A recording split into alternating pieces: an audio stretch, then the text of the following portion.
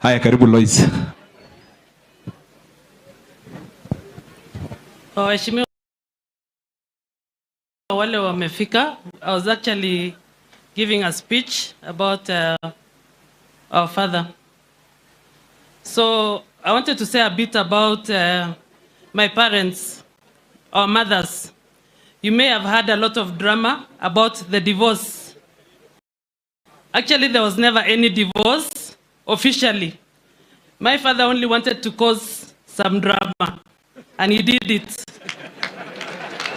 My mothers are here, and they went nowhere. My mom, Kibor, she's at home. She's never left. Naomi has been here. In fact, we went home yesterday. She's here. She's never left. And Unita is here. And they're all here. So nobody went anywhere. So it was only drama. It was only for the news. Another thing I want to say about our father. He could really make noise out there about his children. Oh, I'm going to shoot this one. I'm going to kill this one. I'm going to take DNA for this one. But I'm sure if you look at all of us here, nobody will be taken for DNA. Another thing, he only wanted attention, especially when his years had started growing older. You know, being a politician, you always want to be in the news. So because of his time of politics had started going down kidogo, of course, kina Waheshimiwa Caleb could come and they would have some, anybody who went to see him wants to take a photo with him so that you can uplift your name. Because anytime you want to be notified, you want to be noticed in politics, you'll go to him, talk to him and tell him, please support Mimi. So that when he says, Kibor amesema, msupport Caleb, Caleb atapata kiti.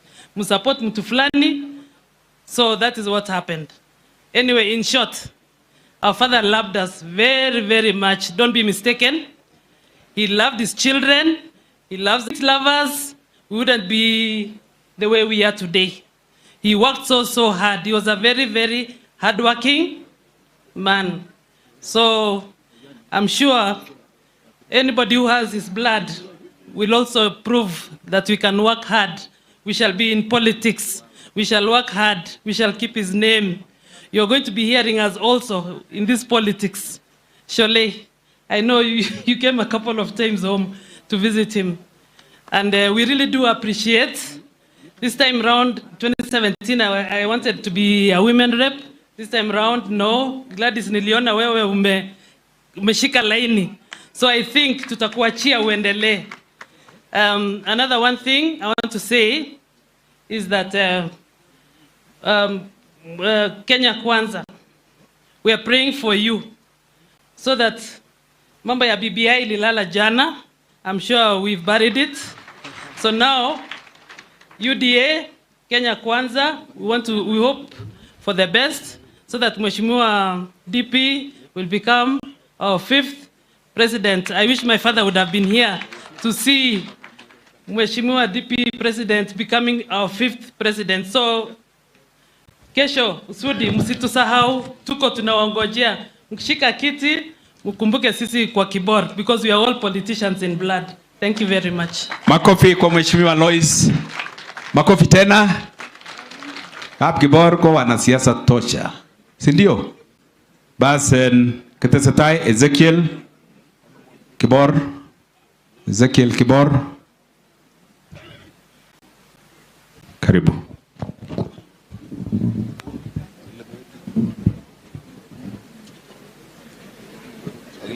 DJ. Hello. Nataka kuwasalimia wote kwa jina la Yesu. Hamjambo. Mimi naitwa Ezekiel. Mimi nataka kuwashukuru wote kwa wenye mmekuja kulia na sisi. Waheshimiwa wote wenye wameingia leo. Asanteni sana kwa kuja. Mambo yangu si nyingi sana. Nataka tusherehekee maisha ya baba yetu. He was a serious guy. And he knew what he was doing. At times we tuliguarzana kidogo, lakini he wanted to show us his boss. So thank you very much and you're welcome. and clear, eh? Makofi kwa Ezekiel. Tora bok chichita nunota. Very good. Tunaendelea na family. Kagiba anyun tilianutik chebo family si kiwek chi kora in family nebo Kap Kibor. Arap mut. Negiti. Ngiro sikorup Philip Meli nebo Kamatelong ko bichoto ko family. Atya kotar ngemasata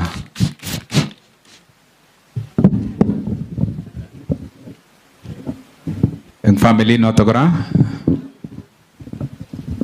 kotar Sara Serem akoit karibu bas amajoy boroyne agat urwane mama ale damge tugul nerubei amajoy boroyne kora amwaj kogo utko lugale mutya ak chepyosok ab Kapsametu Naum ak Jospina ak Yoneta ale mutya angotep Jehova kobotok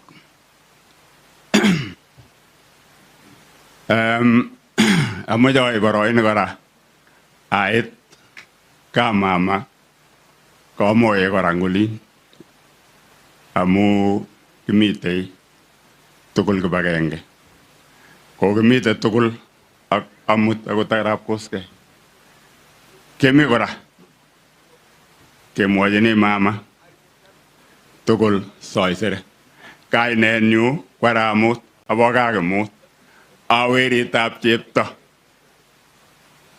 nebo Kapsametui no chepto no netupcho ak mama arab Grover asi chikoi itana akut kukesya kalongo kakoi tupkesya kaemoni ngenganyun kotos mi amun ndakami kipkesya takeakilisani kap chepkelat anan kap kamungu amwae mutyo mojogoronik chebo mama amwae mutyo aguiwogik chebo mama ak werikab mama ak tibikab mama alen mutyo ngamwa story kitikin nebo mama ini ko kangete olimbo sikot olin amwae angen story chebo mama kongete sikot ko kanget mama kemilel mokwa nyopkwal koret nebo kapchesop eng sikot ko ketun Mary kenyitab yotok kokonom ak sisit kotun Mary ab kwal sikot ko chemung'araindet ko korok kotomo awe mung'aretab viasik ko kikorok kemilel mokwa ko ki mama arap Grover ko kialoti maik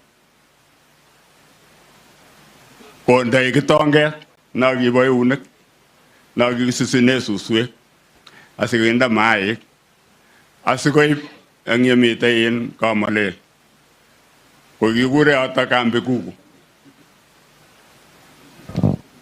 koib as maik choto asikoruyo yotok asimutai koib nyokwalda eng Eldoret ko kimi ak Tebi Somoei ak Arap Usienei ko icheket kialoti maik chotok akondoi kitonganatak nekikisongini nekitom koit boskilit kikisongini kitonganatak as koteb kong'et eng yotok konyo Kipkabos nyokwo korok kotienot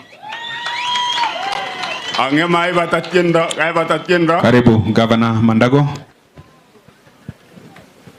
kwa Chepkorio ipkwal viasik eng koretab kondereboindetab Kimasit ko kakotil lesenit nekweriot lorit asikoibe anyun agoi Uganda.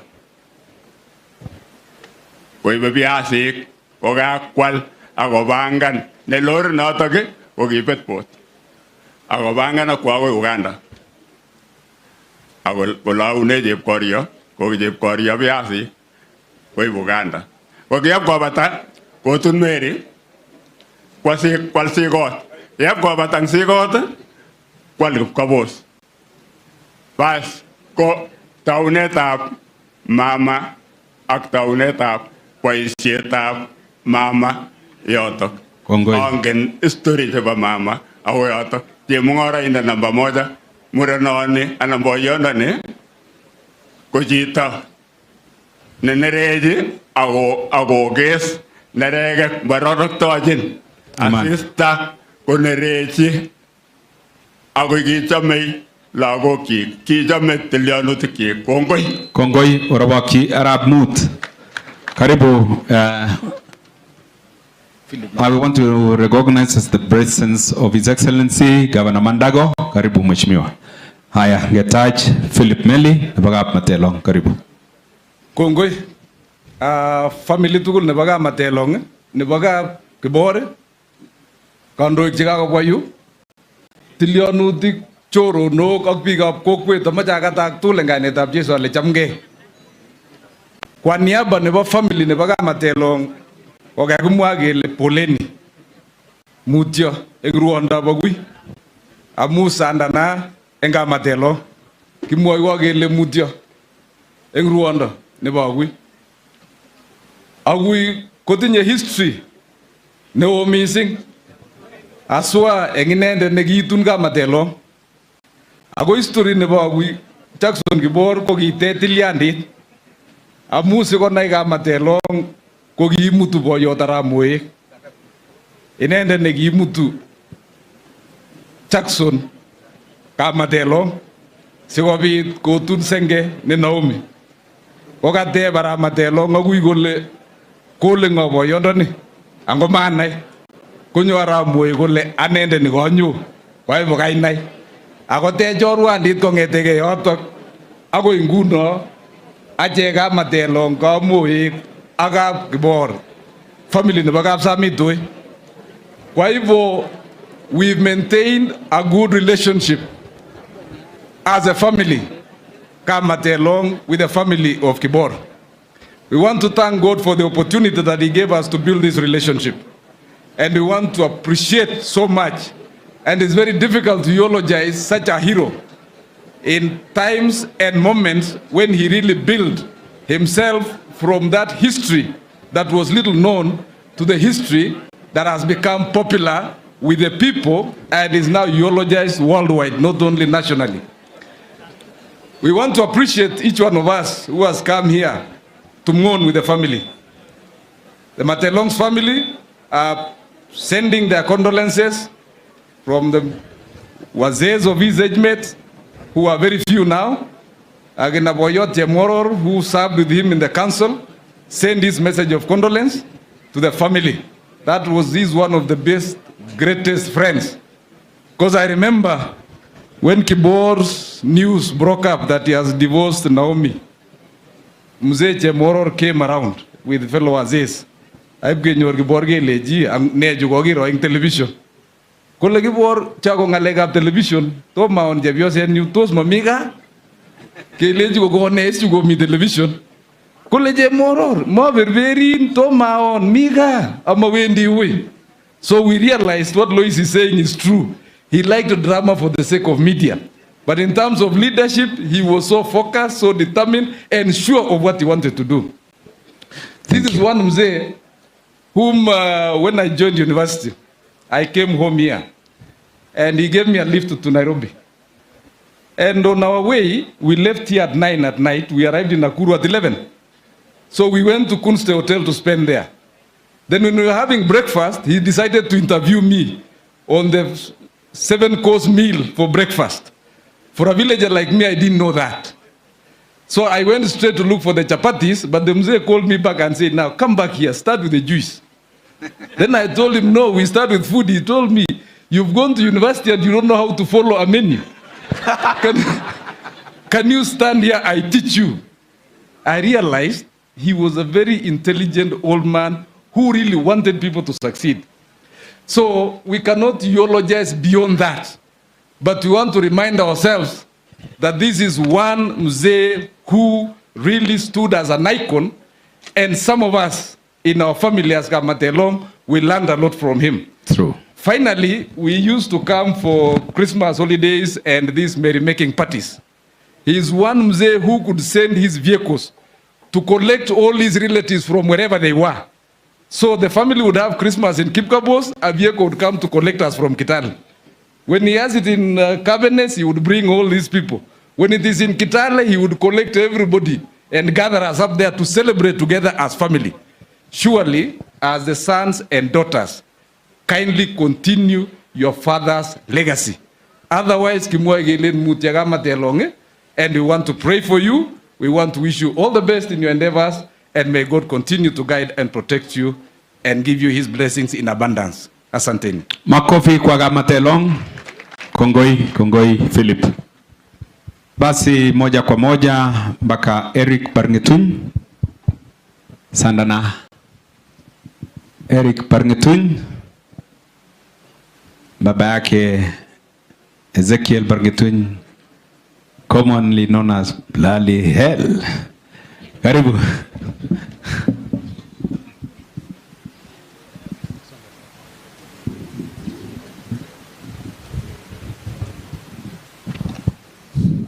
Alenetai agadaktun gainda Yesu jamge.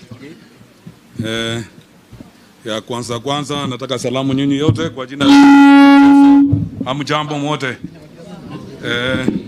Kwa majina mumeelezwa, mimi ni Eric Barngetun. Mimi ni kijana ya late Mheshimiwa Barngetun kutoka Tindre huko Nandi.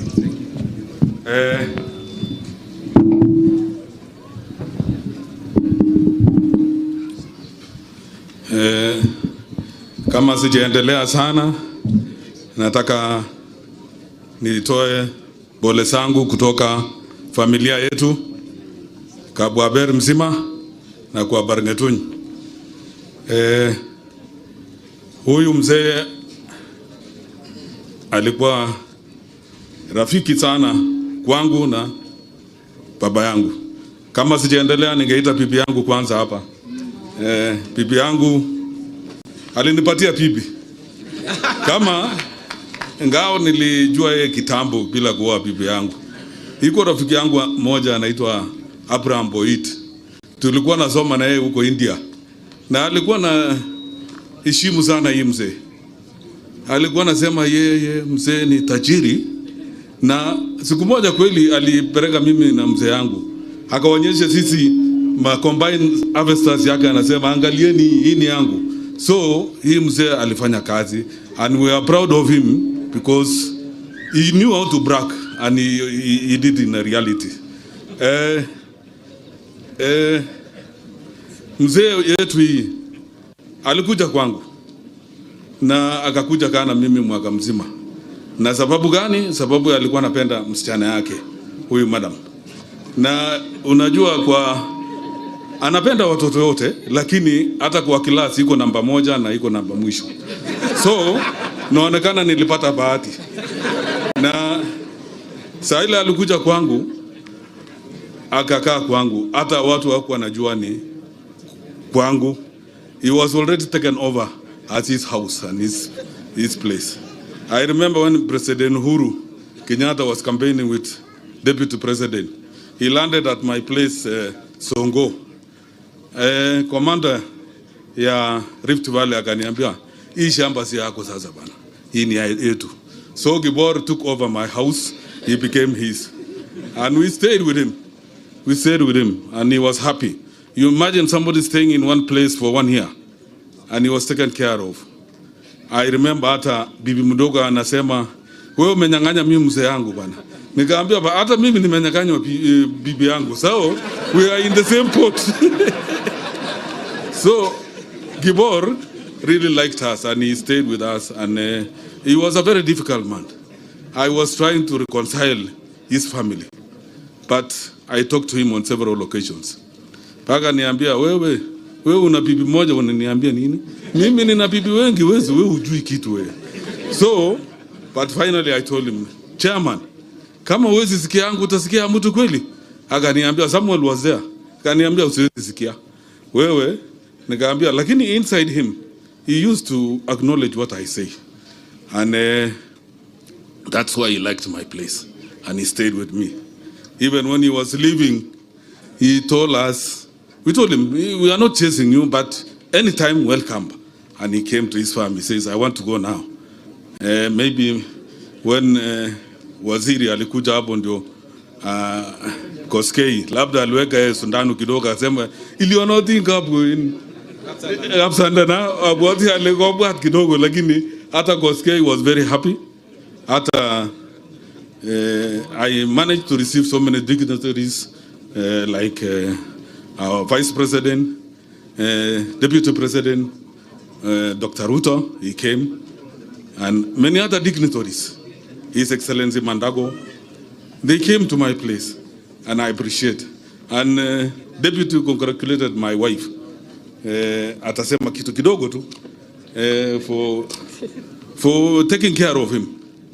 And also we gave him that chance. You know, if we were not organized, he would not have liked to come and stay in our place.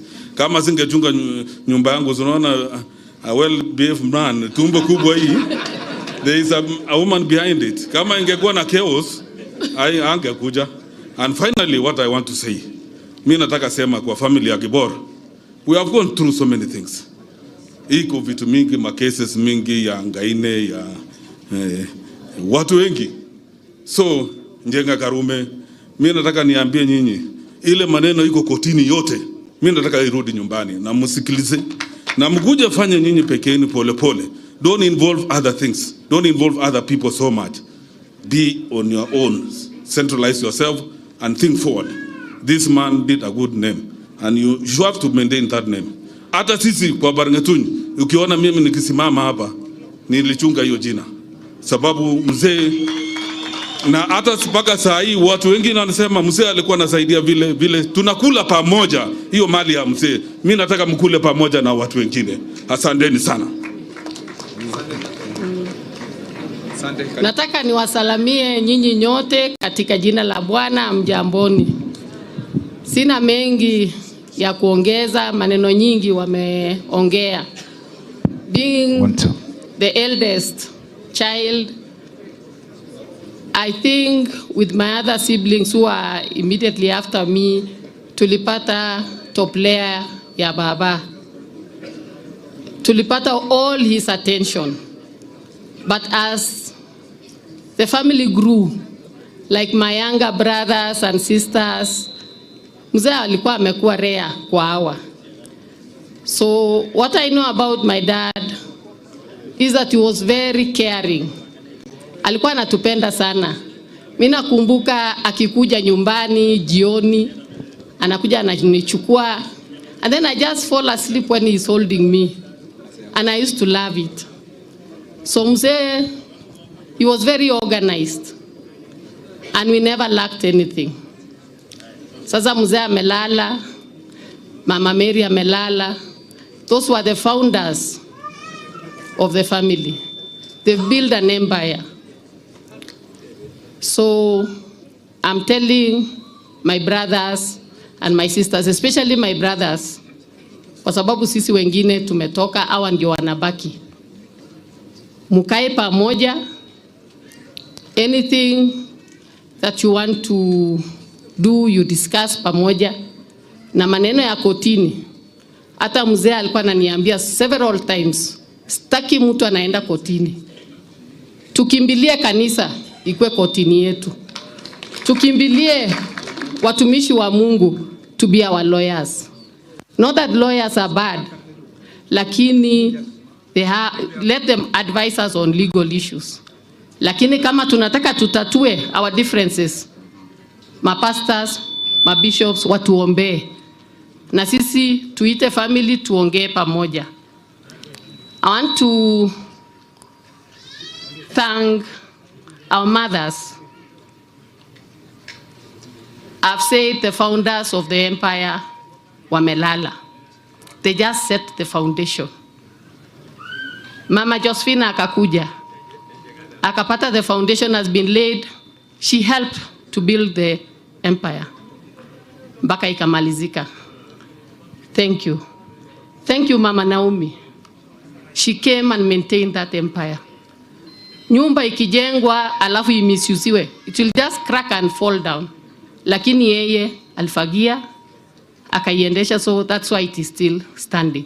That's why bado mnaona mashamba yenye ilinunuliwa 60s bado iko mpaka sasa haijauzwa, because hakupata influence ya wamama hawa iuzwe. Mama Unita, I want to say also thank you. She continued with that legacy. Akaendelea kuhold hiyo building together. Mpaka saa hii vile Aguya melala tumeipata kama bado inasimama. But you, Mama Unita, what I'll just tell you is that wamekuambia you are still very young. Remi ndio huyu, Remi.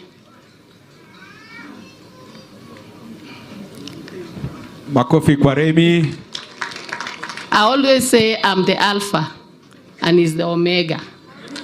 So Mama Unita ndio huyu Remi, chungia hawa hii mali so that what I enjoy kama our elder brothers also.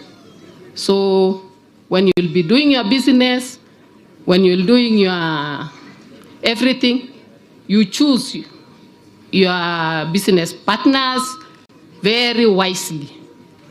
Wasikuje wakuharibie vitu yako. So sina mengi, nasema asante, Mungu awabariki. Asante sana. Finally, I want to say hii nyumba ya Kibor, there is a government and there is second in command. Nao ni wamama wote. Lazima watoto wa respect wamama na watoto wa respect wamama wa respect watoto. Na finally, mzee wangu alikuwa anasema wakati wa siasa, unajua siasa unafuata, unafanya hivi, unachukua mchanga na unapepesha. Ukipepesha unaona pale gani inaelekea, mnaenda huko. Sasa hii yetu ya president tayari tumepepeta, inaenda kwa William Ruto. Na ile ingine governor what ile yote mtachakua ile watu wanafanya kazi na mumepete sawa. Asanteni. Makofi kwa Eric. Makofi kwake. Want to recognize the presence of our speaker, Mheshimiwa DK. Basi tunaenda kwa Philip, Unita Kibor. Karibu.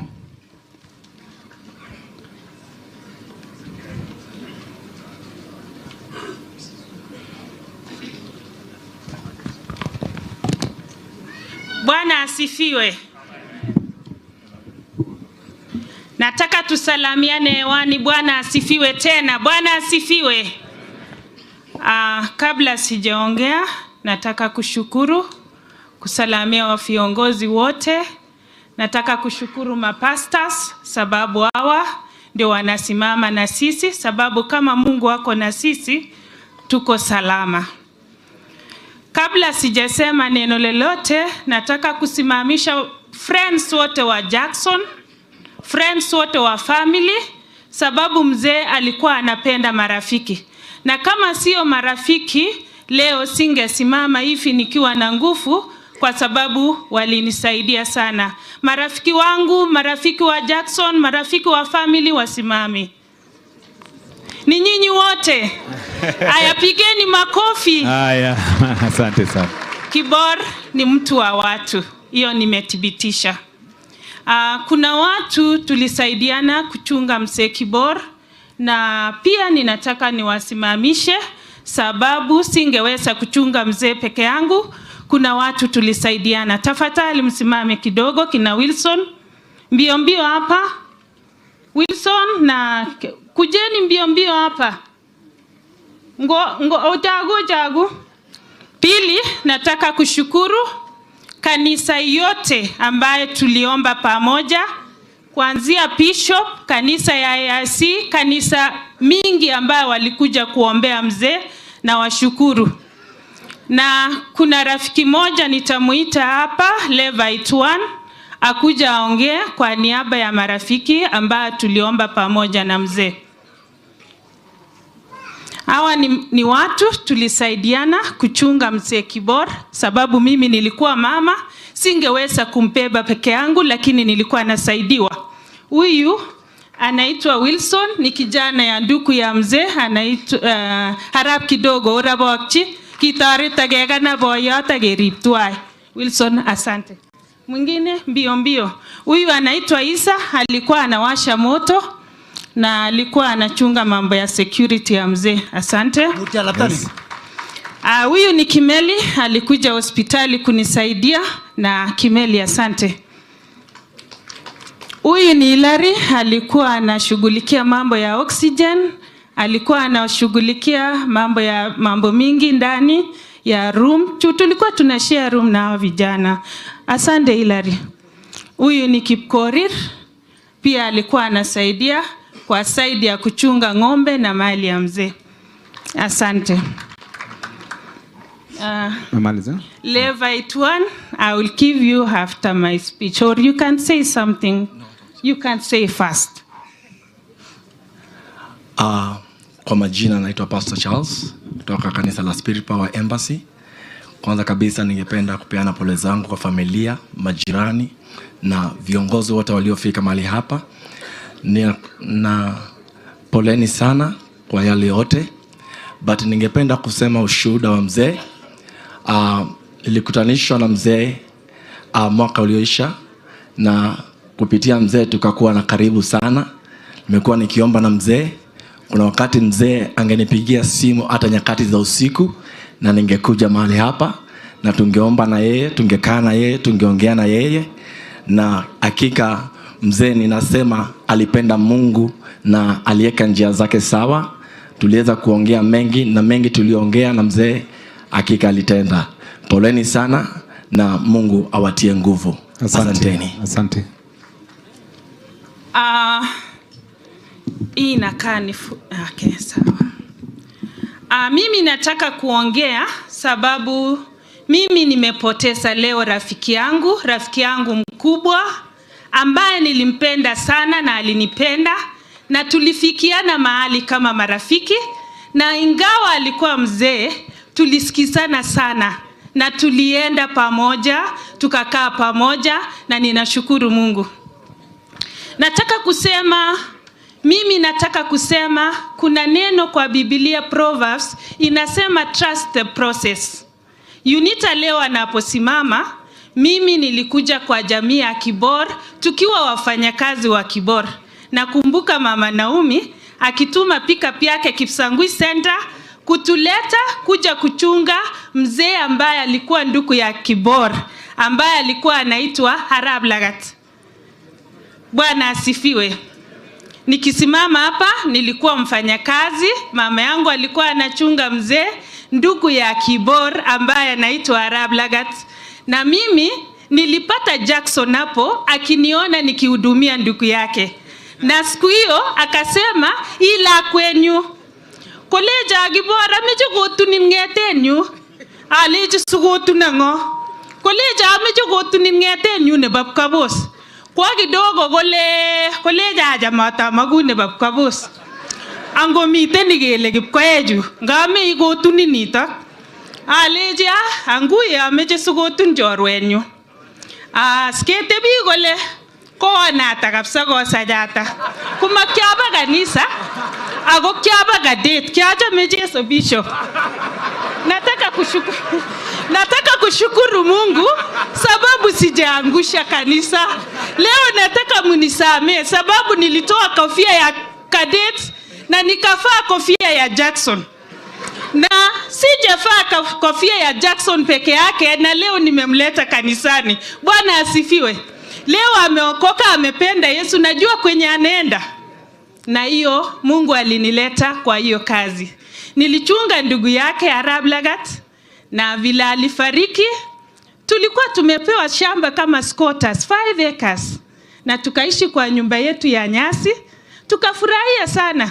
Mzee Kibor akarudi akaniambia ameje saa tunin aleje aja mamuji mugore ga boishe amuis Kiaro makarek chechang kochesane lagokab biik tatyo kowirta ku kartasisiek. Alechi acha amwei. Awe kabagui nenyu nekile Arabor. Ipketebi akagui kidogo ndatatepche koit ak Mercedes. Nyokole bakarna. Angoi mutena lakweni kwale natun. Koleja agui kele ne. Koleja konin. Koleja agui metimweyote. Alechi mugoreyat boyondoni. Koleja agui ngotepso ng'ololchi sikebe mutyo. Ketebi as konye kaketebi kitikin konye kakocheng'wo agui kasi kochamchi agui kole miyu. Konyo kasi komaitanyun kokikakisir akine aek secretaries chakisire is tugun kole tatatepche koit Kibor koleja agenge. Ngotko meyanatunin awendi Mombasa akibacheng olatebe akam tugukchuk.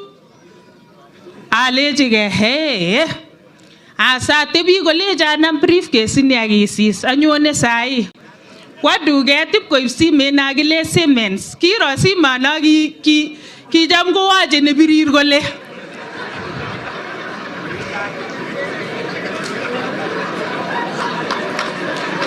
Ora bakweji bage. Kumaib simet ni kele Siemens ni ngowach kole kobiriris ko kitoma anyoru isane simet. Kumalecho nitok ni sikeng'olole.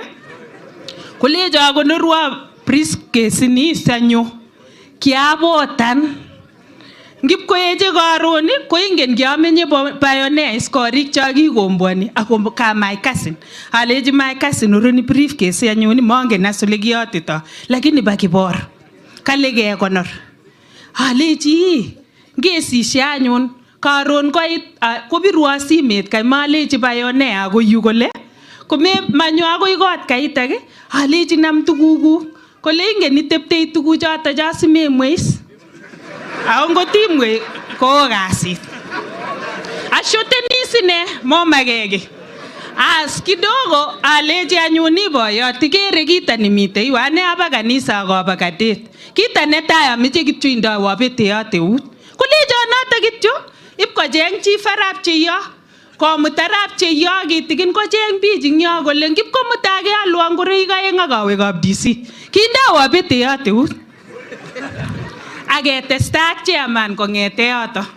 Kotacha kap Kibor ketebi nekararan. Ko kitas nikikakipromisen kap boyondoni ko kimwoe kole ribo ku boyot kiribe. Ako kitoreta Jehova kikitebi nekararan ako kingesich lakwenyo netai kokure Kibet. Ko Kibet ko arap lagat ng'etab kamet. Ko ketestai kunoto ketebi nekararan kotun konyo Mary Ngitale mama neo nyikerib ak mzee. Kongekirib ak mzee ketech kot ing yun komeny akebwat nyokosirto kekonor ing yu. Ameche amwa kongoi amu I have trusted the process ako mi Mungu koboto. Ameche amwa ale kiketebi ak chairman, kikeribkei, kiketebi ing mieindo nekararan. Boyondoni kawo ko boyot nekakas ale kwabet ki. Kwabet chi. Ako kongwanit ing anendet amu kakibeshe. Kwatyeme eng saenyu ale tasop mzee amu kokanai ale ako ndakiyachin dialysis akonyo gaa kosobe. Ko kiname corona. Ko kingoname corona kotekerutosi karon ndaking'etyo alechi kanyi tegenenyu. Kolecho kanyi tegenenyi akine. Alechi mi daktari Kipsangui ngebe kerutech. Kebe Kipsangui kenyaech 1 week. Kerute sine kebendi karon ak koskolen. Kidogo kosidenje anendet kwadimiten ang Eldoret Hospital. Yetamite sipitali kobirwa Kibet kolecho kalen aun babai angatamene kobus. Alechi Kibet ibirchi Tuya Magdalene. Konyebirchi Kibet Magdalene kobwa akot Betty nyokomun mzee. Konyekimun mzee kitamite sipitali nyipkotebe kabarng'etuny amu kimokoyani mzee koru sipitali. Bandanyin koru sipitali konakop koru eng betusiek cheng'ering'en. Ko kitorete Jehova ko kitebe mzee kabarng'etuny. Ameche amwa kongoi eng Kapsandana Eric ak Magdalene amu kioribwo chairman ketoretkei amu kikakimyense. Ko melen kikakibetyi akiche kikibendi kekere kabarng'etuny amu kiasop ako lakini kiimgei ine amu makararanitu lungs chechiket. Ko kongoi kabarng'etuny amu kiotachech kiatot nebo kila ngolotok ako kiamishe ako kiotacha komie. Ameche amwa kongoi ing Magdalene ak Eric, ameche amwa kongoi ing Sami, ameche amwa kongoi ing Betty ing biik chekitoret mzee. Ko kongoi amu kiorib. Ko kilechina chairman muite tunda ameche alilo akurin. Mokoi amechi kapsandana. Amwaun betut nenye imutaga amu kingabawa akine ale angameto chito ngota kipkotebi kapsandana. Ko ngabawa ipkebalye kitikin. Alechini nyoga. Lakini kilechina muite ko kingebwa ga nyiketebi ing yu as ko kikebwa nyiketebi ne kararan lakini kimi mzee oxygen. Nataka kushukuru viongozi wote wenye walituvisit, kina His Excellency, kina Caleb, Sholeo kukuja, lakini na utakuja. Nataka kushukuru nyinyi wote mlikuja kuona yeye, ako kikitepche tugul ne kararan. Nimefurahi kokerib mzee ing oret ne kararan, ako kimyan nga kimi oxygen. Ko betut nikimyan ko kiwa hospitali, kiamut hospitali kemboi amu kiager ale kanganake chego konyalul akorun kitanda kokachokan. Alechi kijana kaita kobwa kekanap kebe sipitali. Kole ine mawendi sipitali amameche daktari age tugul. Lakini kimi daktari nekelen Dr. Sam nikichamnyo kokere Kipsangui asikowendi ngap kocham. Ngap koon daktari kolechi toka wesi shika mimi leo. Ako sindanu nekirute ko nemeche kerute kotoret kutuguk chebo antibiotics. Na siku yenye alishindwa sana ko kiana mzee alechi kijana ko ngekanap kebe sipitali ako kikibe kemboi akipkeadmiten. Tulikane yeye 10 days akikuwa hospitali na baadaye alienda ICU. Ko mzee ko kifaita kimangen ICU akowek ward.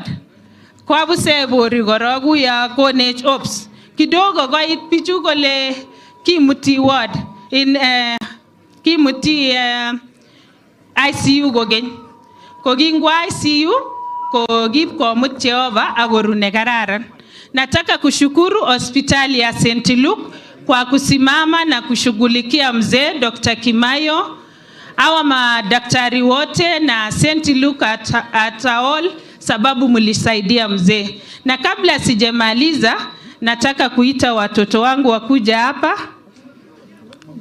haraka. Nataka kuwaita wakuja hapa alafu nitamalizia.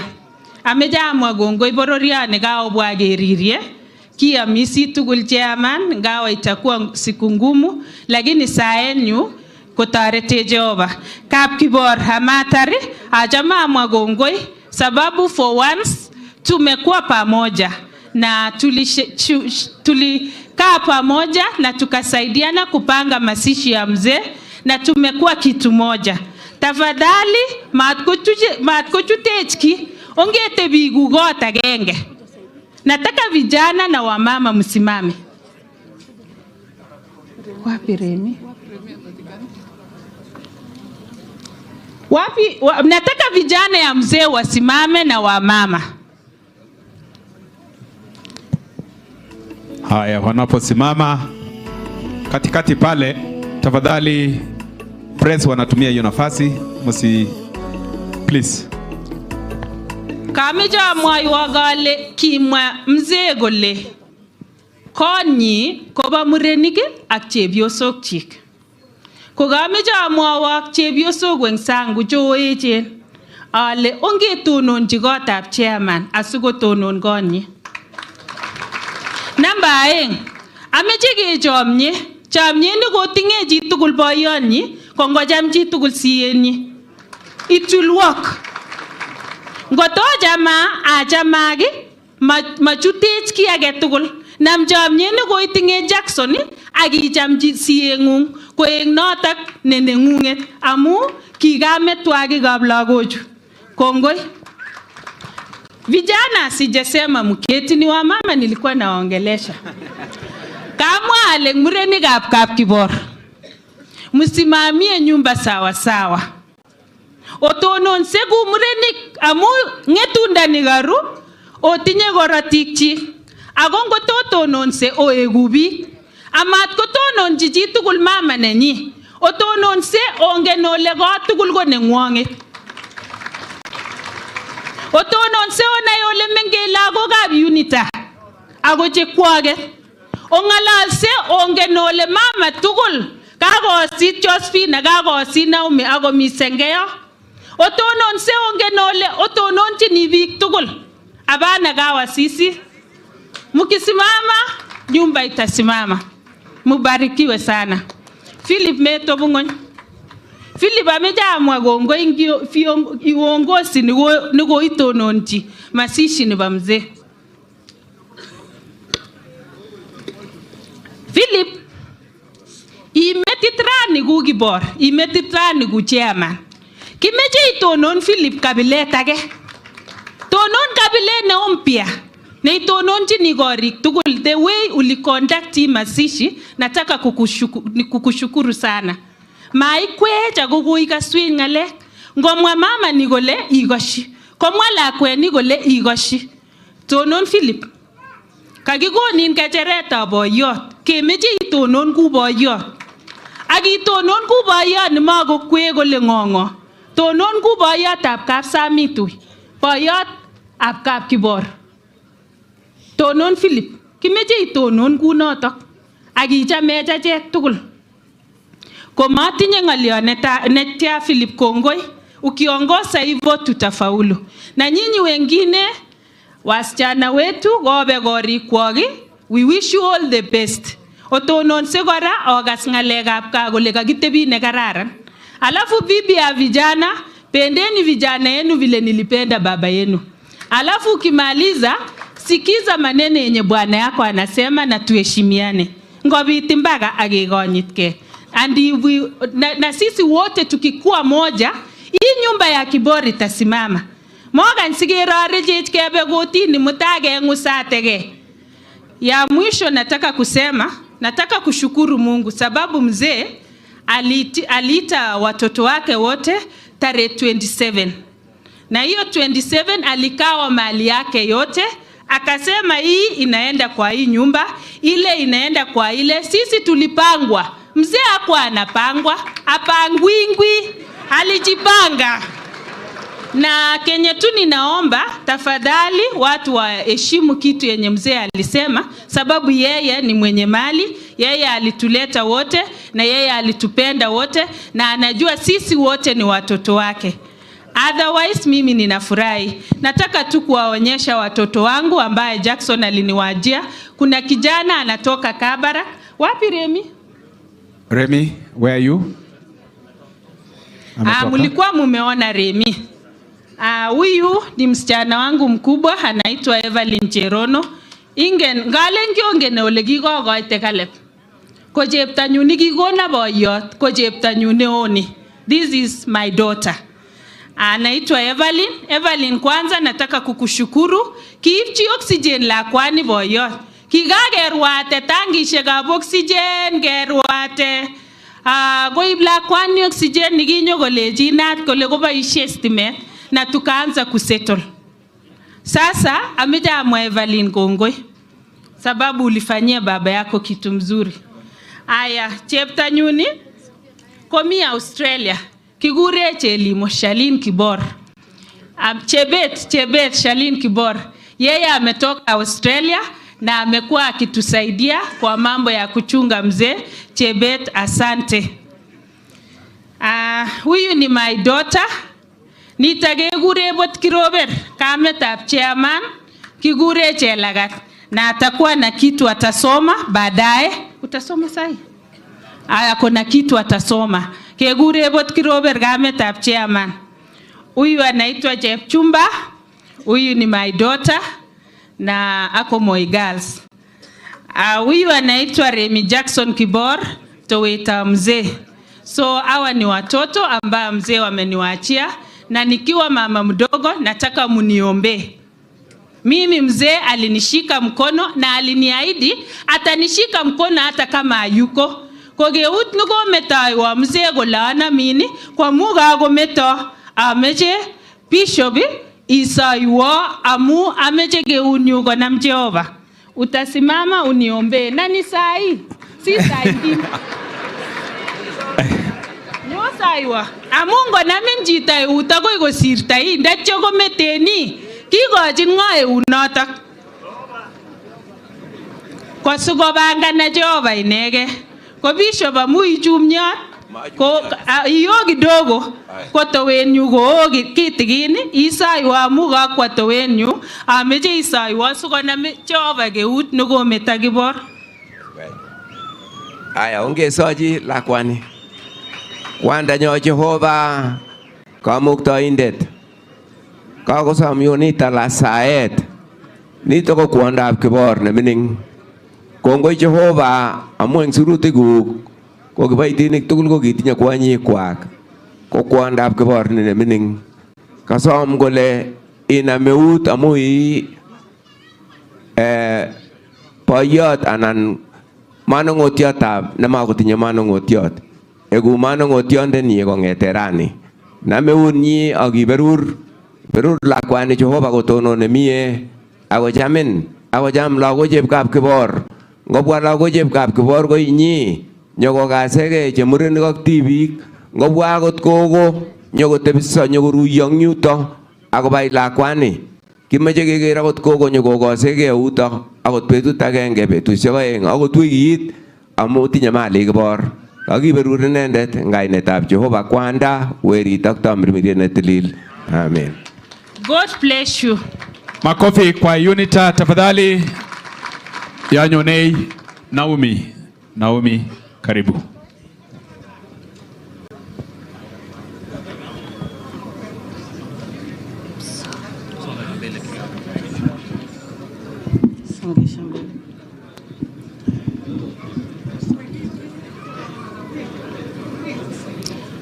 Wapenzi wa Mungu, amjambo. Amjambo tena.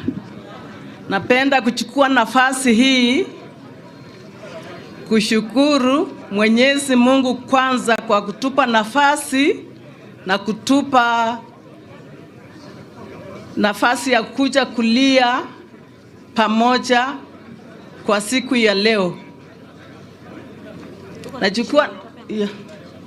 Nachukua nafasi hii pia kushukuru wakubwa wote ambayo wamekuja siku ya leo kulia pamoja nasi.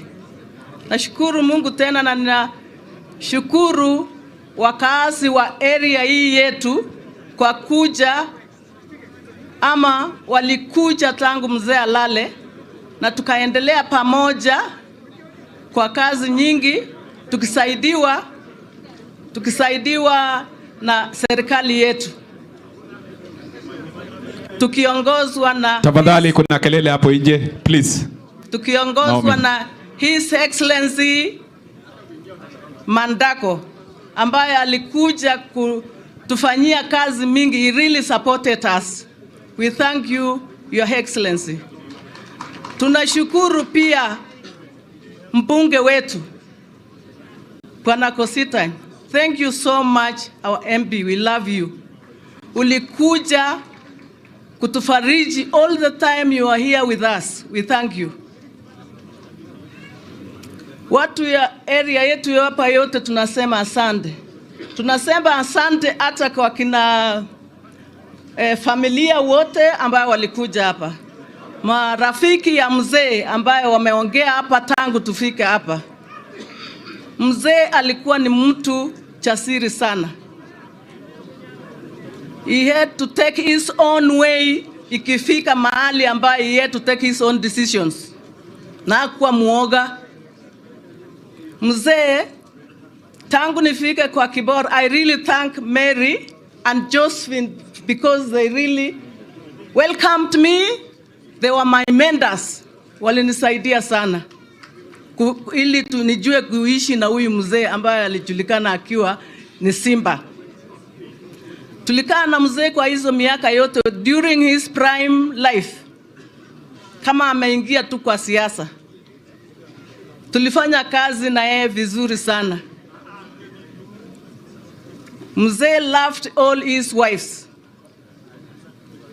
Kuanzia mkubwa hadi mdogo. We did a lot of work. Our mzee yetu Bwana Jackson Kibor, ambaye ni bwana yangu pia, alitufundisha how to work. He taught us teamwork. He could summon us. Kama Mary anapanda mahindi because we started with maize in Kitale. He just summons us all to go and help Mary. Kama kazi inafanyika hapa, he summons us all to come and work here in Kapenes. Kama tunaenda Kibos is also there. He summons us all to go to Kibos. Thank you, Josephine. Huyo mama na Mary, they really did a lot of work. Plus me. Josephine alikuwa anatoka Kibos akiendesha kanda kuleta maziwa to KCC. Barabara it was really terrible, lakini she did it. Alikuwa anaendesha kari kama mwanaume mpaka maziwa ifike KCC. Huwezi kuambia mzee yetu ilikuwa hakuna maneno ya kusema ilikuwa maziwa ililala barabara, haiwezi fika nini juu ya barabara mbaya. During my time, Mary being our manager, she was the general manager. Mary akisema atutaki, mzee anasema wakasituki hawa Mary, and we had to respect that. During my time, mzee akiwa kasini Nairobi, anatuma akisema lori na hii siku hiyo ilikuwa hakuna simu, anapiga simu cafe ama kejiji nini cereals, gari na kuja speed. Mzee amesema lori hii na hii na hii iwekwe ngano iende Nairobi. Kama madriver walikuwa wameelewa, I had to sit on the steering and harvest the wheat na nihakikishe nimejaza kwa lori ili lori ifike mahali ilikuwa inaenda. He didn't have nonsense ya kusema nini. He loved hard working people. Vitu mengi yenye mnasikia kuhusu mzee akisema alikuwa na divorce, alikuwa anasema nini. He used to crack with us nini mchezo kidogo. Anasema let me lift my leg a little bit and then you will see how dunia inakuendesha. So be careful. And I thank God for that. For now, sisi hapana mchezo, we can work. Tunaweza cheza hii kazi yenye mzee ametuachia, it will remain like that and even more. Kwa vile alitufundisha how to manage yourself. So we are now managers. And I really thank God. Mzee wetu used to bless everyone. Mzee used to bless everyone. I even remember Mr. Koskei. Mzee akaniambia kogolejo aramoi metit nikibabetushe jot. Ameche chito ne iboroji nani serone. Kole anguno komamite chito age. Ibojutu ara mama in brewery soli. Lazima nyokoib kejeran. And I remember very well when his parents and he himself came to my house. He got that blessings in my house. Is that so, Mr. Ipkomut Mr. Henry Koskei na akapata kiti. Ingelegi boyotab dramas. When they were queuing, okikindoi korok benderet kole nebo iserone. Angep kiwei kele kole korap Koskei kiite tugul yote safari moja. Na kiti ikaenda kwa nani. He knew how, he was a very nice planner. He really plans things and makes sure he does it the correct way. Also, During that time, I can remember our DP, who is now on the throne. I wish he could be here to hear that.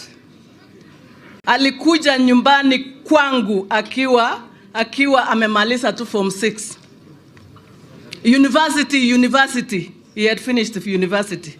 Akakuja kwangu. Wakaenda kando hapo na mzee wanaongea. Alafu saa kidogo nikawapelekea chai wakakunywa na kitu kidogo yenye nilikuwa nimetengeneza. Kurudi hivi akaniambia, ingelekaja mwiri huko ngute. Ka kusoma kejereta bunge. Ako ka pleasant. I've blessed him. Aliji aranga iko itukejere segelia kule no it will come back. Mwenye atarudisha hapa. So I relaxed and I accepted that. Na ninajua he himself will one day return that seat back to Kibor's. He has so many sons. I thank God for what he really did for us. Alitupenda. He made us to be united. Na tulikaa. Hizo drama zake tulijua it was a way of discipline. It really disciplined us. He disciplined all this. He taught them the hard way and the easy way, so that they can know what to do during hard time and during those times which are and good times. So they are now leaders and they are now managers. They can do anything. I have hope for them. I know they will really do great things in our family. We are not regretting on them. Tunajua mzee alifanya yote. Aliwafundisha discipline na akatufundisha. Hata sisi wa mama. Alikuwa anaamka na kusema, unajua nini? I'm going to divorce you today. Bado unashangaa unaona gazeti imewekwa divorce na huyu mzee anafanya nini? So one day I told him, ni nini mbaya sasa na wewe? Akasema, sio ndio njia ya kusema ujue mimi bado na guruma. I have that. Niko na power. So you have to accept. Lakini wewe umeenda wapi? So you still here. Nani amekufukuza? You just sit there and nyamaza. So and that is why we are here now, celebrating his life. We are really celebrating an icon. An icon. Thank you. Kwa hivyo nachukua nafasi hii kuwarudishia familia yetu kwa Mr. Jackson Kibor, Philip, and your brothers, your siblings. Make sure everything goes well in the family, and they will really support you if you respect them. But if you don't respect them, they will not also respect you. They are also men, they are also old, they are married, they have their wives. Sasa unajua tu sasa ukiwa wewe ni alafu naambia let's talk. Mko na nini na nini, and things will go well. Nothing will go wrong when you talk nicely together. Asante Philip, and I know you'll make it. Nachukua hii nafasi kwa hayo machache nikisema asante sana kanisa. Mzee alifanya kazi zaidi mpaka hata nafasi ya kwenda kanisa ilikuwa ni ngumu. Lakini alikuwa ni mcha Mungu. In his own secret life alikuwa akimuogopa Mungu. Because any church that came to our place to seek for a plot to build the churches, Mzee was very cooperative. He gave us PMCA church, na tukachenga vizuri, it is there. He gave us AIC church in Kitale, imechengwa, it's okay. Recently he gave us SDA church, it's under construction now. AIC church, here again, itaendelea kuchengwa immediately. And na Kipkapos pia alitoa shamba ya AIC. So people might think Kibor never knew God. He really knew God. alijua Mungu in his own life. Tukiuliza hata wazee wengine hapa pengine hata wajatoa hata nusu eka ya kanisa, but him has more than 15 acres yenye alipeana kwa kanisa ili kanisa kazi ya Mungu iendelee. He preached on his own way. Alihubiri kwa njia zote. Kuna mfungu yenye inasema, show me your faith without work and I will show you faith with work. He showed faith with work. Mungu alifanya kazi ya kanisa. Mzee alikuwa wa kwanza permanent classrooms in this entire location yake. Siku akiwa councillor alichenga makanisa. I witnessed it because it was myself who was transporting the blocks, the cement to the destination of everywhere he wanted to build. Alifanya kazi kwa watu ya jamii mzima na entire community. He did a lot and we really miss him. We shall really miss his advice, his courage and his love. Tutamiss sana. Thank you so much and may God bless you all in Jesus' name. Makofi tafadhali ya Naomi. Makofi tena. And lastly, from the family is the head of the family, Mr. Philip Kibor. Karibu mzee.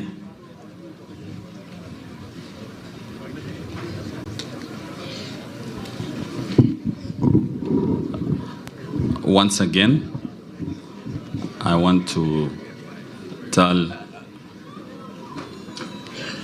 the people who have come here to mourn with us that we thank you again.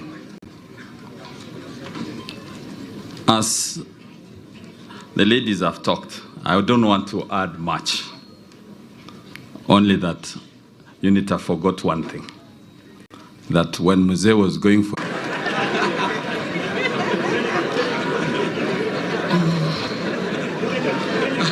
and he was telling us, kikibeti tano ingele gototo nisi isokwe.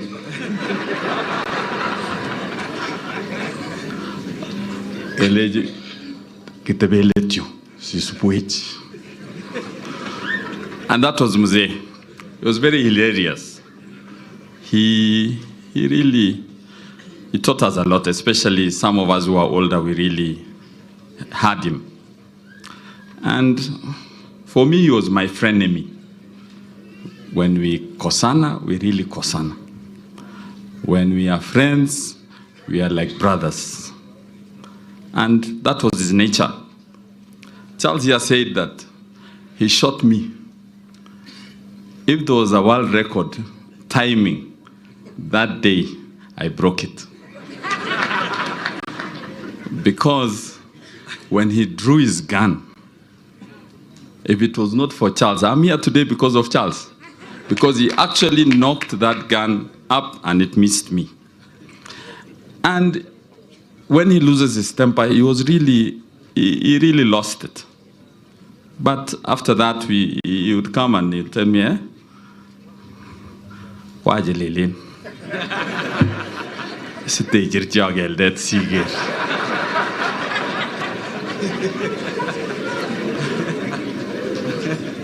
So he was a good man also. We did a lot of things together. He had a lot of energy, and he's a good man generally. And my brothers,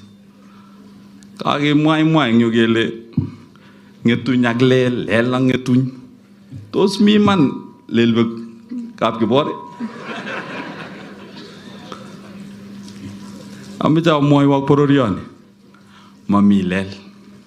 Piju ogere tu togolju. Ongetunye ko kwan. Me butin. Logoya to le longetit.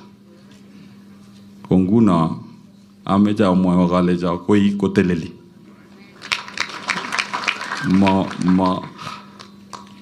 Mami lagok chemengechen aya murechu akeribe. Ngunoni kotowet ako kora kowerinyu. Ameche amwochi mama tugul alecho kimitei amat kotyem chike amu mokere ole mi murenik king'ok safari moja.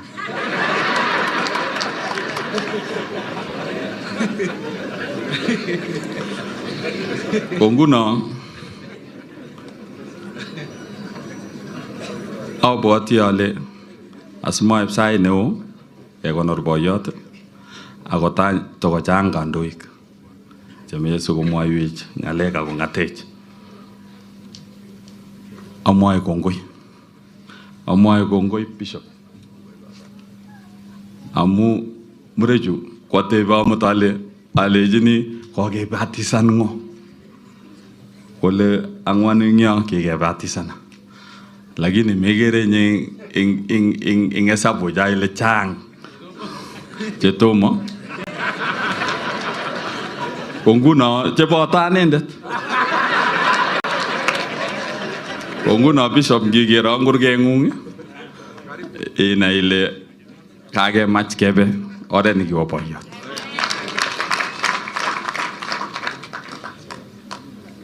Eng tilyanutikchok eng chebornyo chu alak kimitei akami yu. Abwoti ale kiteptosi siketekesigei akemwoe ng'alekchok ing ko. Mongerwate ng'alek ngotemenech ketindoi biikchok. Mi boiyot yu Henry Mheshimiwa, yatat kurgenyi anytime. Ngikas ile kachilin ki komelabat kasetit, melabat ano ikurech sinye ketar ng'alechatak eng oret ne kararan kou ye kakomwa bororioni. Senge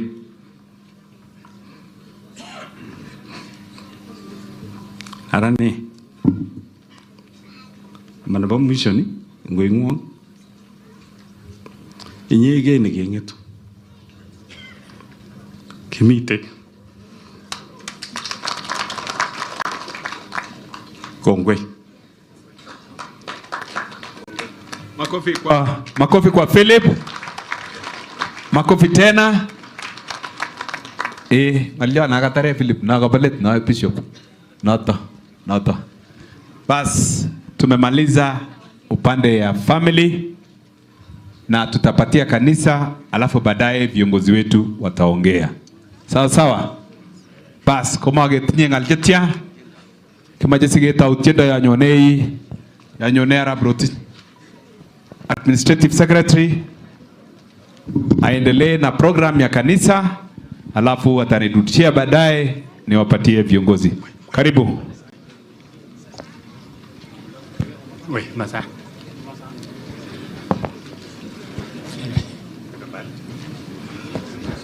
Bas, Emeritus Bishop Saila Sieko, naibu askofu AIC Eldoret Area Church Council, viongozi wetu walio mahali hapa wakiongozwa na His Excellency the Governor, wabunge wote, jamii ya Kibor wote kwa ujumla, pamoja na waombolezaji wote, amjamboni. Bwana Yesu Kristo na asifiwe. So nataka niseme ya kwamba ninaomba tafadhali tutulie. Hata kama ni kuongea console kwa low tone. So tutulie, na pia ningeomba ya kwamba sasa tunaingia katika sehemu ya ibada, na ningeomba ya kwamba wakati ibada inaendelea, kama wewe umeokoka unajua ya kwamba unatoa kofia. Sasa shikilia kofia yako mahali, finyilia mahali. So tumesema pole. Nataka niseme pole kwa niaba ya ofisi yetu ya Moiben Region kwa jamii ya Kibor. Otai mutia na ofisi niyo. maameche tangalal ameche asom ketononse biik cheimuchi kotononso, sio lazima wote, wale wanaweza kusimama tuimbe wimbo, alafu nitamwalika mwenyekiti wetu wa region ambaye atapeana kwa sehemu ya neno ya siku ya leo. Tuimbe wimbo 116 katika tensi. Bwana u sehemu yangu.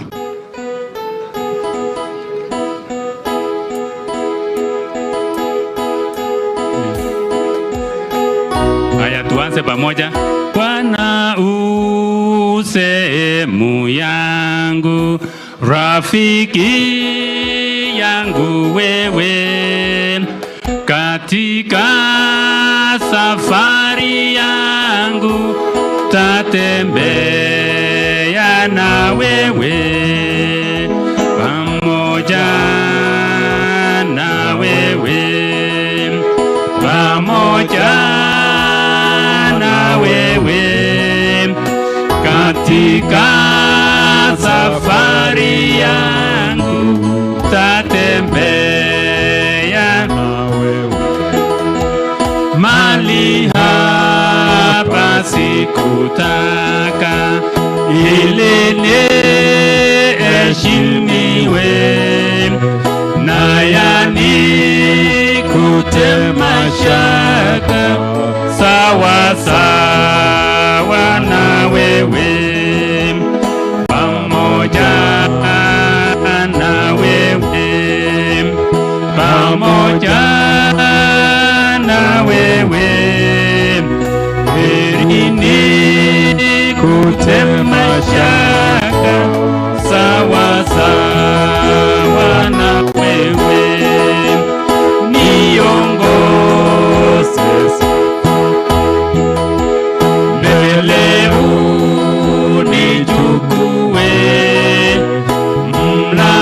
mlangoni mwa mbinguni niingie na wewe, pamoja na wewe, pamoja na tutulie kwa heshima ya neno lake Mwenyezi Mungu. Ongesishe engole kimitei sikobit ketestai ak kekonyit Jehova, kekas ng'oliotab Jehova neng'ololwech kobun kiboitiondenyi en kasarta nebo nguno. Asanteni, tutulie. Karibu chama. Asante sana. Ninaitwa Reverend Lakat, mwenyekiti wa Moiben Region.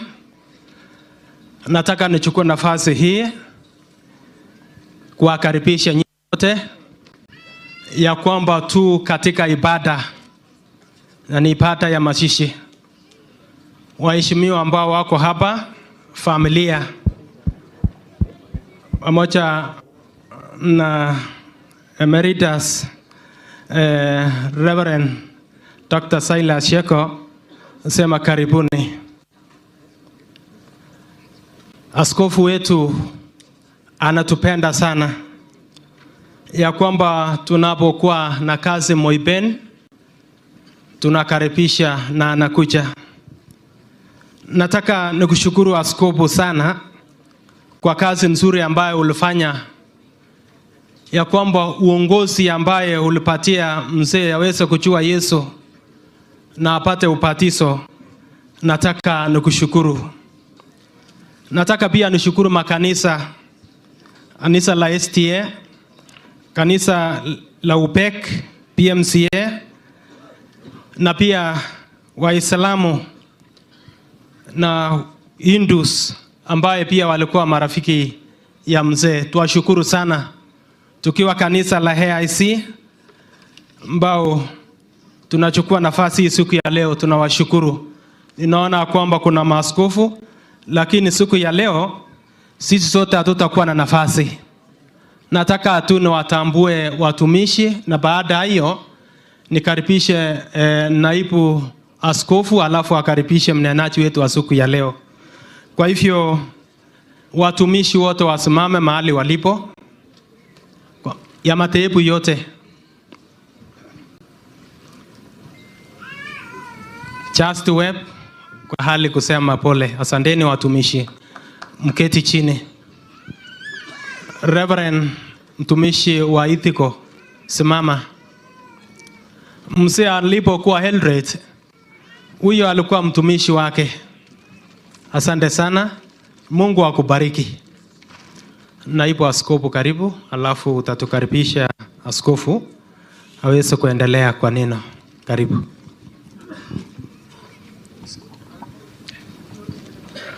Basi askofu wetu Emeritus Yeko and Askofu Gigen, wachungaji, viongozi tukiongozwa na His Excellency, familia, wajane, watoto wa marehemu, sisi wote ambao tumekuja kwa ibada ya kuweza kusherekea maisha ya huyu shujaa, naomba niwasalimu wote katika jina la Bwana wetu Yesu Kristo. Amjambo. Bwana Yesu asifiwe. Hakika siku ya leo kama vile tumewakilishwa, ninajua kila mmoja wetu tungekuwa na fursa ya kutosha, sisi wote tungesema kitu kuhusu huyu mzee shujaa aliyelala, lakini kwa sababu ya muda ningependa nishukuru wale wameweza kuhusika kabisa na kuchukua nafasi yao ili tuweze kushiriki kwa pamoja na tuwe na kikao ya kipekee. Ninajua kila mmoja wetu amekuwa na sehemu kubwa eng sabetab boyondoni. Ako noto amune sikasich chitugul boroindo ako chirchiren ako nyoyu mabuch. Kitiny sobetab chi age tugul, ngo anan ko mining, kong'ete national akoi ng'ony, chorwetab chi age tugul. Kongoi amu kameto biik chekakobaorian kole biik chekimen. Kiyoni kele iyoptogei boisietab Jehova eng gai kobun ushuhuda chebo mama chekakong'ololso, ushuhuda nebo Philip ak biik chetakong'ololdos. Meche kele ko ki kaniset ketononi kobotok eng kebeberwek tugul. Kou ye kitonon mzee, nanyi pia mmesimama kwa sehemu yenu na ushuhuda wenu, muendelee kushikilia yale Mungu amewaitia. Mwae biik chechang kole orib kainetab Kibor. Kamache ale ya uribe kainetab Kibor irib kaineng'ung mising. Amu kikorib Kibor nenyi mpaka inajulikana hawa watu wote wamekuja ni kwa jina ya Kibor. Rib neng'ung akinye sikobit koek kaberuret amu tun tetu chi tugul chechik eng taitab Jehova. Waheshimiwa jemiu, ingen matakibendi korik tugul kora. Meleni leite tugul. Lakini kwa sababu Kibor alifanya kazi kwa familia yake, kemwa kele lagok 27 ak sere chetokosire yoto. Kongiya every family eng the 27 or more, inyile mut ko kurainik ata. Yam ko jerech sudi kolen mosich Panadol. Angen ale rani they are also happy, not because they worked with Kibor. Kojito negay boisie, they are also happy that they are good votes in this family. Che kichere kora kelen ongetech bororietab Jehova agetech boisionik chemiachen. Kwa hivyo kale sirutikab Jehova family, mwachi, tell the righteous that it shall be well with them. Mwachi jetililen ileji mieitu eng ichek. Kamwa wakale mieitu eng okwek. Kwa niaba ya kanisa letu nebo Eldoret Area Church Council, eng niaba nebo Bishop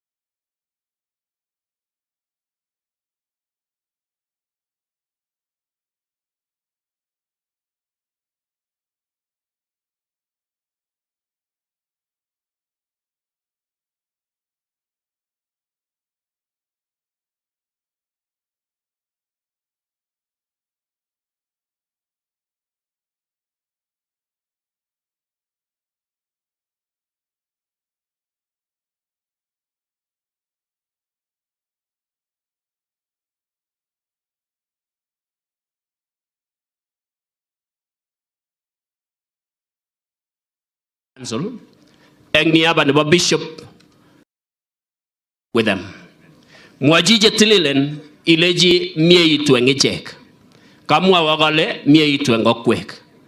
Kwa niaba ya kanisa letu nebo Eldoret Area Church Council eng niaba nebo Bishop. When Bishop asked him, ileji mieitu eng ichek. Kamwa wakale mieitu eng okwek. Kwa niaba ya kanisa letu nebo Eldoret Area Church Council eng niaba nebo Bishop. When Bishop asked him, kole oguru arabiego. Oguru arabiego. Kegura netai. Ale Kibor. Kegura nebo oeng. Kibor. Kegura nebo somok atebe kemboit keungusani nyoli yangiwe. Kibor. Kole jo Kibor. Abwat atkinye komi lel mokwa. Anyun akoi kap Kibor komi kap Sandana. Babatisan Kibor. Nikaenda kubatisa abatisan Kibor ale naleji mzee ngeje ngarait sikibatisan nenen. Ole jongo. Mi champion. Kibatisan ako biik tugul. Ale naleji ngeokyin bundai. Asi ichut beek kityo kula kenget. Kole jongo chami batisani biik kunoto. Amu kiakase kobusi kiakoyakitu langsyaji. Ale Jehova nimipsen ko toretanyun mangyama kibek boyondoni komatokos. Oye awendi history en Kenya. Kele kipkobar Kibor. Kenam anyun ang mosonik ak pastayandani ngoro ni wewe Moria. Ak age ale jongenam tugul murechu. Ako ngepuri pole pole sikewegu. Yep kewegu Kibor anyun aus. Ko baibait Kibor kabisa. Korori Kibor kabisa. Ale Jesu nanyu kongoi mata ubekyo legai. Amu ki yoton kobwat swimming pool nebo Boma en biik chongen Boma. Kolo nebo kwangut. Ngole na berber Kibor aleji ngetebe yu kole toma ait akinye komie. Ameche keit ye ile kakoit beek yuto sikoik rahisi kabatisanet. Abatisan Kibor. Ak kipkeam meset koboto Bishop. Ain chamani chep Jehova. Kogura Jehova ole jo uiro Kibor. Uiro Kibor. Anyo nyaro Kibor. Akoibu mesetab Kiptayat. Mangen jume chuto ole amakawe nyiso yue jume kokoibu kenyake. Abere nyo sindikisana kobe mbinguni mongen. Amu kioip Jaramogi kobeni kitigen akine show. Komut Kiptayat. Aibu meset nyeke meset ngap Kibor yu. Akaleji Kibor kitar ngalekuk kole jo kiatar tugul kole sei. Atilil kabisa. Kikotar Kibor ngalekwok. Kikotar Kibor ngalekwok. Kale chepyosok chuk kole jo kimwoiwo koto kim kidogo. Kole jo kona mwanyu. Kole jo chau sarakasi chebo Kibor memake kicho. Amu kiabirchi simet Nairobi ale kalya boyot ne chuyoti. Sikesirin ing Eldoret neuni kompan kole jo imagine cho. Kole koi kasket kokwak eng mbaret. Ale rahisi. Chekakesir ing kasititi baba. Kitokimye yoto kitom komyan. Kole Arabia kometecho. Arai ochomye. Kap Kibor. Eng bukuini atinye komele netai Kibor kotun chepyosok. Chan chepyosok che biik che kitunis. Ko ochamgei. Kongoi tip chu kongalal ak chorwenyu Philip. Mama nengwong yu Anita akine. Kou ye mama nengwong cheechen. Engolenjin kekonyiti. Kingechunu chepyosok alak ingen arap koamoe kini arap koskei. Chepyosok alak kelen kibo kipnyekei. Telen iro ilang komining ni. Angikoba mnyekei yekeny. Kakiituni komining. Kou lakwani nguno tun kelen kibo chumek. Kokwange chito kole chumek ngorcho. So orib murechu. Ako orib. Kongoi kap Kibor. Kengalal film nemie masilelwe Kibor. Kakero ko Kibor kabisa. Oboishe. Kilecho mzee murechu. Kilecho mamajanen murechu koik lazy. Kole siyonya koromitu ko kiacheng tukyo amache kocheng mrechu tukuk. Amache mbaret nekokochi ko mekomwanda. Kole kokomwanda bawegu. Kole amu kokochi ni ale kobat. Okaso mrechu. Okasa nande tukule. Kole ngokono ko kaloliochi. Ko ngot ko memuchi ibat kabisa. Ibial duka cho mengechen cha tutikin sikobit nyialdoi moja moja. Kosiri komwande mbaretab Kibor. Meani Kibor choto. So okilgei akochomye. Mi boisiek chebo gai. Kimitei reverendisiek, pastaisiek, choronokab Kibor. Yekokas ng'olyo matobolin, matoreti cho. Kiarwochoin eng mbar nanyu nekirkirebenang Nairobi. Arwochi ngoit kwenuno alechi kaberber akur chepyoset alechi kakakitar rabinik kikoin ni okilinik kimichingaini. Ibo alechi bichoto kibo benki oib akiboaldo kwekei.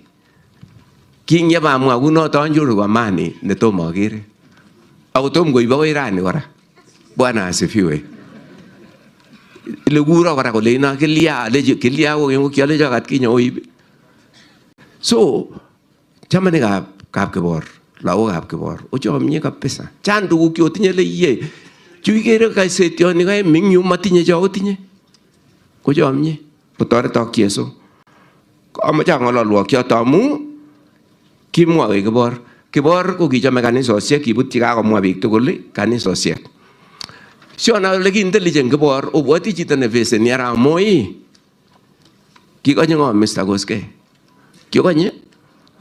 Ipkobesen kolechi mzee maingele kakorik. Kakorik. Borwech successor. Siketou kekampenenchi. Hey, konere nyayo yue. Konere nyayo netom ikere. Koim kabisa. Kotun akine kimaktao kikorom. Maktao was a very smart guy also. Kitungule jo eji ke miel reti maktao ne mechinga ale tu mechinga gani akikere kwa state house orit kotege misang. Ale mechinga na kwa orit. Ingelo kwek biki wo usuti ngwer biki so mane tito wo muju gole ober ami oli akilit mami magingen kongen maktao ko kimache ko nya Kibor. Komut Kibor. Komi ongen chaki kebes kap Moi. Ip ko ketebe ing yo kole akap komwoi boyot ngolin kole isinyo. Oh, cho aengi. Manya chep karas pole pole. Ko nyomeche koit kole koleji Kibor. Ngekutuny. Kikoit boyot. Ngekutuny. Kokutungso. Taitu Arap Moi kokutungdos tuwai. Koleji Arap Moi bane kutunget. Koleji nin kakosom Kibor nyoetab kat. Bas. Bwana asifiwe. Kobekyo.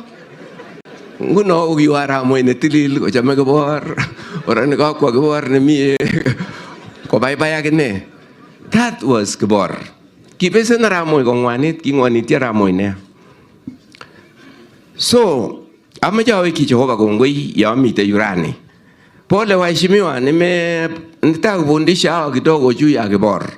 Kibor ni mtu wa maana sana sana sana sana sana. So wacha niingie neno la Mungu kwa tega kidogo. Mimi si mtu ya kuhubiri. Wanao mbabaika hapa mseme watamaliza saa ngapi. Kukutoma amde amaja wasoma. MCS ya tarom dai aspirants tugul otonon se asoywong magetab Jehova tatyote bungoy koyamak. Okase ngomomoje noto kono ngwongo kwege kono katem ngoy nekatonon akosoje komo noto nesirei konege menye ibarte ke nyile sige nain omashauri ngungi akwe kwa jumbe oye ngosoma kiagenge kineta mugombo inde ngolyo kule jo binadamu kokerge tugul ngome ne tomi gere kule ngotup seset kawet konde mutu sesetab Kitale nyoko bolu kawet inyo kitupchi kule jo mu akilitab binadamu kokerge akoi let amaja mo kwa heshima jomiu manyo potesan wakati nyubuch. Iboko itonon korobo kumbicho amatowage chi kamo bwane unyowoge biik. Ngosomak pitetab kalenjin makiwoge chi eng masishi. Kwa yekas korobo kuni tebu ng'ony ileche asanteni sana akitebi amu ingen ng'alek kerobokyi. Ang inyobir inyo kondit akobir akosistos ibwoti ile mengen kiy anan ile kokasa komie ngomen bichu nguno ngemwa presteni leye umujite konyo koneta kinyu ko stand time yu member je parliament yu o manole meto stand time to obwa ngale galak ako meto lo kiketar anan obi gap kolenjin ingele nginye ketien yu kumatinye maana obwa mwa kityo Kibor ni ako mwa lo beta ikwano ngale koeng obe Ditimas, mimi najua wewe napenda Ruto sana. Okay? Nimesema leo hakuna maneno. Watu wakiona kofia hiyo watafika makofi na natosha. Unaona? Wewe sasa utakuja kusema tu amjambo pick up Kalenjin. Tuko na nyinyi. Kimi kitoreti tunawasaidia kijana wenu asanteni. Tosha. Maneno ya siasa ingine ni ya nini? BBI makokobot kityo menyo tienjise walia obotesani wakati. Ya? So okanyane ta kwa boyo leye. Aleja ongetiem masishi nikitubisie saa 8. Saa 8:30 tumepeleka Kibor. Kongot komotilatil ngalek ogere kename sandukut ak pastaishechu. Ipkinde ng'ony Kibor. Kokas tugul ongekonyitgei ako ndait ngo ako na matinye kura mo magegi mo age osisi kityongon kotar chachi ko endi magona kwe kole tuno birano kura ngoberuro Kiptayat. Amen. So leo nataka kuongea maneno kidogo kuhusu familia ya Kibor. Familia ya Kibor, kuna mtu mmoja ambaye atawapatia faraja, na huyo ni Mungu. Mimi nataka waachia nyinyi Mungu familia ya Kibor. Nimehubiri miaka 50 sasa, na katika mahubiri yangu yote mimi nachunga familia, tusitanganye watu ya kwamba msilie, msihusunike, mtahusunika. Kibor alikuwa baba yenu. Lakini mimi nataka patia nyinyi tumaini ya kwamba Mungu siku moja aliulizwa na Musa, Mungu unaniambia niende nitoe watu kwa Farao, nitamwambia wewe ni nani? Akamwambia katika Kutoka 3 somo ko ita manangon ile chiki kure no ami aliono le ami kule Musa teigetchi kule Jehova I am I said. So ngwe Jehova neng'ong koberurok akuribok. Katika Korinto anasema ya kwamba Mungu wa faraja zote awafariji. Kimetoiwok yoto kityo. Andabuch kokwani tugul makimeche kebese makakibeka komongetu akwege ongetu Kiptayat. Ko chetomo en Yesu ngui oyan Yesu amu faita ngokwek. Origin ya kifo hii ni dhambi, si mahali pengine. Katika kitabu cha Mwanzo 2:28 na 29, Mungu aliumba binadamu na kubariki. Alibariki Kibor, alibariki Hawa, akamwambia Musae, mimi nimewaachia nyinyi kila kitu ya ulimwengu, ng'ombe, matunda, what have you, kila kitu ni yenu. Mimi nawabariki. Lakini mukikula mti wa katikati mtaangamia. Basi binadamu akakaribisha kifo, kwa maana walikaidi neno la Mungu. Lakini Mungu aliwabariki. Kima kwe Jehova kenyoru sobet nebo koikeny ak koikeny ak yome tuguk che kororonen chekichobwech kiptayat, kichobwech kiptayat asista, kochobwech koristo, kochobwech ketik, kochobwech suswek, kochobwech machungwek, kochobwech kiy age tugul. Acheke chekikilelchi Jehova. Koit anyun tengekto, konyo Jesu akine nyokosor biik. Kokakotebe biik tengekto, Yesu Kristo akatumwa kutoka mbinguni. Yesu akatoka mbinguni akawacha makao yake mema huko mbinguni kwa ajili yako na mimi. Akakuja kuangikwa msalabani kwa ajili yako. Na neno la Mungu lasema ya kwamba kwa maana jinsi hii Mungu aliupenda ulimwengu hata akamtoa mwana wake wa pekee ili kila mtu amwaminie asipotee bali awe na uzima wa milele. Ili kila mtu amwaminie. Si chi age tugul nekeyan konyoru sobondab koigeny. Kikekonech sobondab koigeny jamanichu. Mungu ametupa uzima wa milele. Mungu ametupa uzima wa milele kwa Yesu Kristo ambaye aliangikwa msalabani. Katika kitabu cha Waefeso 1:3 anasema na ashukuriwe Mungu wetu aliyetubariki na baraka zote za mbinguni. Aliyetubariki. Kikiberurech bikyok. Ngokoso nguno ng'yona olo oberurotin koyam. Kole Jehova kora eng Efesoek 2. Akwek chekioloen kokikeibwok otuyok Jehova neng'wong. Yohana 1:12. Wote sikia neno hiyo. Wote waliamini na kumpokea Kristo walifanyika kuwa watoto wa Mungu. Leye chame Jehova man. Chame Jehova kabisa. Chame Jehova lagokyik tugul. Wote walioamini walipokelewa kuwa watoto wa Mungu. Kuna hadithi moja mimi natoanga katika mazishi yote, sijasahau. Mimi asili yangu ni mhubiri missionary. Mimi napenda maneno ya mission sana. So tulienda Pokot kuhubiri maneno ya Mungu. Nikahubiri mbinguni ni mzuri, kuna walimu hapa tulienda na hawa. Kuna mbinguni mzuri, huko tutaishi milele na milele. Na kwa na wa AIC wote, mnajua mwisho yetu ya kumaliza ibada tunasema kama kuna mtu anataka kupokea Kristo aweke mkono yake juu. So mimi nilimaliza namna hiyo.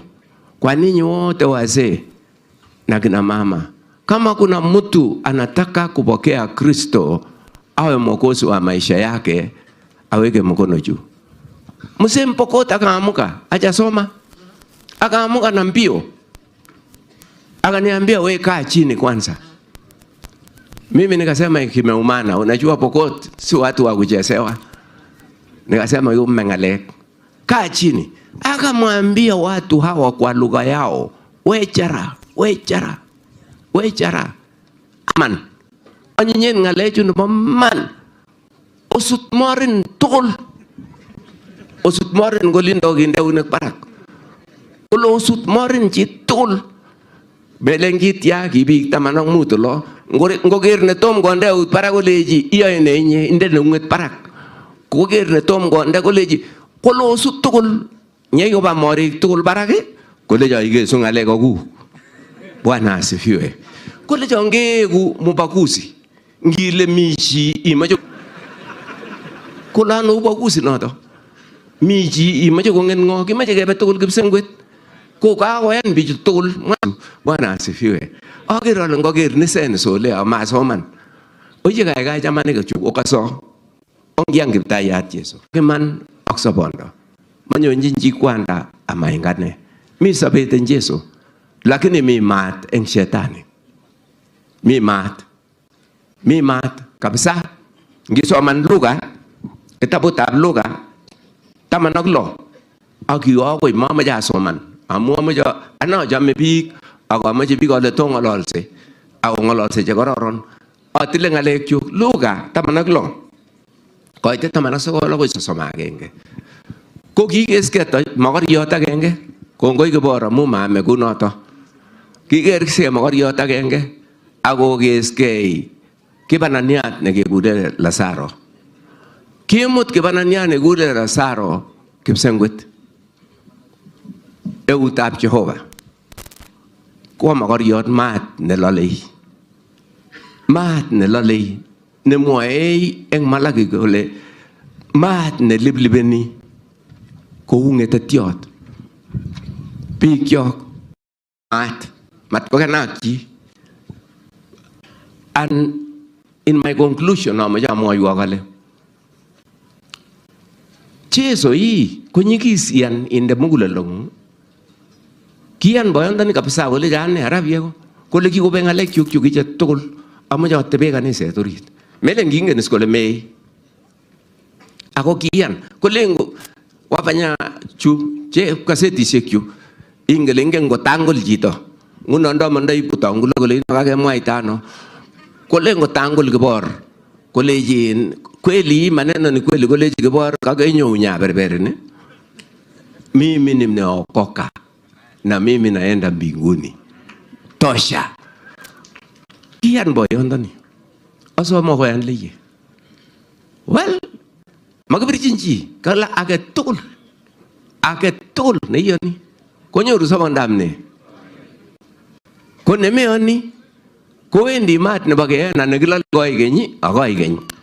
So choose ye this day. Choose ye this day. If Jesus is too heavy for you, try Satan. Okay? Try Satan.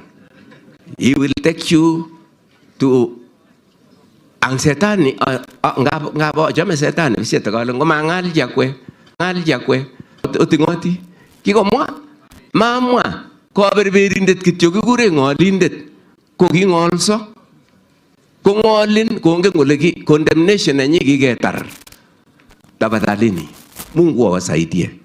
Ngotko tomi siku ile Jehova chutsomanda nyurani amajayanin Jesu. Haikarimu wewe chochote. Itach kityo ileji taja Kiptayat amajoek lakwengung. Ara jamani kab Jehova matinye ngal ngoberurok Jehova akoribok. Amen. MCS wote simameni. Hey, gero leteo. Kole ngot kela kakingalal ko mangololyo ko koskolinyi. Onde unek para koleo. Bas. Ngot komine jame ota irabai saiti. Bas. Nakia itabi jajang. Ara moya. Ai sigo tabauti. Mangengani sose chualak. Tungo nyara mo Kitale agebire kura kwa engasi. Nyage sanganise nyung Kitale. Ako kura nikikorom no kiba 92. No nitoni. Ke motoritip ke soji. Ale Jehova no absengwet. Kusigong kebaitiondo ningung. Ngot ko magengung. Koek nito ikwei. Ako ngoma magengung. Ko magibirchinin. Hey, kingo mangu kewe jomane kuli jo wanasiasa alake chikimioti ango ile ni jamara moy kele ngot koma ko Jehova magilo simisan leye kansela yeju kiko kwei nanyi magawa kansela waheshimiwa konguno magetab Jehova kwa kitiongon ngokoriong mutyo ako jamak biik ko ngura ile Jehova nemi sengwet kongoi ongesa onde uno kwa para kanyo na saywak Jehova na bab sengwet kongoi mising amu chitugul ko samegi ako chitugul ko buot ko lengutai ne katunun sa chamani gu chemurenik ak tibik ko legisome ngejerok akwonyi kyo ka koekitu moche konyor ngejerok chebo MCA ingen nekikwei eng chuto katonon sa tugul. Kingen kele miyu ak tun ikochini. Ikochi tun konyo besiet age nyo kole eng saet kibo betutab kap Kibor ko kikisoiwo ak kikas Jehova sa kaberuret kosoche chametab kei chi tugul kosubkei ak kainaikwak. Ingen ichek imuta akoi tun kobir kura konyor kuraiyanyi chi tugul. Ara Jehova koswa sautichu yai magengung amu kasa enga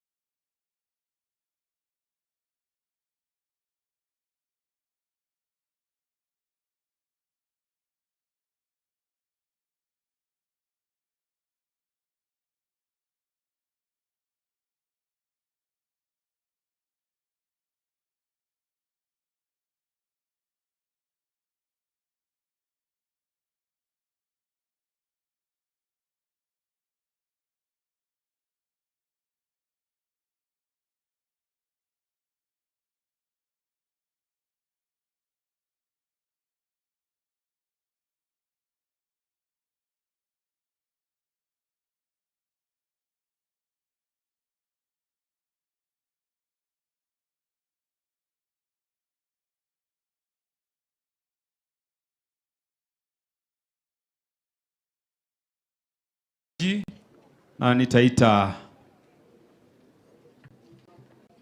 Irene Wandili. Karibu. Anapokuja receive condolences from Mheshimiwa Kamar. She's out of the country. Also receive condolences from Mrs. Chesire. Amefika tu hivi punde, lakini hajafika hapa kwa sababu amechelewa. Karibu. Eulogy. Good afternoon, everyone.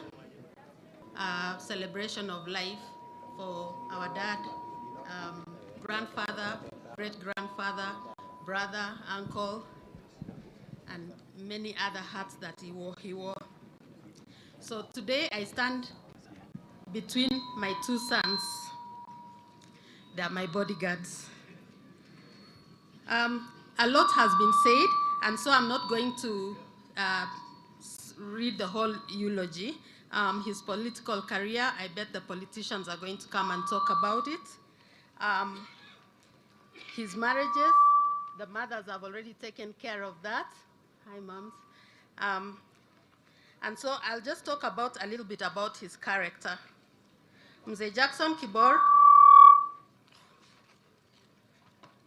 also our dad, we call him Papa, was loved by many and by Kenyans at large. He was highly disciplined and took his farming and business endeavors very seriously. He was very smart. He drew deeply from his years of experience. He always thought ahead and displayed an uncanny ability to know what would be better, what would be a better bet for a maximum profit for the following year. His hard-working nature cannot be bypassed. Dad never took a break like many people his age. He also held a strong bond with his friends. His strongest friendships always revolved around his business friends. He was assertive, he was unapologetic, and as Philip put it, he was a frenemy to many, not just his children. He gained recognition such as chairman of Men's Conference, earning him recognition all over Kenya and beyond. When he passed, actually, a friend of mine in Ghana sent me an article that was published in Ghana about him. So that's how far across Africa and beyond he was known. He was good friends with his children and was even a finer friend with his grandchildren, each of whom he had a personal relationship with. He laughed with them, he made fun of them, he never forgot to mention the little things that made them lucky to be his grandchildren. He was the happiest when he was with them. They made him feel young. Dad was very passionate about education. He donated land for Kibor Secondary School, and because it was a day school, students were housed in the main home, many of whom are accomplished professionals now. The boys stayed at State House. We talked a lot about that yesterday, while the girls stayed in the main house with his own children. He also donated to various schools around the country, such as Cheplelach Bay, Kimilili, and many more.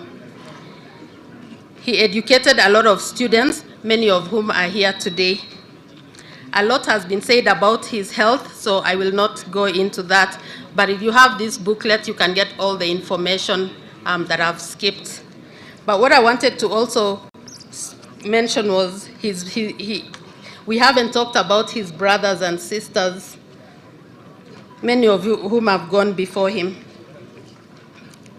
He was the son of the late Kipkene Arap Boit, Kapsamitui, and the late Chepkeno Port Kasiran.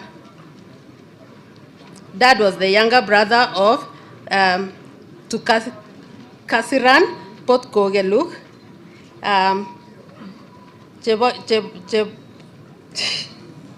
These Kale names are so hard. Port Kipkesia, Isaiah Bungei Arab Kidogo, Kwamba Seva, and the eldest Martha Chebalem, both Chelem.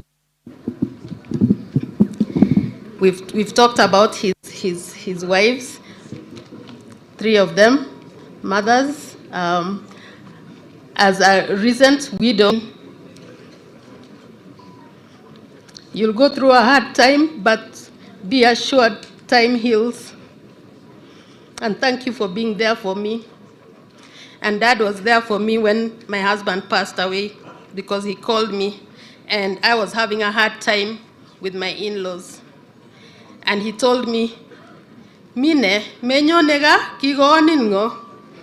And I felt assured that I have a place to go no matter how hard things get.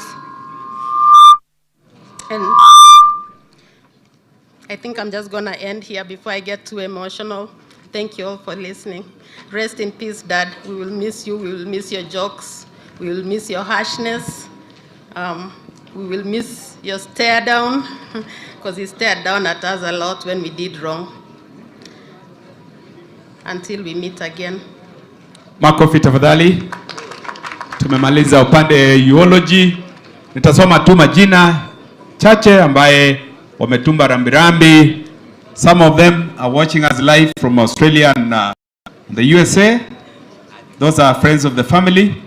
Abraham Cheruget, Ruth Rono, Chepta Rono, Sibora Ngelejei, Peter Kipkolum, Australia, Stanley Kipto, and those who are in Qatar. We have also have condolence from Ezra Jiloba, who is out of the country. Chako Pirech and Isaac Cheluget. Thank you so much. Kabla sijampa Mheshimiwa Caleb Kusitany, kuna pole. Wacha waombe familia, alafu recognize tu wachache ambaye wako miongoni mwetu. Huyo ni chairman ya wazazi Nicholas, kuna CEO ya AFC Mr. Meso, KCC mzee Kipchoge Keino, Henry Koskei, mzee Sei ambaye ni chairman, na vile vile chairman ya Men's Conference Mheshimiwa Kochei. Thank you.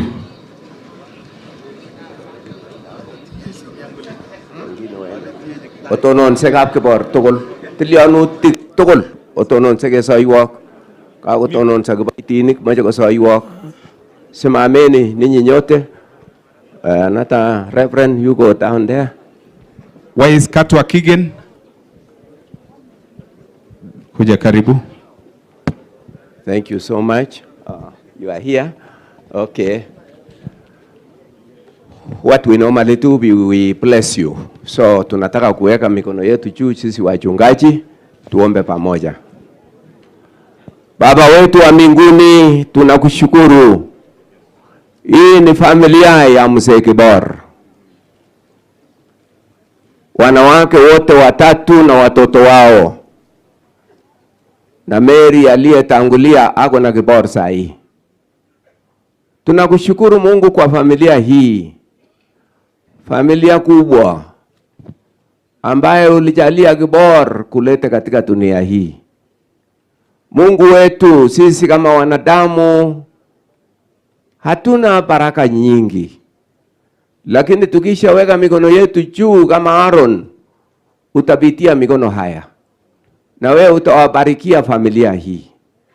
Tunaombea faraja kwa wakati huu mgumu. Vile vile Mungu kisojini bichu. Kwa yange ptaya Yesu. Kwa hiki yetinde tab sabonu kwak.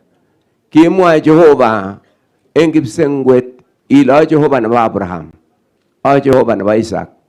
Jehova na Jacob. Kukibor kole ki Jehova na ibinwek tugul chekibakayata.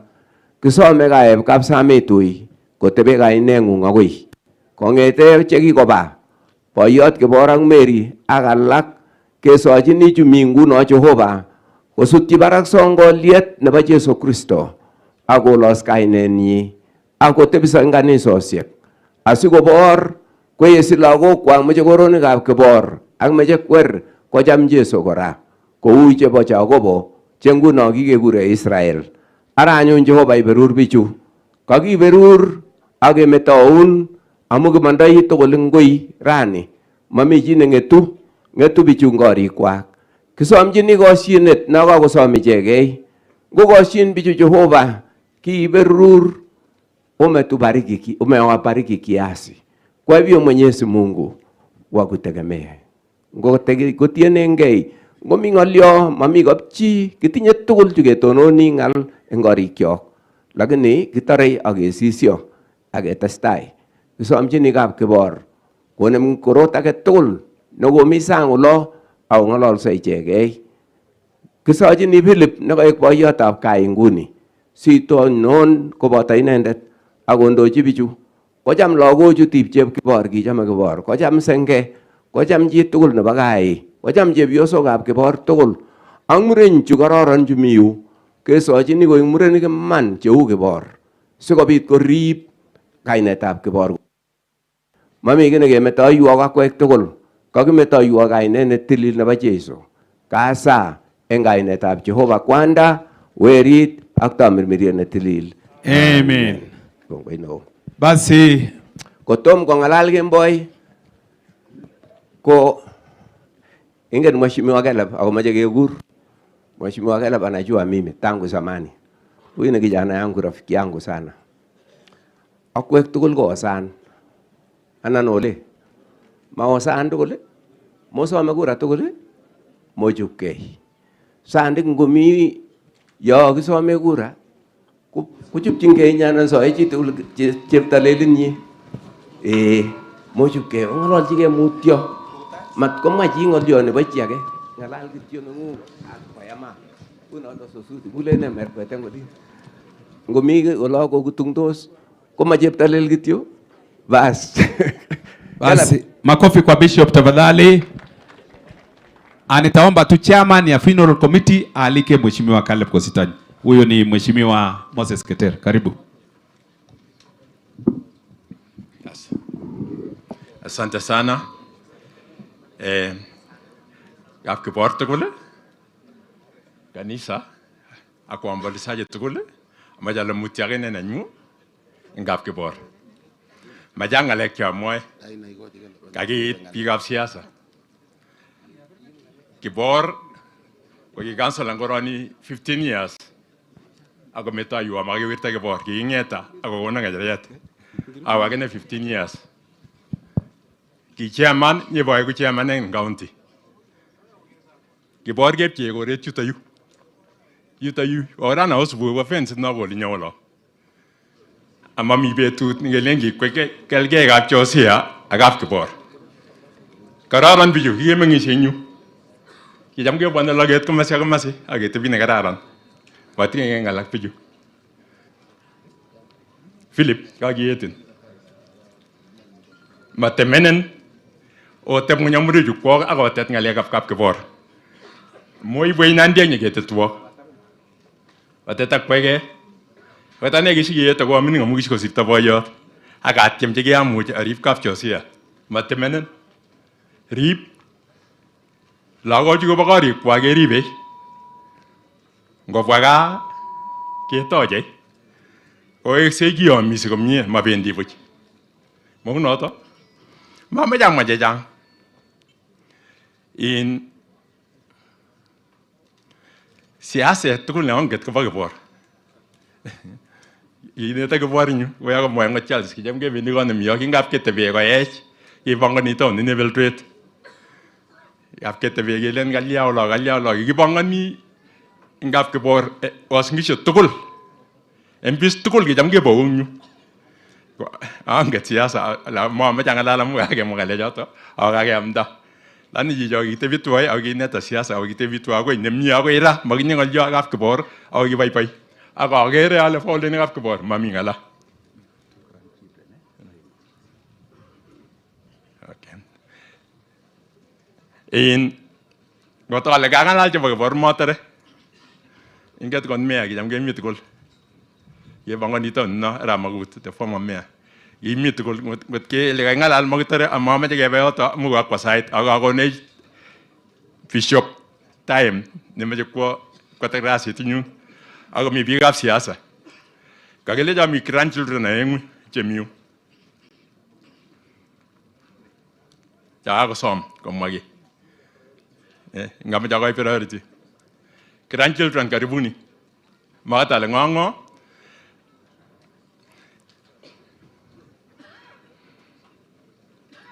Ako ngeku short amu kakong'alal family ake.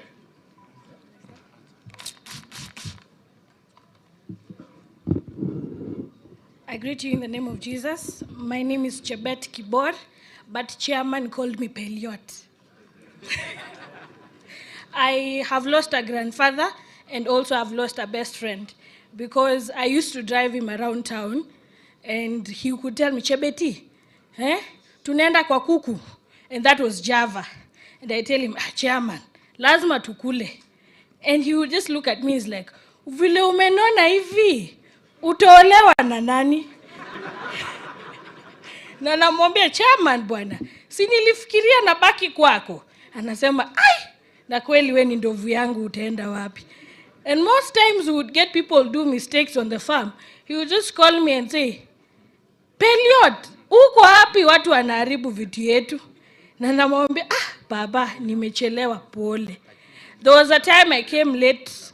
I took Gogo's car and I came around, was it 8 or 9? And then Agui had brought me chips and chicken. And he said, hey, leo Gogo atamaliza wewe. Nikamwambia samea, wacha niende niombe msamaha kabla aje kuja. When I went to Gogo's room, Gogo just asked me, Peliot, mbona umechelewa? Nikamwambia ni Agui alinituma massage oil. So we stayed together. It was hard. I've lost a friend. I have lost a mentor. I told Alfred I'll come and nifunze siasa kidogo, but then I got a better offer from Henry Koske, so I picked him. Sorry. So I'm deeply in pain, but it's okay. It was time, and we thank God.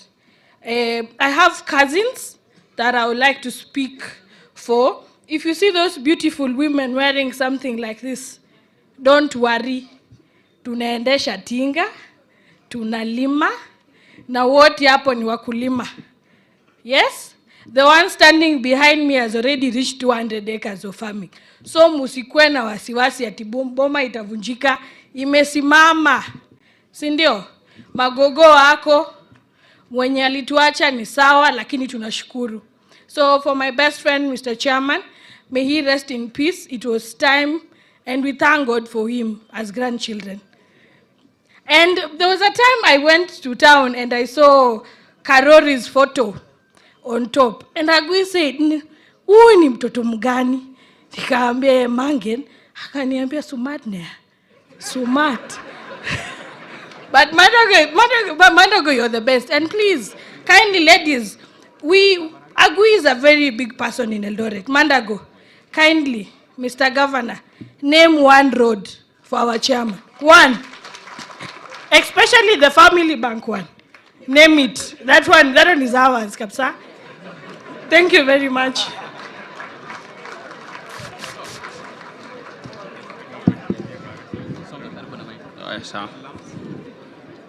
Praise God. Praise God. My name is Andrew Abura, and I'm speaking on behalf of the grandsons. One of the attributes we want to attribute to our grandfather was he was a hardworking man and a disciplined man. And that is one thing that we have all carried across. Despite the age difference, he always had time for us. So above all, I'd want to thank everyone who's come and to promise everyone, apart from the friends and neighbors, that we, being the grandsons and the grandchildren, are going to carry up this name to the best that we can, so that at least in many, many, many more years to come, people will be very proud of that name. And you always said, to be the best, you must beat the rest. Thank you. Urabaki pigia makofi, wamesema kwa fupi na kwa uzuri. Kabla shabatia Caleb, nataka watu ya kamera kwa simame waonekane. Mtoto ya Kibor, ya bibi mdogo mkubwa kwa kamera, amemaliza exams leo na kukuja. Kwa kamera kwa simame tu, wako nyuma huko. Sawa. Paul ameweza pata nafasi. Watu ya Little Lambs, wale watoto wanasoma tena, wasimame tu. nisikia wako alikuwa naomba tu to be recognized. They are there. They are there. Asante sana. Moi girls. Moi girls. Yeah. Watoto wa nyumba hii wanasoma hiyo mashule and we wanted to recognize them. So, tunaenda straight kwa wanasiasa. Iko aspirants na iko sitting. Ndio iko namna hiyo. Waje nianzie sitting. Na upande wa sitting nitawachia Caleb. Akuja aendeshe sitting, the people are all sitting from MPs to all the sitting. Karibu. Uendeshe hapo. Okay, kuna watu ya prisons ambaye msichana Kibor anafanya kazi. Mimi nasikia wako hapa tena wasimame. Where are they?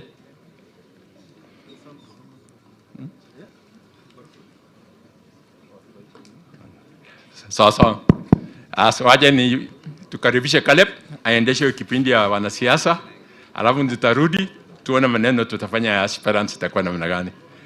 Answer na sitting. Asante. Amoyo anyu no wachamwasne amoya ka sala gana kenya oya chaman gabo yuagi tikene. Caleb mat ko iti missing. Musi fruit iwe mrefu sana sino mnasikia timeline ya bishop. Kila mtu aseme kidogo shot maliza haraka. Bali na baya na wasi nalija kwengo ya mgoro. Maunoto. Ogonyita unota kongwe karibu. Bas, asante sana Councillor Keter. Bwana Yesu asifiwe. God is good and all the time. Bas, nitakuwa na nafasi fupi ya aspirants Musa. Nitamalizana na aspirants hii tu kwa sababu zote tumesikiza vile Bishop amesema. Nyoyu nyei mwaka inete akid nisome akoyam. Inge heshima nebo Bishop kutapjengo Bishop manenyu, those are not my instructions. Wacha nianze na aspirants wacha nianze na area MCA. Bwana Talam, Nicholas Talam, area MCA, kwa sababu yeye pia anakalia kiti ambaye mzee Kibor alikuwa anakalia, alafu Musa akakalia, alafu Rende, alafu Tamoge, alafu Talam, alafu Tamoge, alafu Talam tena. Kwa hivyo Talam, just one word on behalf of the people of Soi. Soi word. Asante sana mheshimiwa, kwa familia ya mzee Kibor, askofu wetu na mapastors ambao wako hapa, viongozi wa kaunti yetu ya Uasin Gishu, wageni wote kutoka sehemu mbalimbali. Nataka nichukue nafasi hii kuwakaribisheni nyote katika wadi ya Soi kwa hii shughuli muhimu ya kumuaga mzee wetu Kibor. Tumekuja sote kusema pole kwa familia yetu ya Kibor, na vile vile nataka tukusema ya kwamba kuna viongozi waheshimiwa ambao tuko nao County Assembly. Ningependa tu wasimame, ya tumemalizana na mambo ya maombi kwa askofu. Msimame Mheshimiwa Goril. Mheshimiwa Goril ni mheshimiwa Ziwa, jirani yangu hapa. Mheshimiwa nominated, Mheshimiwa Gilbert Bet wa Kuinet Kapsuswa, Mheshimiwa Joel Rugut, Mheshimiwa jirani wa Kipsomba hapa. Na Mheshimiwa Sibora. Mheshimiwa Sibora sijamuona. Asante mteule. Amoja Belinda nominated. Nataka tu niseme jambo moja. Sisi sote tumepoteza mtu wa maana sana. Chumnyot nikiaigasit ingana sani. Kiaigasit Kibor. Kibor tuguk agonete siasa. Nikisimama hapa mimi ni mmoja ya wale walifunzwa siasa na Kibor. Niseme tu kisa moja kwa sababu 92 mambo ya multi-party politics. 92 kulikuwa na uchaguzi wa chama. Sisi tulikuwa Soi na yeye alikuwa pande wa Kipsongwi. Kiingia uchaguzi lewenishie na baka nunyu.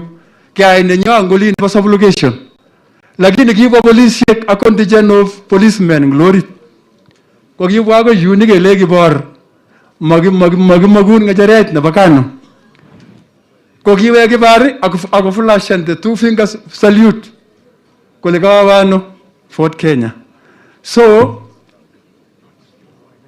kuiga mwae chinyu koyote kitaonege siaset ya multi-party. Alina ne kongoi taek chikobwa sikobit kiamis Kibor. Kongoi. Some nikakesom nebo street kinde kainetab Kibor. Ateleling nyu kwa mwakilishi nebo Soi. Ami committee nebo planning.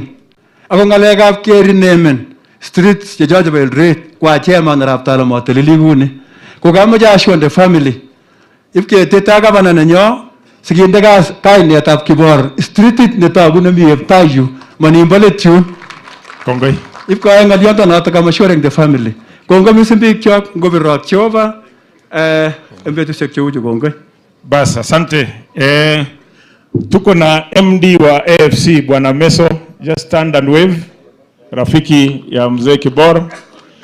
Tuko na wakili Katwa Kigen. Do you want to say something, Katwa? Or this crowd is too large? It's not a court session, but you can say something. Kwa sababu mimi najua ulikuwa wakili wa mzee. Na pia tumepokea pole za wakili Gisheru. Mnajua yeye ako katika kesi kule ICC na ametuma pole zake na tumuombe. Karibu wakili Katwa. Kotoma atesta katak tugul ing kanetab Jesu alichamgei. Good afternoon. Kwa family Kapsam Intui, Kibor's family poleni sana. Najua nimekutana na mainly the wives and the sons, probably the grandsons wachache nimekutana nao. Na najua pia tumekutana in various fashions. Saa zingine kwa namna ya urafiki na saa zingine kwa namna ya friction kidogo. Lakini all said and done, Kibor was somebody I really respected. Not only was he a client, lakini alikuwa, he became a friend. Na kwa heshima yake, najua kuna maneno fulani alinieleza, na vile nilikuwa nimeeleza Philip, Unita na hao wengine, I will be there for you as a family. And I know a few people have made comments here and there. I will make sure that Kibor's name is respected. Na pengine niseme pia ya kwamba my interactions with Philip, Unita na hao wengine is such that I should say, Philip, thank you very much for the way you have handled these issues this far, and we really wish you well as you manage this situation. Ningependa pia kusema kwamba nimeambiwa niseme pole sana kwa niaba ya mawakili. Najua bishop wakati alikuwa akiongea alisimamisha mabishops, politicians wakajisimamisha. Ningeomba wakili pia wasimame, and that includes even Shole. There are some people who probably wouldn't have had authority if it weren't for that opportunity. So on behalf of these lawyers and the others who are not here, I can see my friend behind there, and tunasema pole sana. Gisheru also called me from Netherlands, akasema poleni sana. We did some cases for mzee with Gisheru, including the one for Mafuta Farm. Na kwa hivyo wanasema pole sana. May I say lastly about Kibor, probably three things. One is that it is true he was barely literate. But when the phrase in English was conceptualized, ya kusema being streetwise, I think they practically had Kibor in mind because he was practically streetwise. I remember he was explaining to me that his kabla sijakuwa wakili, he was explaining to me the type of relationship he had with Moi. And he was explaining to me that when Moi made his life very difficult, he consulted and incorporated companies, and he put his wives and his children, including Philip. And he was able to go on with business. And you can remember those days of Moi. If you were in his bad books, the possibility would be that your life would be very miserable. But somehow Kibor was able to get around that with that kind of innovation. And for that reason, I would say he was extremely streetwise. There's an advocate in Nairobi called Kibunja. Kibunja had a claim against Kibor of about 36 million. And by the time we were finishing, it was about 70 million. And it was a very difficult case. We were practically going to lose because he had signed all sorts of things. But as we were getting nearer the point at which judgment would be entered, which was going to be adverse to us, Kibor said, he said he transferred most of his things. And then we had him employed by Philip, I think, and Naomi in a company that Philip and Naomi and so on. So he was earning a salary of 15,000. And so when the judgment for 70 million was entered, we said, here is what our income is. It is 15,000. If you want to deduct it, you can collect as much as you want until you get to that 70 million. And the thing that every time I would meet Kibunja, even if I meet him now, he would tell me is he can't believe what we took him through. Because Kibor would drive a FX vehicle to either DDW or CMC for servicing. It's a new vehicle. The next day you'd come with a Land Cruiser. He practically was affluent in every sense, but you could not pick anything from him. And he kept saying that we had very innovatively beaten him. And I just want to say that to show just how innovative and imaginative Kibor was, notwithstanding that he was barely literate. And having met most of the family members, I can confirm Aleman Guyaga Moe Philip, they are tough people, both the men and the ladies. And probably the same way you're asking for a street to be named after you, Kibor, I think almost all lawyers in Eldoret have had to deal with Kibor. Mara in a friendly way, Mara adversely, because like me now, I have a couple of bills with him in court. He would come, we negotiate, we agree, he re-engages me, disengages me. And even as I was sitting somewhere there, my friend Mheshimiwa Wakili was reminding me of an incident where Kibor was insisting that I must say something. But I couldn't say it because it was scandalous and I couldn't say it. So I kept telling him, it can't come from my mouth. It cannot be me saying that. He kept saying, if I have engaged you, actually he asked me, how much more fees do you want me to pay you for specifically saying that thing? I told him, I just can't. And eventually he told me, okay, tell me how what I want to say can be said. So I told him the only way we can do that then, because I suspect no other lawyer would agree to do what you want to do, to say what you want to say. The only way we can do that is for you yourself to say it. So he asked me, how can we do it? So I told him, what we can do is we walk into court, I prepare for you a notice to act in person, you go file it in the registry yourself because I can't file it. You act for yourself, you say what you want to say, and then we file a notice to re-engage me, but you'd have fended your spleen. And I didn't believe he would do it. But actually, a few minutes after the court session had started, I'm on my feet talking. He walks in with a notice and he gives me. The effect of that notice is practically to sack me when I'm on my feet defending him. And then he said what he had to say, and then shortly thereafter he asked me to continue. But it just reflects just how imaginative he was. And so, in closing, may I say that it was such a privilege to have served with him. And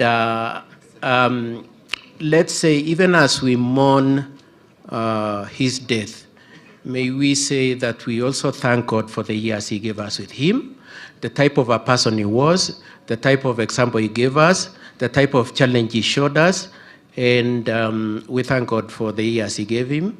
He was clearly a very able fellow. He was very athletic. I have seen in the obituary a certain verse in the Bible that he said to have been his favorite. But I recall a couple of times when I would meet him, and we would occasionally go out to say we have a cup of tea. I am a son of a pastor. And I would tell him, let's pray before we take a cup of tea or we take a meal. And he would say, okay, you would find it very perplexing that somebody can have that consistency. I mean, okay, over time, that consistency probably has started ebbing away, but it used to be there. And he used to say that you would like to know the name of somebody in the Bible. And that person, I can see Caleb wants to harass me. There's a verse in the Bible, I think it is John 9:25, where Jesus heals somebody who was blind. And the Pharisees and the scribes and the church leaders came and asked him, are you sure that is the Son of God? And he said, I don't know. He went away. He was called the second time. He was asked, are you sure? And he said, and they told him, the person was healed, you know, you could only have been born blind because your parents were sinners and probably you yourself are a sinner. And he said, my position is this, I do not know whose son he is, but what I know is that he has healed me and I will follow him. So for him, he used to say, people accuse me of so many things, but what I know is that I'm alive through the grace of God, and that God must be acknowledging me. He must be knowing me in my identity, in my character, and must be still be happy to deal with me.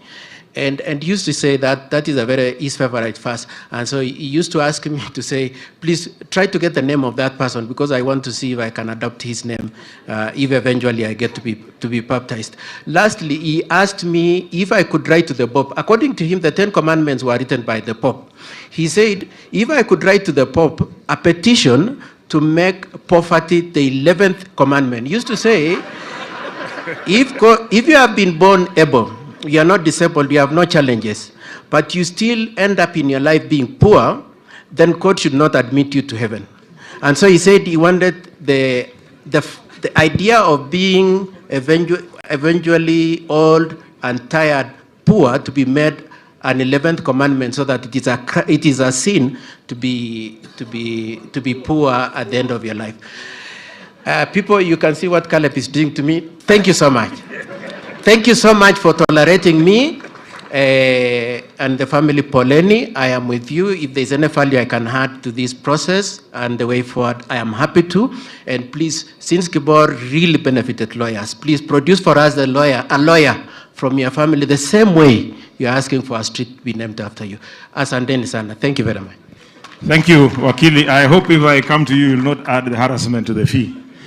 The family has requested that Mr. Meso must speak as a friend and a person who did a lot of business with mzee Kibor. So karibu Bwana Meso. Arab Kitur, chairman of Nandi Gaburwa, inagu tayo, Arab Kitur. Jengi baraenda ya tukul kwenye pole pole. Familia ya mzee Kibor, Bishop Silas Yego, na wote ambao wamekuja, hamjambo. Kwa majina Lucas Meso, rafiki ya Kibor.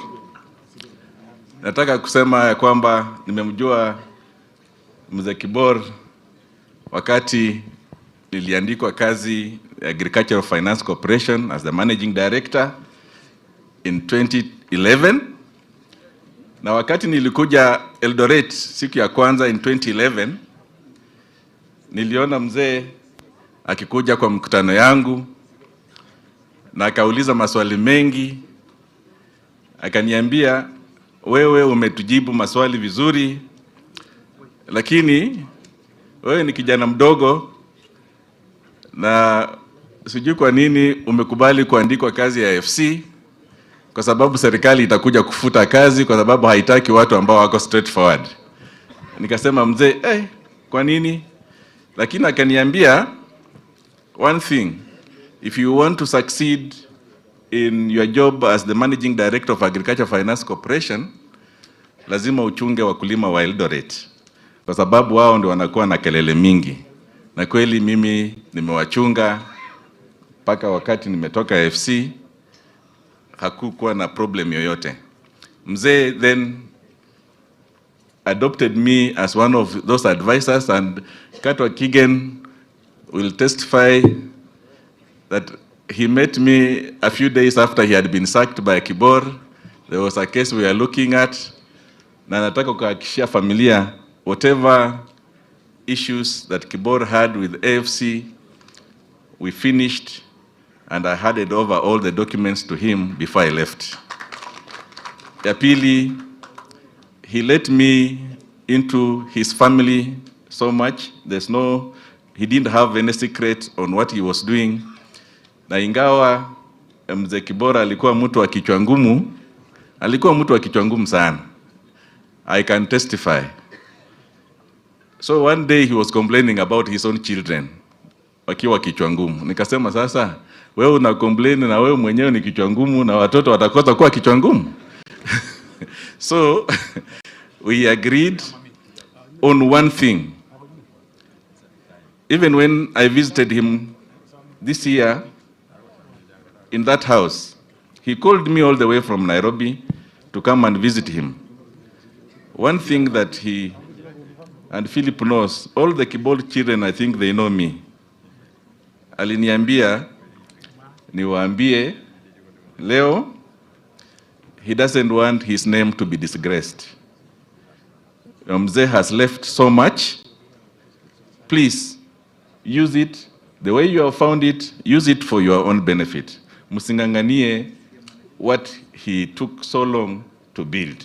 Thank you very much.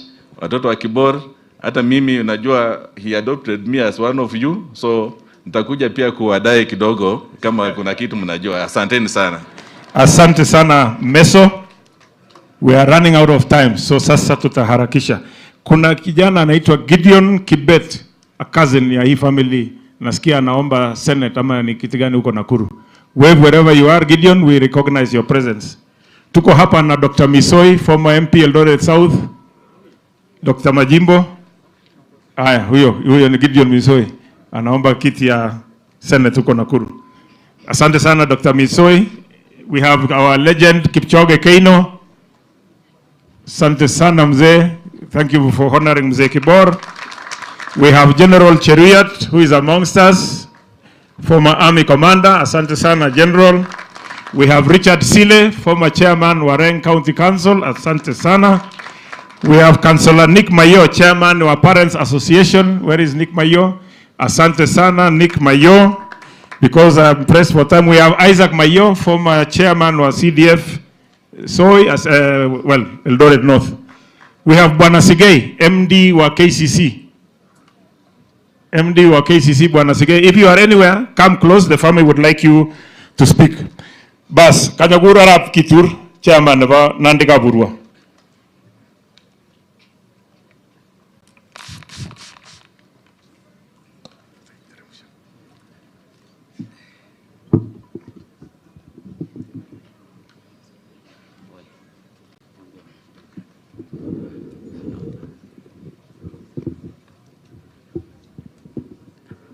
Bas,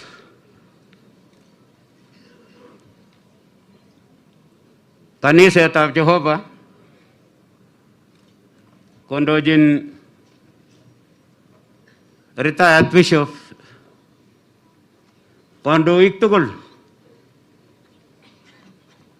chebo inokotwek tugul,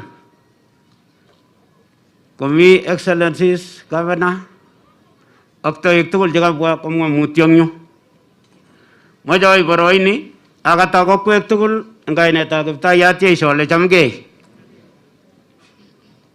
Kotomo amwa kiy, amoche kotononso boisiek chebo kaburwo ak miat Council of Elders eng yemitei. Amu ichek chekikono boroini, ko ngomaborwo komatinye atebe. Kongoi boisiek komwa ole mutyo. Ayyo. As. Atinye kora chairman nebo National Council of Elders. Meja sei. Neongen boisiet nikitesetai. Ko kiwasa kong'abal konyo akone ole kobeta ng'alek. Kekere kele atinye konda nekimakoya. Tos chamwa ole chamgei kityo agenge. Inegei tot akemwa Bwana sei.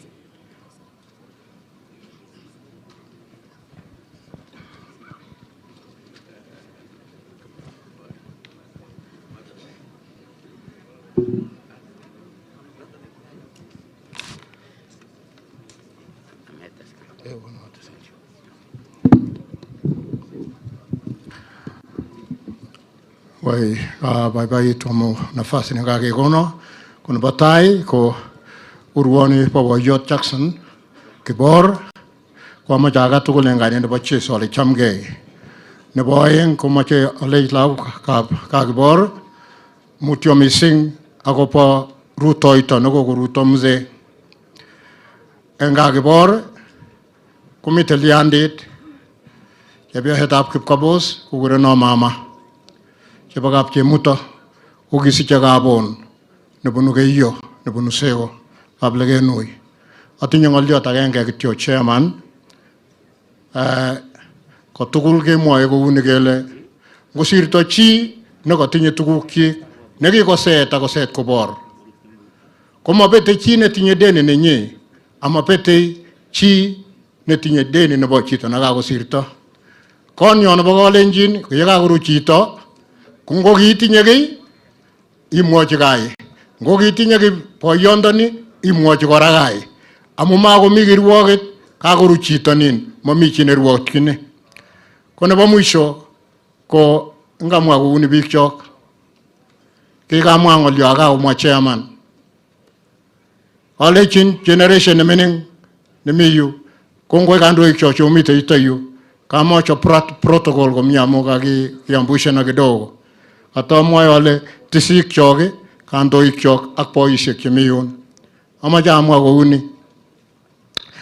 Ongerib ak kekonyit boisiek.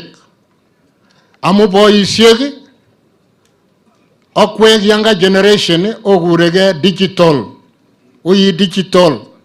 You digitize things. Lakini amache amwa kole chok boisiek ko analyzeni. They are analog. They know how to analyze. Ongerikchige tugul. Ngalekab BBI kumache komong. Ko kikamwa ne.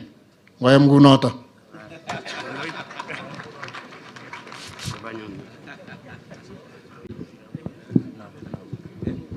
Bas kongoi. Chairman of the National Council of Elders. Amache kora amu boyondoni kokiyai boisiet neo eng komostab siasa kobun kainetab councilor nekibo Singishu. Atinye councilor chemi kwenunyo cheobote amache kotondonso ngimi kityo koweben kole councilors retire tugul chomi olin. Ngetu kainenyo ko councilors. Bas kongoi ole mutyo. Aya, kongoi. Amache kityo amwa ngolyo nebo mutyo. Amwa ngolyo nenanyu nebo konyu akamwa mutyo eng niaba nebo Nandi Koburgo Council of Elders. Akamwa mutyo eng niaba nebo Miot Council of Elders. Bororiet tugul nebo Kalenjin kwa chama nenywa. Mutyo kaib Kapsamitui. Mutyo lagokab Kibor. Kakekas boisionik kikwai Kibor. Ak ingen kele Kibor ko nyikanet. Ak Kibor ko nekimong biikab Nandiek sikobwa koroni komie kotarab sisiwa. Yai boisionik chetogunotin. Che nguno katuiyo urwonik tugul ko kakibwa amu kondit nekiyai. Koribwech emet kakokas kele kibo Kitali, kibo Kipkobos, akoi nguno kimi.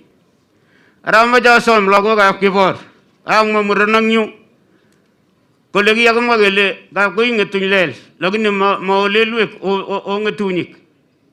Amache alorib kaa, asikokararanit kaa, ukonyit sigikwok che chepyosok, ukonyit chepkwametwogik, ak ukonyit tilyanutikwok.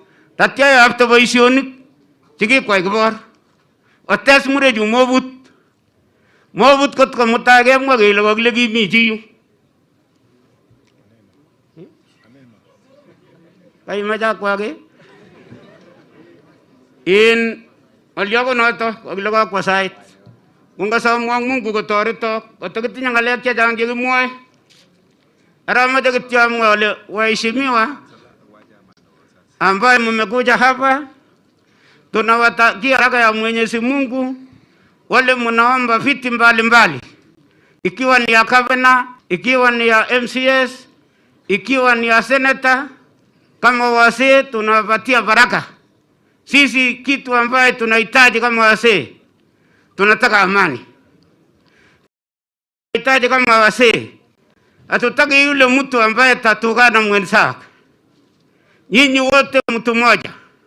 So mheshimiane, ili hawa watu wakiangalia nyinyi watachukua yule mtu Mungu amempaka mafuta.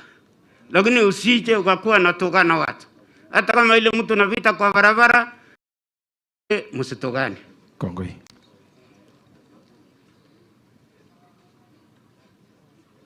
Asante sana. Na yenye ya mwisho, najua sisi wasirigishwi, mngituaragisa haisuru bahati mbaya saa imeenda. Sisi ndio tunapeana baraka. Na mimi naomba nyinyi, onge no legimyono bika kutit, onge no rinyono kisojini nesete nguni, omajole chepyosok orat leketayik, ako kutunya kosa. Onge soji, ake muita kabisa ngi age tugul. Maisa kwa biik cheing'wererisye. Ko ya ing'wererin chito ak ital chito mornet kele kakwai werin. Ara ngosomo kole ongikanine ak kesoji werin nyonoto deputy president. Sikonam ng'echeretab emoni. Ng'olionoto neo. Kongoi mising amu kakwa sait. Kongoi agoi. Ako chang kandoik chemoche kong'alal. Kongoi. Olen ngeyai kunoto. Kongoi. Asante sana, Mwenyezi Mungu awabariki. Nimeambiwa kuna mtu anaitwa James ametoka Nairobi. James.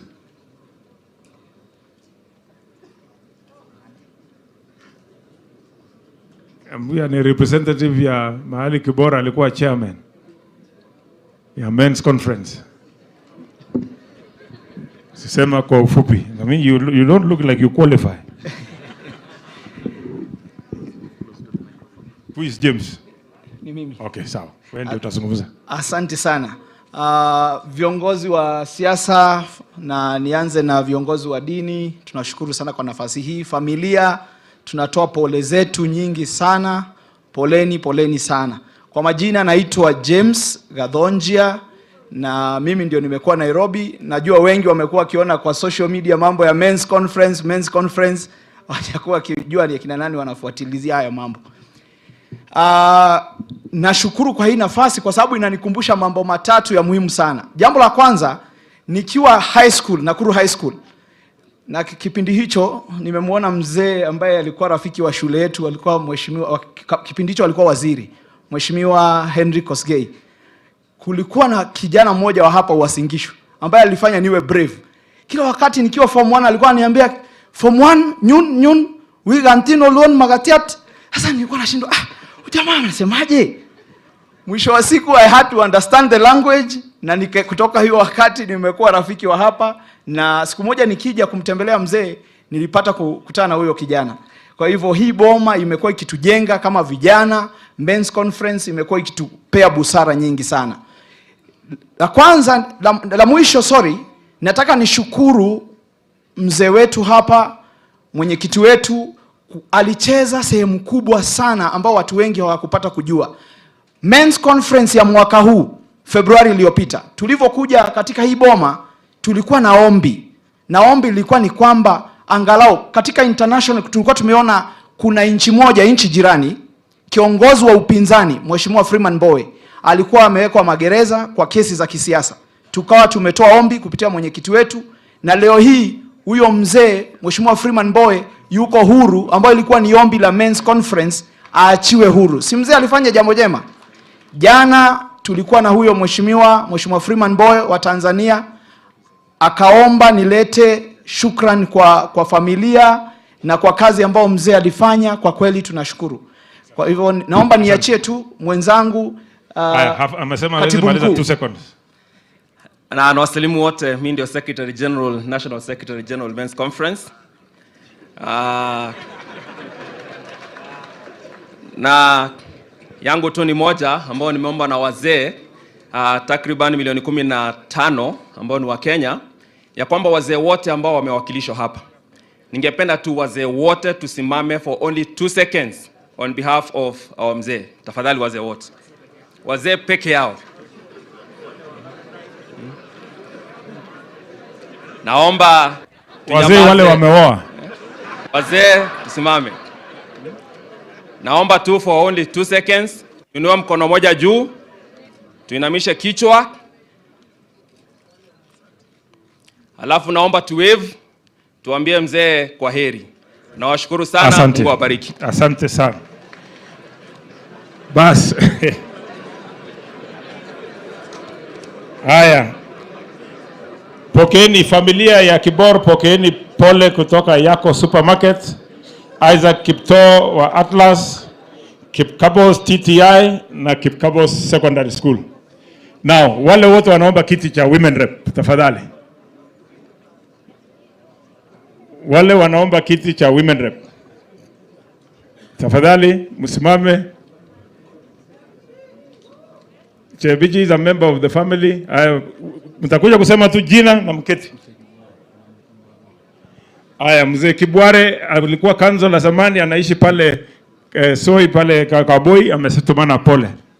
Jina na kiti yenye unaomba. Kanisa takatifu, familia ya mzee Kibor na waombolezaji wote. Na wasalimu nyote kwa jina la Yesu. Amjambo. Bwana asifiwe. God is good and all the time. Kwa majina mimi naitwa Helen Chepto Ruto Chebagaptot.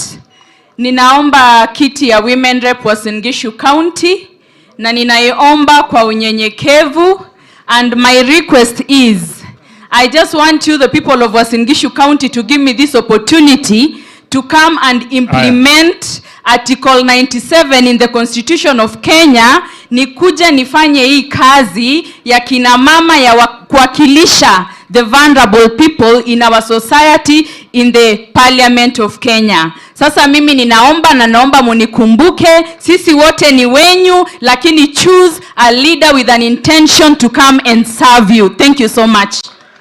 Aya. The next. Tafadhali jina tu, na ile leo sio siku ya kuomba kura. Tafadhali.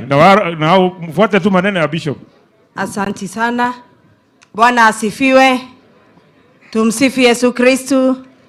Majina yangu naitwa Kate Wakirui, Catherine Tinyari Kubania, mfanyibiashara hapa Uasin Gishu.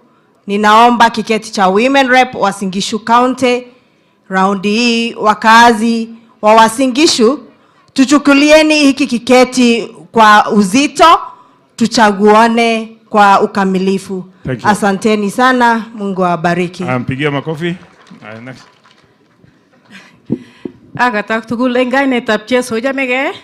Amjamboni nyote.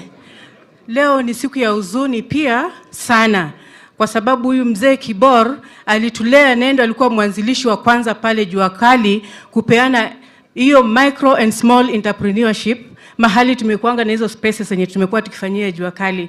Na yeye ndo mwanzilishi ya tauni hii, na yeye ndo amelea wafanyakazi, na yeye ndo amelea wale watu wote ambao wamekuanga laid off from okay. Kwa jina naitwa Dorcas Chebet Kemboy, na naomba hii tiketi ya Women Rep kwa tikiti ya Azimio. Thank you.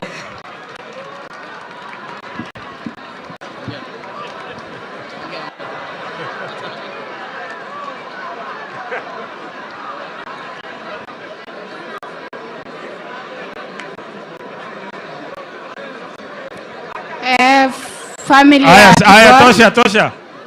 Kanisa. Okay. Viongozi. Jina tu. Tunyamaze tafadhali, hakuna penye Azimio wanaenda. Kwa kanisa takatifu, watu wa Soi, watu wote ambao tumekuja ili kusindikiza babu wetu, ningependa kuchukua nafasi niweze kuwasalimu wote. Amjambo. Amjambo tena. Kongoi missing. Kwa majina ni Sipora Chebitong Matelong. Matelong ameongea hapa kwa niaba ya familia yetu. Kwa same ngejeret nebo Women Rep Uasin Gishu County kwa la kweni mingining tugul, lakini kile chagu nenyu tugugae ejage kwa mwale ejage kwa amete ngejeret aga supporten Gladys Poshole kwa Women Rep nebo Uasin Gishu County. Thank you. Number 2. Mami number 2. Kagile majilile giblengwet. Asante. Mami number 2. Kagile majilile giblengwet kemeushe kae. Kajilili kwa majilili. Asante. Kwa missing. Haya. Chebiji.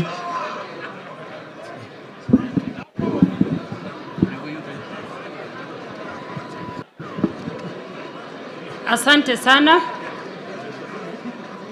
Asante.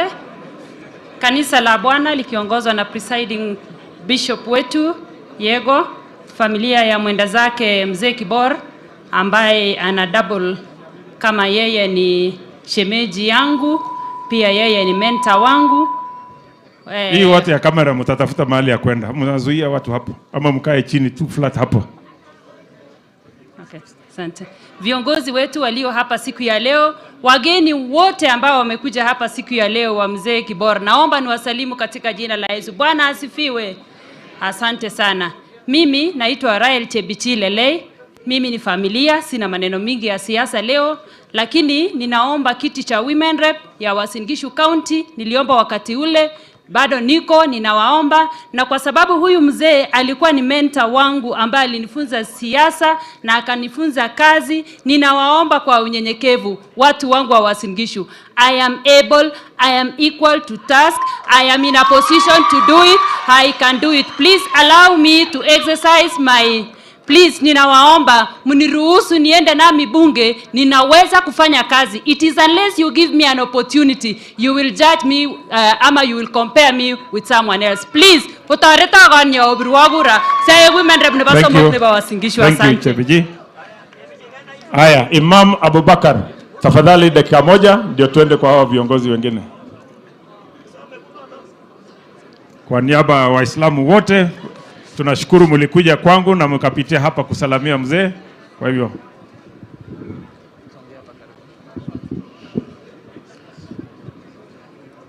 familia ya mzee Kibor, mabishop, wanasiasa na Wakenya kwa jumla, amani ya Bwana iwe juu yenu. Mimi napoonekana town watu wengi wanashangaa. Mimi ni mmoja katika kijana wa area hii. Nilikuwa Kipsangui, ndiye nilianzisha mambo ya msikiti. Nachojifunza kwa mzee marehemu ni hili moja tu. Mzee nilipokuwa Kipsangui, ilikuwa kila mwaka mpya ananiita kwenda kuja kuchinja ng'ombe. Hii sitosahau. Ni kwa nini achinje mwaka mpya na ile hali tumetoka Christmas? Hii ni kwa sababu ya uwiano baina ya madhehebu zote. Kuna 7 day, kuna sisi Waislamu. Sasa alichagua siku kama hiyo iwe ni siku ya watu wote. Kwa hivyo yeye ametufundisha namna gani kutangamana na watu.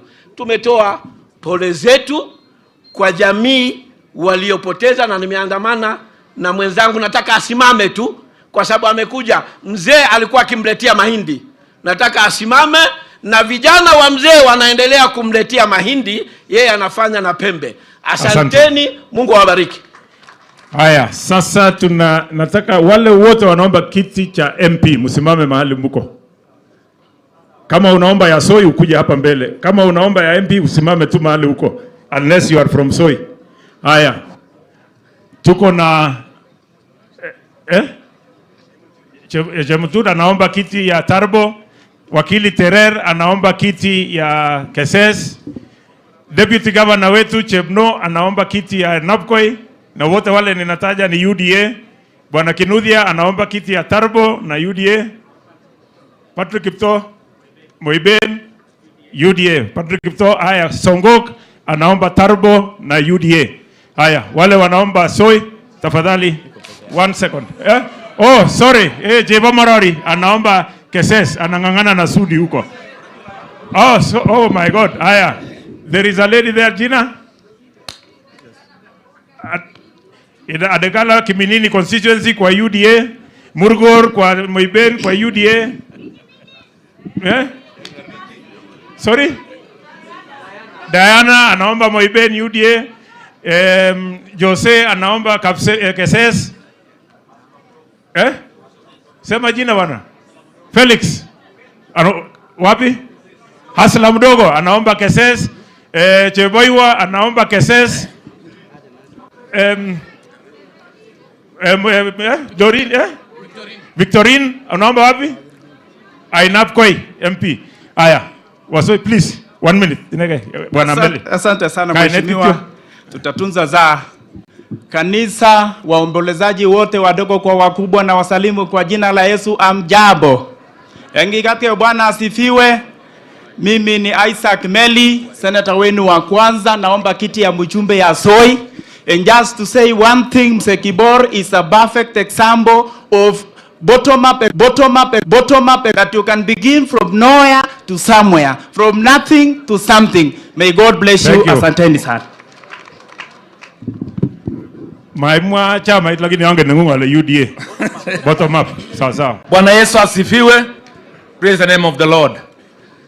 My name is William Arab Maritim ama Martina Bulbulen. Naomba kura ya kiti cha Soi, Member of Parliament, using the ticket of Chama cha Mashinani. Chama cha Mashinani is number 2 UDA. Tosha. God bless you. Thank you. Bwana asifiwe. Kanisa, viongozi, familia ya Kibor, kwa majina ni Zakaria Kipkorir Barno ambaye ameamuka mara 3 na Soi wameamua safari hii kwa Barno kwa maskasi. Asanteni sana. Haya. Iwakilisha tu. Haya. Bwana asifiwe. Mimi naitwa Julius Kimurgor Korir Power. Weka ngumi ya power. Power. Na pia mimi ni national vice chair ya kupe. Temangire ni basoini. Ago titime. Ago tiga. Power. Aya.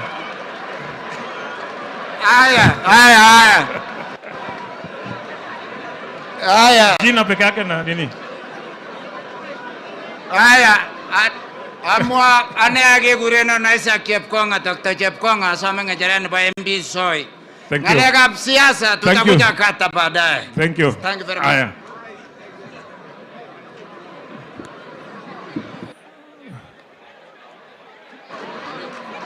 Bwana asifiwe. Bwana asifiwe. Kwa majina ni Stanley Kurgat. Naomba kiti cha MP Soi constituency. Kwa familia nasema pole. Mungu awafariji. Thank you Kurgat. Naongoze, asante. You're being here, wanakubali umesema pole. Asante sana.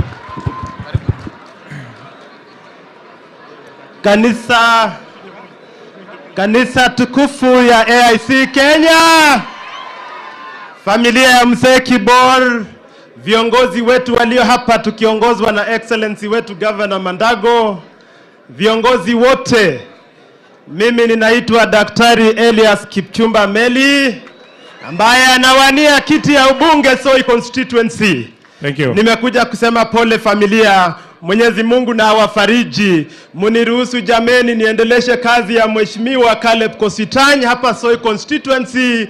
Tunajua kuna ugonjwa katika nchi hii. Mzee alilala kwa sababu alikosa oxygen. Kama daktari tusikose oxygen katika nchi hii. Watu wetu jameni, mzee poyot ko gonyikanet. Asame ale ngana mjiboishonik picture kiinete poyot ole kyoito kasi. Fuata masharti ya Bishop. Kongoi, Mungu awabariki leo na milele. Haya, nikielekea kumaliza, wale wanaomba kiti cha tuko na former MP Barchile, first MP of Soi. Haya, karibu Barchile. Asante sana. Bwana asifiwe. Asante sana.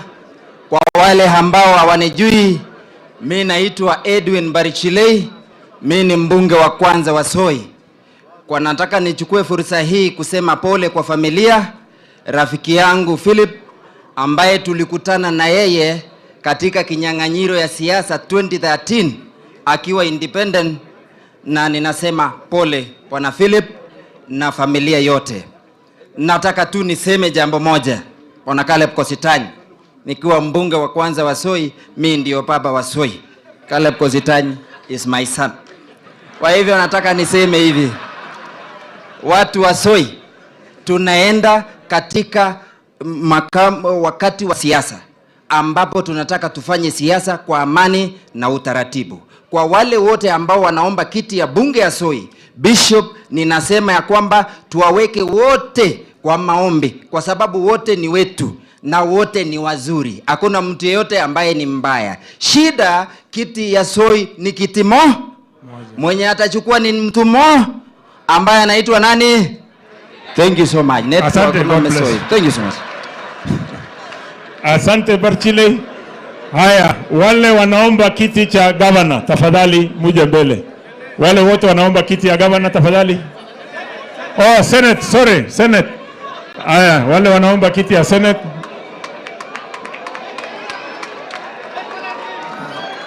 Haya, tafadhali jina, fuata masharti ya bishop tafadhali.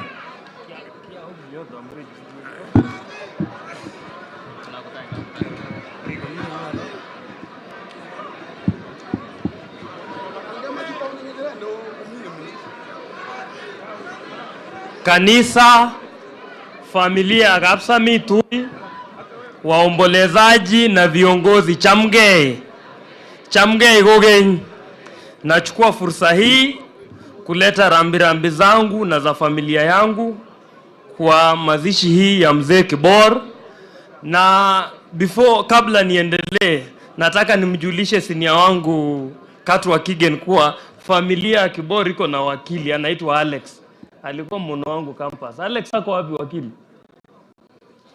Alex simama mahali huko. Na Michelle ako hapa. Michelle Saina pia. Wavia crowds. Yeah, so senior familia iko na mawakili tayari. Jambo la pili ambalo nataka kusema ni kuambia familia nasimama na nyinyi wakati huu baada ya mzee kuondoka, na kuambia letu ambao tunaleta hapa ni maombi, na kuambia Mwenyezi Mungu ajaze pengo hilo ambalo ameliacha mzee. Tunajua tunaweza sema tutasimama na nyinyi, lakini pengo lilo ni pengo ambalo ni kubwa mno.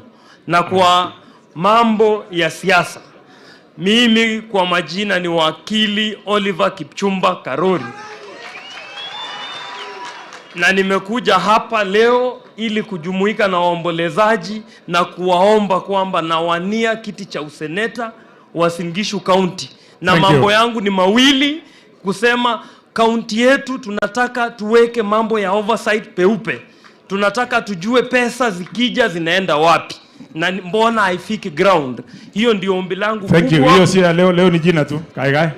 Kaigai jina tu. Na la mwisho, heshima la kanisa. Na la mwisho ni kuwatakia kama familia kila jambo, na kuambia ni Mungu ametoa na ni Mungu ametoa, jina lake lihimidiwe.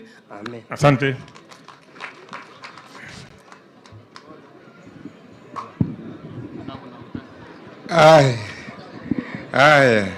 Asante sana. Hii kitu ni mrefu kuliko mimi.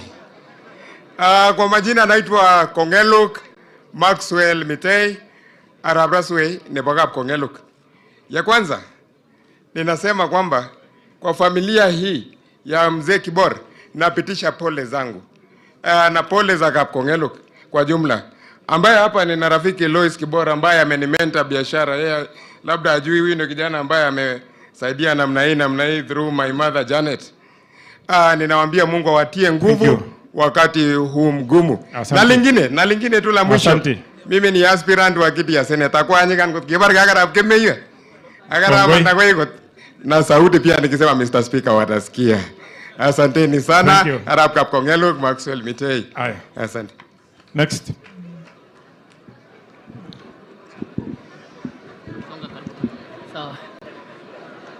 Kanisa, viongozi ambao wako hapa siku ya leo, jamii na marafiki, God is good and all the time.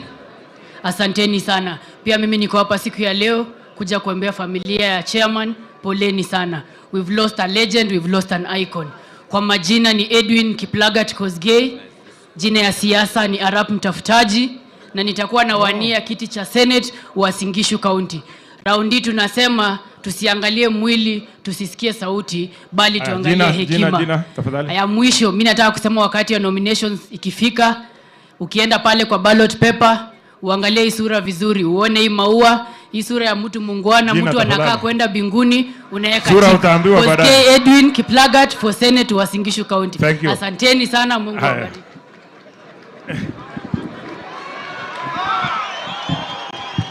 Thank you very much.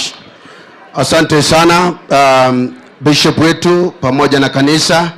Leo sitachukua nafasi kubwa sana, lakini nataka kuambia kwamba family ya Kibor ambayo ni family ya my aunt, pamoja na family ambayo kuna kijana ambaye tulisoma naye katika shule ya primary na wote secondary ambayo tulisoma na wao.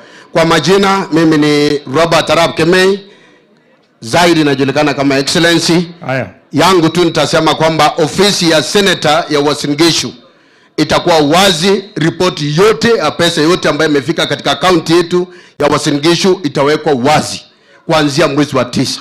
Hatutaenda katika Auditor General kwenda kupata report. Ya mwisho, Oeta. Bas, kawa. Oeta kabisa, wewe ni kigera sinende tatkenya. Bishop Agosa yuwa. Ogeno arane kabisa atuno ngejere tap senate asinya moy wangale. Chejo to jeni ngalali tugul age taret kora ngale ka wakulima tugul. Kinyalili wakulima tonga jiji. Baten finyen kaleb ni nyalili ya moy mkulima. Kongoi. Kongoi. Haya, wale wanawania kiti cha gavana mkuje mbele, na nataka ni recognize AIC Lelmokwa High School na Lelmokwa Primary. Pokeeni pole zao kwa sababu mzee Kibor alianzia kule shule. Ile shule Kibor alienda kwa gitao avatare AIC Lelmokwa.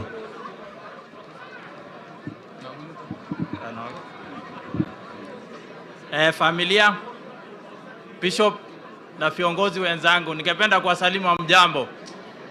Amjambo tena.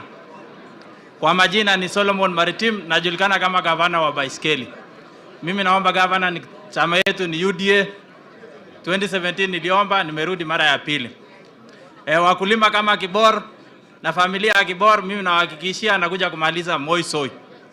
Moisoi. Jina na kitu yenye unaomba tafadhali. Mimi naomba gavana wa baiskeli Caleb, sababu tunashindana na wewe, tulia kidogo. Mimi watu wangu wa Uasin Gishu naomba, tuko hapa lago kwa gotinyaing gotinya Caleb agarap cherilem kanyo piju sinya besha lago jo agere ko toy bariye ne bakwangun ami yanendet ami ko agirgit name ja besha lago ju kwak. Aya gongoi ko sa ma galen ko tarik 14 ogo na ngejeret ab gavana ng Uasin Gishu ole gavana ko boss kilit unad boss kilit. Bas kongoi Mungu. Aya. Next.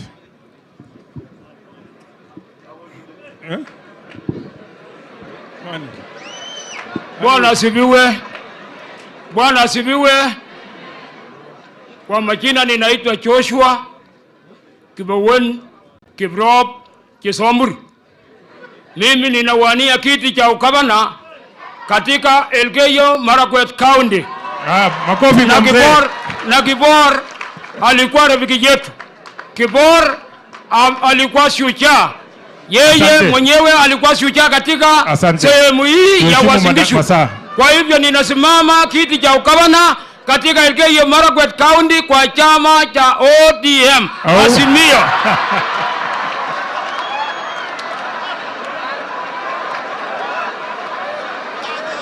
Aya, karibu bwana Sing'oei.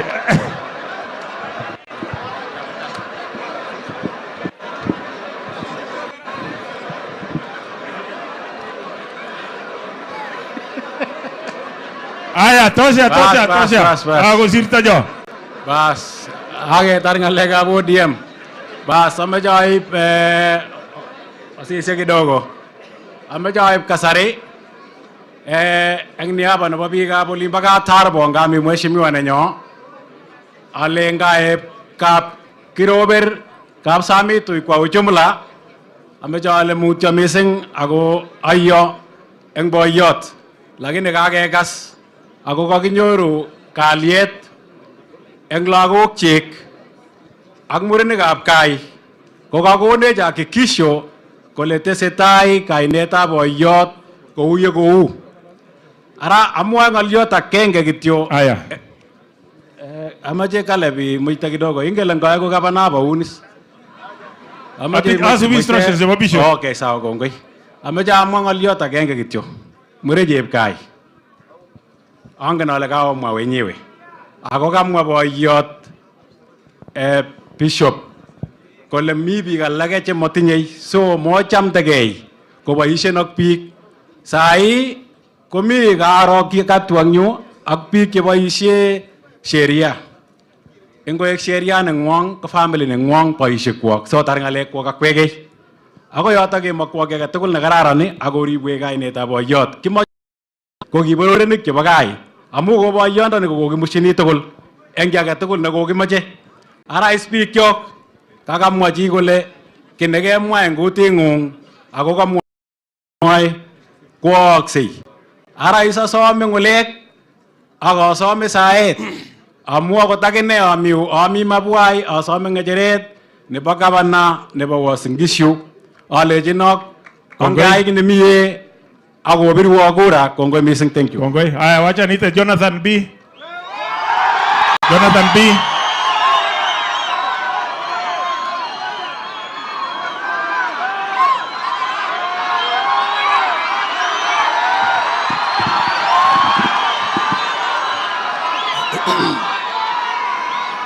Bas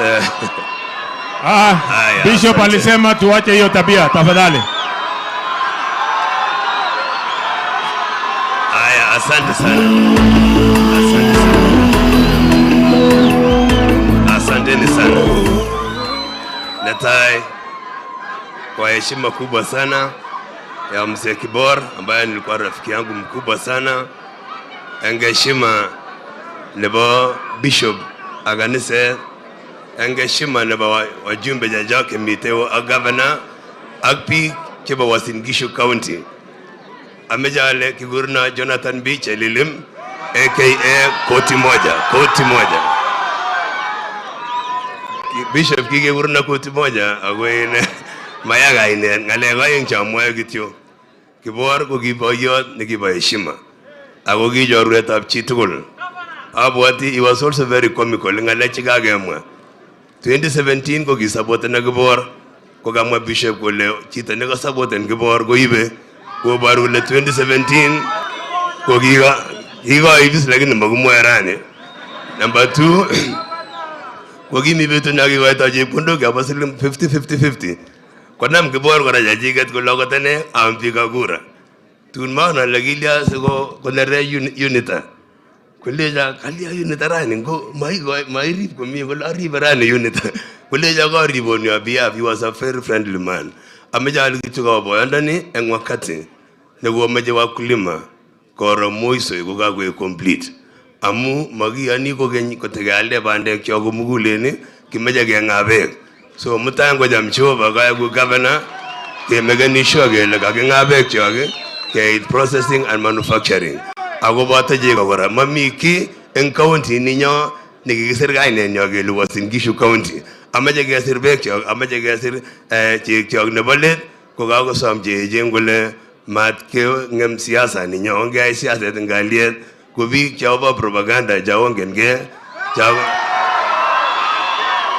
chago ngala ga lebile singala let awa shinyo ameja ali mamena fast ne propaganda Uasin Gishu kimeje ke kurie emoni paishe ne gararan ara isameja samale ngeshima kimeje ke tabi ke bagenge Uasin Gishu ke mokera bruto ne mie age tabi ne gararan kongo Bishop governor Jehova. Very good. Haya, wacha niite mama wetu Veska Kangogo, waziri Veska Kangogo.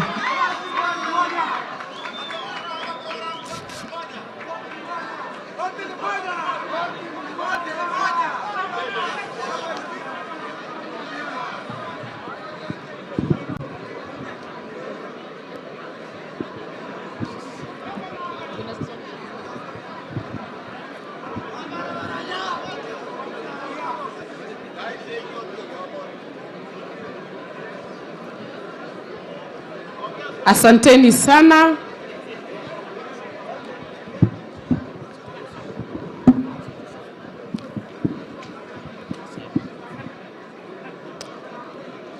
Asanteni familia ya mwenda zake baba yetu Bwana Jackson Kibor ambaye tumemsikia pia ndio chairman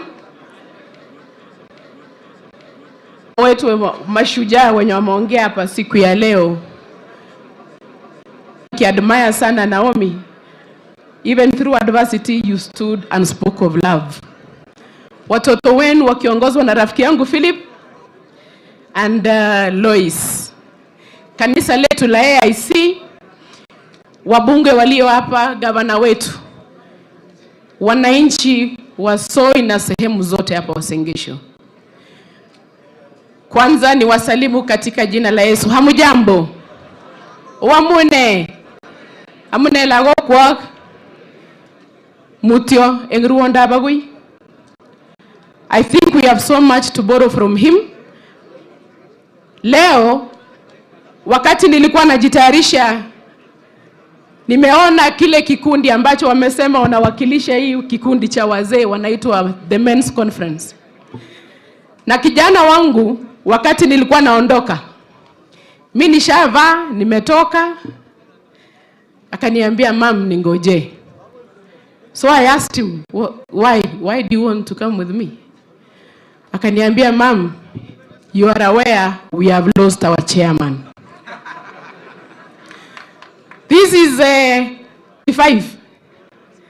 So nikashangaa kumbe jamaa amejisajili katika hiki kikundi ya wanaume. Inanimaanisha kwamba hivi karibuni nitapata bamwai kwa sababu ameshaanza ule mkondo wa wanaume. Otherwise, Jackson is a great man. Let me call him Jackson, Mr. Kibor. Sikuwa namjua vizuri kwa sababu ya uzee wake ama he was all. Philip, one day, you know, Steve akina Kiprop and Softy are friends of my brother Lucky. Amesema pole. Na mnajua kule Kipkabos kuna mali nitakana mupeleka akina Philip wasalimie fulani mali wazee walikuwa kitambo. Legure kaptarno. I think you know where it comes from. Kosgei also I think knows. So sisi hatuna mengi kama vile umesikia Kigurena Veska Kangogo. Mimi ni mmoja wale wanawania viti. Na nakumbuka tu moja I'm sorry, Kibor has left before he got a reserved parking pale kwa municipal. Mr. Mandago, who is our excellency. Kule Nairobi sisi tumedesignate parking spaces ya former councillors na former MCAs.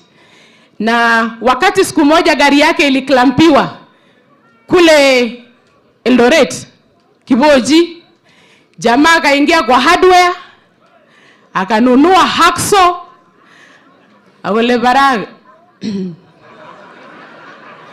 Kule gyomiano hii chairman bawarengane. Mimi silipi parking sababu nilikuwa kiongozi wenu. Na jamaa alifanya justice na akafungulia gari yake na akaenda. So I think also he was a generous man and many things that we have borrowed from him. So finally, as we go for leadership positions, hii yangu ya governor si ya siasa yenye ninaomba. Mimi natafuta kiti ya kumanage resources of Uasin Gishu County. Hii si kiti ya politics. Politics will be done by politicians in Senate. It will be done by politicians kule parliament. But the resources that have come to Uasin Gishu County must be used for the purpose that has been designated. Kwa hivyo mimi, vile mulinipatia nafasi 2013 kwenda kuwa waziri Nairobi, nashukuru kwa sababu kwa hii mtaa hapa Kabenes nilichukua mtoto wenu mmoja anaitwa Stephen Kosgei na nimemwona. Stephen, hebu simama. Stephen Kosgei ni sub-county administrator kule Nairobi. Wakati William Ruto atakuwa president. Bishop, I want to assure you, wakati utaenda State House, wakati William Ruto atakuwa president wa this country, sub-county administrator pale State House ni mtoto wenu ambaye anaitwa Stephen Kosgei, ataweza kuwahudumia. Mimi nikibaki hapa nyumbani kama gavana wenu. Si Mungu awabariki. Go well baba yetu, tunakupenda na umetuajia majeshi of the lions and the lionesses who are going to take your name to higher levels. Mubarikiwe sana. Go well chairman. Haya, Balozi Sarah Serem. Ambassador Sarah Serem.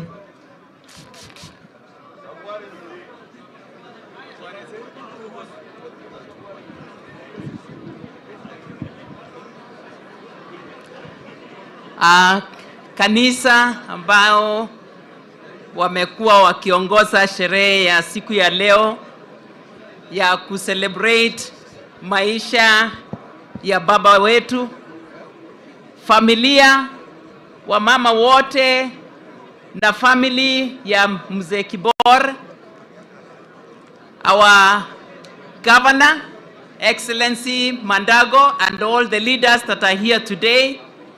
Hamjambo.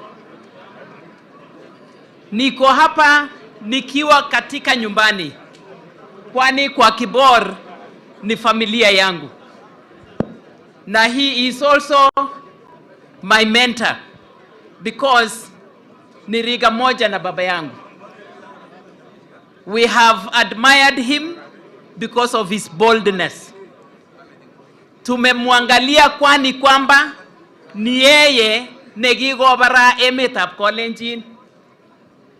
Komanda kotko nguno achek tugul chekimi yu kinget kele kimi ketonondosi amu leadership nenyi. Aliongoza kwa wakati yake, and we know that he did his best. He was a man of all seasons. Niko hapa as a product of this generation, na ninawambia siku ya leo kwamba Uasin Gishu deserve good leadership. Uasin Gishu deserve mature management. Uasin Gishu deserve strong network yenye itatusaidia hapa. Uasin Gishu deserve the leadership of a mother. Kagile ngoboryo kirugi kibesiene kiberisie roriat koronias roriat ne melen agitangoe roriat ne nyokotononi koigu kandoindet nengwong en position nebo governor nebo Uasin Gishu. Ninawaomba kura. Thank you. Kila mmoja wenu mulete mama asimame awaongoze kama governor ya Uasin Gishu. Asanteni sana. Mimi ninaitwa Ambassador Sara Serem. Asanteni. Haya, Ambassador Bitok.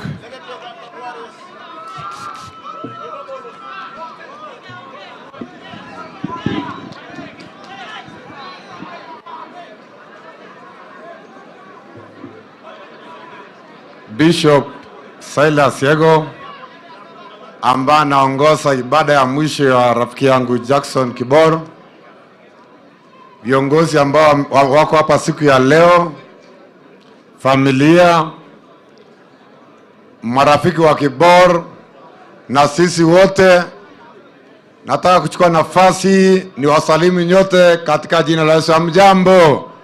Bwana asifiwe. Bwana asifiwe tena. Kwa majina ninaitwa Ambassador Julius Bito. Nimekuja hapa siku ya leo ili kushikana na familia ili tushindikize rafiki yangu Jackson Kibor. Nilikuwa hapa miezi 2 iliyopita. Nikakuja kuona mzee nyumbani, akaniambia mimi niko sawa, naendelea vizuri, na niliposikia ujumbe kwamba amelaga nilishikwa na mshtuko sana. So siku ya leo tumekuja hapa tuseme pole. Tumekuja hapa tulie pamoja na familia kwa kulala kwa huyu mzee. So nataka kuchukua nafasi pia niseme ninawania kiti ya governor wa Uasin Gishu County. Na nataka kusema hivi, sio tabia yetu kupiga kelele kwa mazishi. Tuheshimu mzee Kibor ambaye ni mzee ambaye alikuwa mzee wa amani. Ni mzee ambayo alikuwa na vision kwa hii county. Tunakumbuka huyu mzee kuhakikisha kwamba tuko nayo 6 constituencies hapa Eldoret. Kwa hivyo nataka kusema hivi, tusipigane kelele, wacha tushirikishe mzee kwa heshima. Nilipokuwa hapa, huyu mzee akaniambia tumekupatia mate uombe hii kiti, akiseta Kibor Bitok engana tapcheso. Thank you. Nikimalizia nataka kusema Bishop, kuna vijana hapa hivi, tupatie kila mtu nafasi aombe kura yake kwa amani. Tupatie nafasi kila mtu aombe kura kwa amani. Nikimalizia tu, kuna kijana wangu juzi ambaye alikidnapiwa, na nachukua nafasi hii niseme tufanye siasa ya amani katika kaunti ya Uasin Gishu. Thank you. Hatutakubali watu wachache wanunuliwe ili wakuje waharibu siasa yetu Uasin Gishu County. Asanteni sana na Mungu awabariki. Detailap keyet panda nyun tugul ye asire urwetanan soy kile Jesu koya bagakten kosulda anyun lapke Jesu nebagipsengwe negigo kwengwa muguleldanyu. Hallelujah, abaibai missing agasige yetinden nyu. Haya, tutaendelea baadaye. Speaker wetu wa county ya Uasin Gishu County, please 1 minute. Pokeeni pole ya RM Patel. Familia ya Kibor, pokeeni pole pia kutoka kwa chairman wa Council of Elders wa Pokot, Kiure Chairman Mwok. Speaker, 1 minute please.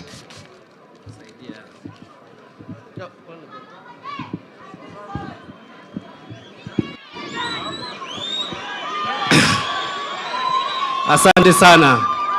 Bwana asifiwe. Bwana asifiwe tena. Mbele iko sawa na? Mbele iko sawa na?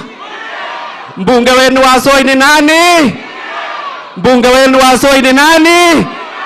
Asanteni sana, asanteni sana. Mungu awabariki. Kwanza kabisa nataka kuchukua fursa hii niseme pole zangu, pole za familia yangu, pole za familia yetu ya Kabroto kwa jumla. Tunasema pole sana, pole sana. Nasema pia pole kutoka kwa County Assembly ya Uasin Gishu, tunasema pole. Mzee Kibor alikuwa rafiki yangu sana, na pia familia yote walikuwa marafiki yangu, na tulipatana kuongea na Kibor ako kikingalal ngalek chechang. Nekamoche kityo abwatwok amwaiwok Kibor ko ki chito kabisa nyikanet ako kiyai kasi eng emoni. Kakibet chairman nenyo, chairman nekibo party nebo KANU, chairman nekobo all men's conference, ako chairman kora nekobo wakulima.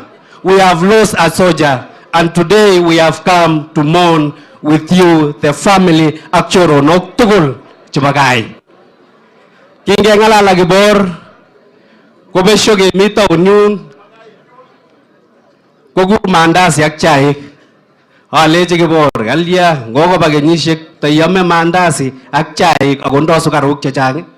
Kolecho awekchini kongoi Jehova kot mising amu amene amitwogik tugul despite the age factor. Na hiyo tunashukuru Mungu kwa kumpea Kibor miaka mingi na ametufunza mambo mingi. Kingengalali kora Kibor kinyaro komnyoni nyu. Kolecho abo ngamwaun kele iborchinigei ngecheret ingiro, alecho aborchinigei ngecheret nebo MP nebo Soi.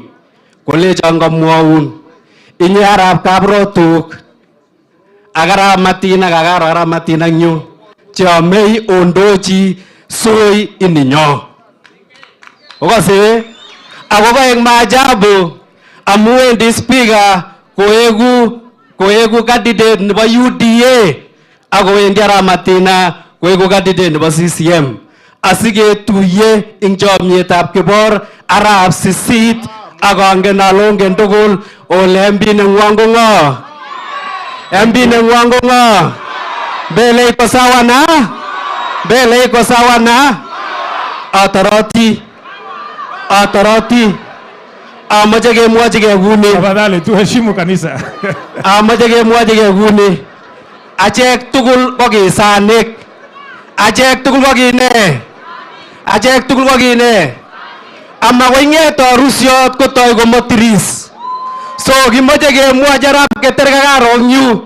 Makoi nyosoi ak inyipanganech sisi ak tubangwingwi. Anan olene?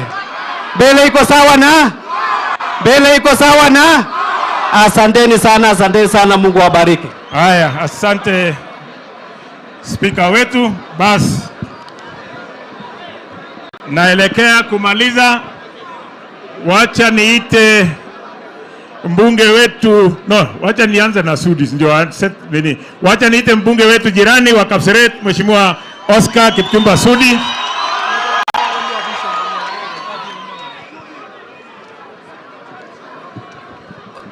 Kanisa onge no ebiti kotomo ngalal Mheshimiwa Sudi.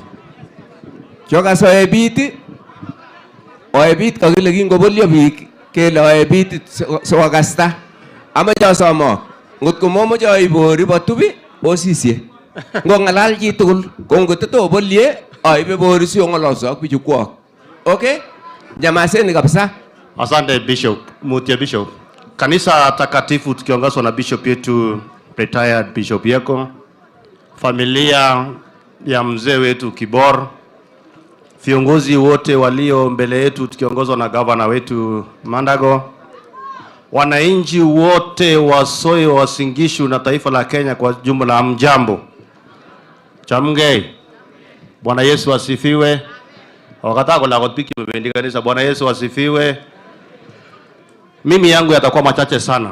Kwanza nataka nichukue nafasi hii nishukuru familia ya Kibor, maana mnajua Kibor kwanza akwe mgonjwa, familia yake wamekaa kwa karibu sana na wamemchunga na wame make sure ya kwamba hata siku yake ya mwisho ataenda kwa safari ya amani. Kwanza nataka nirudishe shukrani kwa msichana wake na mume wake, kwa sababu nilikuwa najua Kibora akiwa mtu mkali sana, lakini nimegundua ya kwamba kumbe usimba huwa inaisha, kwa sababu Kibora alikuwa simba, lakini ukiona alikubali kukaa kwa msichana wake wakati alikuwa mgonjwa. Nataka niseme pongezi sana kwa watoto wa Kibor, na mimi nimefurahi kwanza Saidi mmeongea hapa, mmeongea kuhusu amani na mshikane kama familia. Mimi nataka niwaambie hiyo ndio barabara. Barabara sio kotini, barabara sio maneno ya watu, lakini ile maneno mliongea hapa nyi wenyewe, hiyo ndio mambo itajenga familia yenu. Wakati mmoja, wakati Kibor alikuja akakimbizana na Edwin, nikamuita Kibor nyumbani kwangu, nikamwambia mzee, hujawahi kunywa chai kwangu, kuja tuongee. Na hiyo siku ndo nilijua huyo mzee ako na akili mingi sana. Na akaniambia, wewe sikiza, hiyo maneno unaona ninafanya, sifanyi ati kwa sababu nadharau watoto wangu. Hata hiyo title deed ni mimi nilikuwa nimewapatia, lakini kwa sababu walianza kukondesha hii shamba ndio nikaanza hii matatizo, lakini hiyo ni maneno ya hapa tu. Na nikakuja nikaambia kijana wake, nikaambia huyu mzee ana maneno, ni nyinyi tu mfuate. Nataka niseme kwa heshima kubwa sana, hao wazee wanafanya kazi. Ukisikia Kibor penye ametoka, alikuwa mtu ajulikani vizuri penye ametoka, na huyu ndio real asla yenye tunasema tukizunguka tunataka watu wenye wanatoka chini ukuja juu. Huyu Kibor ako na history. Ukikaa chini, ungekaa chini vizuri na yeye upate historia yake, ni mtu alitoka mbali sana. Na mimi kwa siku ya leo tumekuja kwa sababu ya heshima kubwa. Naona kila mtu amekuja hapa, Wakenya wengi wanafuata kwa runinga wakiangalia vile mambo inaenda hapa. Na unajua Didimas alikuwa ananiambia hapa chini ati aniendorse. Sasa nichukue ile chairman ya Kibor ya men's. Nikamwambia wacha kwanza tupange tutaendorse Mandago, alafu wewe utakuwa secretary, alafu wale wa jamaa watakuwa vice chair na viti zingine wenye tumewaona hapa. Otherwise mimi nataka niseme tumekuja kusema pole Bishop, sitaki kupita mambo yenye umesema leo, Leo sio siku ya siasa. Mwenyezi Mungu awabariki na walinde, na watoto wa Kibor tunawatakia mema katika maisha yenu. Gongeni misingo bila kuchoka. Haya, wacha niende kwa mbunge wetu jirani, Mheshimiwa Janet Sitienei, mbunge wa Tarbo.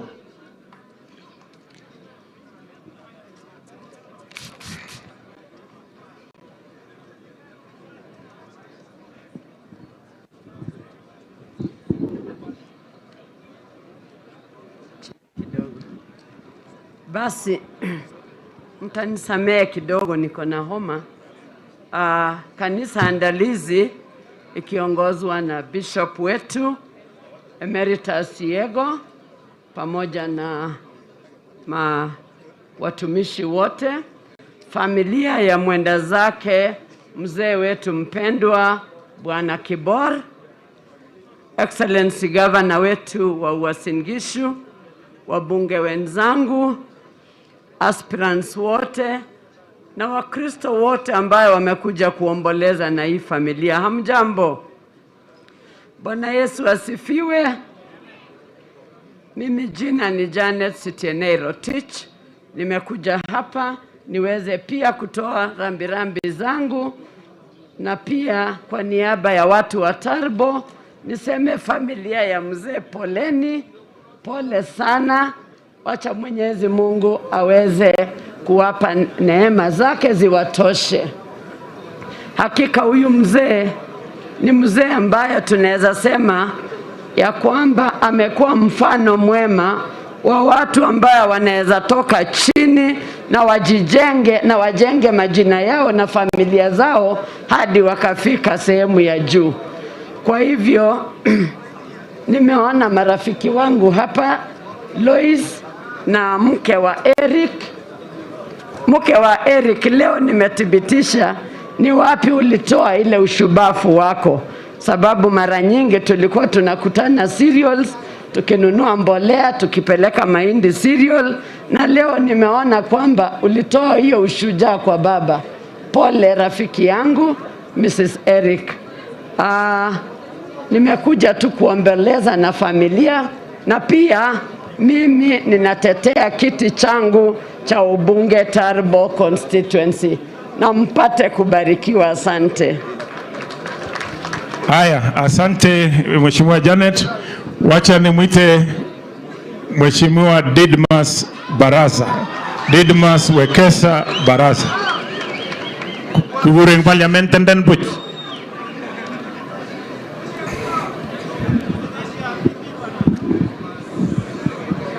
Asante sana familia ya mzee Kibor, kanisa takatifu ya AIC ambaye nimesimamia mazishi haya, na wananchi wote. Bwana Yesu asifiwe. Tumsifu Yesu Kristo. Mimi yangu ni machache. Kwanza ni kupigia familia hii pole, nawaambia mtio misin na Mungu ataweza kuwasidishia na wafute machozi. Jambo ya pili, najua huyu mzee alikuwa chairman wetu, na Sudi vile amesema hapa, unajua last time tukiwa na men's conference Sudi alikuwa ameenda na familia yake huko Dubai, na mzee alimsuspend kutoka kwa men's conference. Sasa Sudi, when you are suspended, huwezi sema nani akuwe acting, wewe endelea kukaa hapo, sisi tutaketi chini tujue vile tutafanya. Saa zile tutakuwa tumezika mzee. Ile kitu ambayo nimekuja kugundua katika dunia is that we must be very humble, mpaka ukuwe mtu mnyenyekevu. Biblia inasema ukinyenyekea Mungu anakuinua, lakini ukijiinua Mungu anakushusha chini. Wale watu wa BBI walikuja na fujo na kiburi, wakasema watatupatia polepole hata kama ni kunini, tupende tusipende mpaka iteremke. High Court ikasema hiyo BBI ni null and void. Bado wako na kiburi, wakaenda na hiyo kiburi yao hiyo na vichwa kubwa na matumbo kubwa, wakaenda kwa Court of Appeal. Court of Appeal ikasema null and void. Mtu mwenye kiburi ni mwenye kiburi tu. Wewe ukikuwa mchawi ya kukimbia usiku, hata kama uko kwa wako ikifika saa 6 ya usiku unatoka nje mbio unakimbia, sababu hiyo ni tabia yako. Wakaenda Supreme Court, Supreme Court jana imesema null and void. Mimi nasikia ati na ile kiburi yao ati wanapanga kwenda ICC. Bwana Katwa Kige, nisijui kama hiyo inakubaliwa ama haikubaliwi. Na sisi wale wa Kenya kwanza tutaendelea kunyenyekea mbele ya Wakenya, tuwaombe kura wapigie William Samoei Ruto. Huko kwetu Bungoma mahali mimi natoka, kama hiyo watu ya kuzimia watapata kura ipite 30%, mimi mambo ya siasa hata kama nitakuwa nimechagua mjumbe nitawachana nayo na niende driving school nijifunze kuendesha trakta, nikuwe mtu wa kulima mashamba ya watu na trakta. Mambo ya siasa niwachane nayo. Kwa sababu sisi katika Kenya kwanza na katika uongozi ya William Ruto, si kwamba tulikuwa hatutaki marekebisho ya katiba, lakini ilikuwa tulikataa kwa sababu timing was not correct. Tuliona priority ya viongozi ya kwanza ilikuwa kwanza ni kukarabati uchumi ili Wakenya wakuwe na pesa katika mfuko yao. Mambo ya marekebisho ya katiba ingekuja baadaye. Kwa sababu tukiwa viongozi lazima tuache kufanya watu ati waishi na matumaini. Kazi yetu kama viongozi ni kuleta suluhisho ya matatizo ya wananchi ambao wanapitia. Mtu ambaye anaruhusiwa tu kufanya watu waishi na imani ni kanisa, ni hawa mabishop peke yao.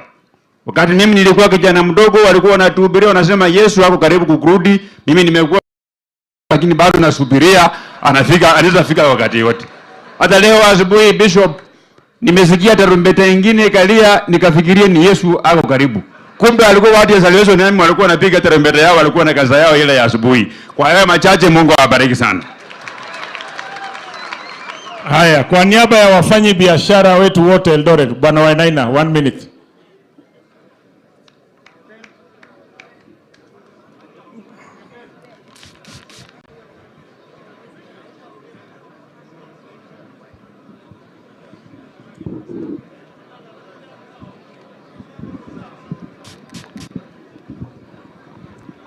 Bishop, familia ya mheshimiwa marehemu Kibor, watoto yake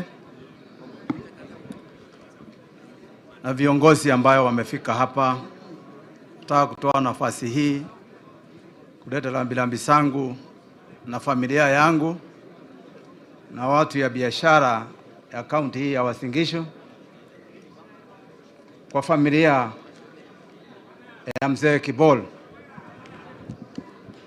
Mimi huyu mzee nilimjua mwaka wa 74 nikiwa kijana. Wengi hanijui sana vile tunajuana na mzee Kibor. Mzee Kibor hata ndio alifanya mimi nisiende kusoma sana, sababu mzee Kibor alikuwa rafiki ya baba yangu. Mzee Kibor alikuwa na matrakta na sisi tulikuwa tunauzanga mafuta kwetu nyumbani. Mimi ndio nilikuwa nachunga maneno ya mafuta. Mzee Kibor alikuwa anakujanga nyumbani, mimi ndio nilikuwa nauzia yeye mafuta. Na mzee Kibor ni mtu ya biashara kutoka zamani. Mzee Kibor amekula jasho yake. Mzee Kibor alikuwa akikuja kukiwa na drum 10 ananunua zote. Mimi nakosa kitu ya kuuza. Akikuja kwetu mimi namwambia iko watu wanataka mafuta. Tulikuwa tunanunua drum moja shilingi 1000 ikiwa na lita 200. Ananiambia hiyo mafuta usia mimi kwa bei ya 1500. Kwa hivyo Kibor mimi namjua. Nasema Mungu ambariki mahali anaenda. Ya mwisho, sisi ni watu tumelelewa hapa. Sisi ni watu ya biashara hapa. Naomba jamii yote ya kaunti ya Uasin Gishu, hii siasa tunapiga mwezi wa 8 tarehe 9, na mnajua tunapatia William Ruto kura zetu sote. Tusijaribu kuingia ule mtego wa shetani. William Ruto akachukua uongozi kama damu imemwagika sababu ya siasa. Naomba sana jamii yetu ya Wakikuyu 90% tumeamua, hata tukitolewa nguo tupigwe viboko, hatutaenda upande wa samaki, hatutakubali. Kwa hivyo mimi naomba kitu iwe, hii siasa yote iwe ya amani. Kaunti hii yetu Uasin Gishu wao wote wanasimama, ni watoto wetu. Mwenye atachaguliwa ni kiongozi, na atakuwa kiongozi ya yule alichagua yeye, na kiongozi ya yule hata kuwa amechagua yeye. Kwa hivyo tuache siasa ya hapa nyumbani, tuangalie siasa ya juu, ndio kuwe na macho mzuri kwa kaunti hii yetu ya Uasin Gishu. Kwa hayo machache, mama na watoto, mchunge hii area na mchunge watoto yenyu, na mjue ile kazi yote Mheshimiwa Kibor amefanya isiwe ya bure. Msipeleke hiyo maneno kotini tena. Wenye wanasimamia hii maneno ya mzee, mimi najua pesa mingi, watu wakienda au watu wakipumzika huenda na mawakili na majaji. Na tunataka hao watoto na watoto yao wawe wakipata ile mzee alikuwa amefanyia kazi, wakule jasho ya agui yao. Kwa hayo machache mimi nasema Mungu awabariki. Haya, Mheshimiwa Alfred Keter.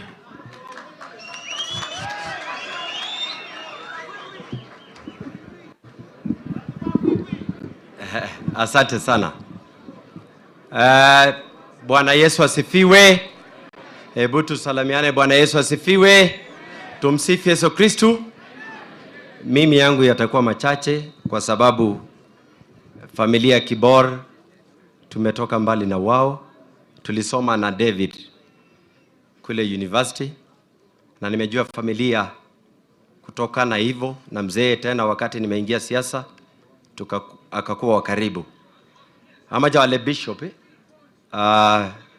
Mama Mary late Mary lagoki Mama Naomi Josephine Agunita amaja wale mutyo lagokab Kibor tugul, mutyo tilianutik tugul, mutyo family bagab Samitu tugul, mutyo biikab Soi, mutyo Uasin Gishu County, mutyo Nandiek chebo Aldai, chebo Olimbatara kwa Keses, chebo Ndalat Nandi, chebo Lelmokwa, ak chebo Soi ak Uasin Gishu tugul.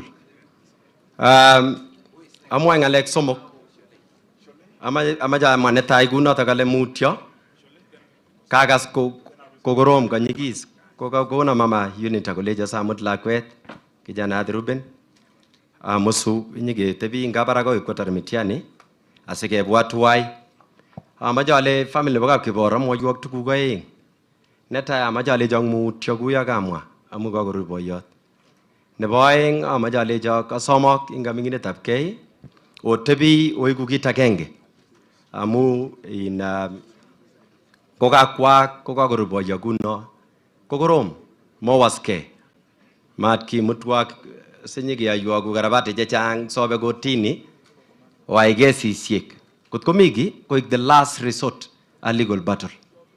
Otar koga okur boisiek choronokab Kibor cheboto Mheshimiwa nenyu Waziri Henry Koskei ak boisiek chechang chekonyitegei akin Kibor koboto ko General Cheruiyot, kaker komi Arap Kitur boyot nebo Nandi nebo Kaburwo, kaker boyot Sei, kaker Kipchoge Keino, kaker boyot Arap Sile Richard ak chechang oker ong'ololji ko family amu atkan kora kwame lawyers in legal fees.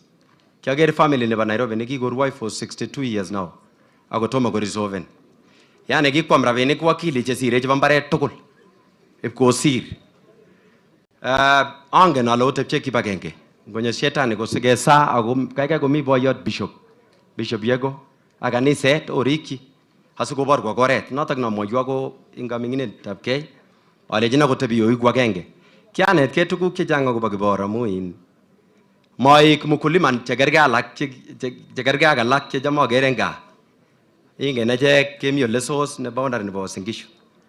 Komatakitinye bandek mising amakitinye ngano, lakini mi boisiek chemi kong'ete koi Sagat kwa emetab Tulwet akoi nin kaa tugul amu ole sos yoto akoi Jereber.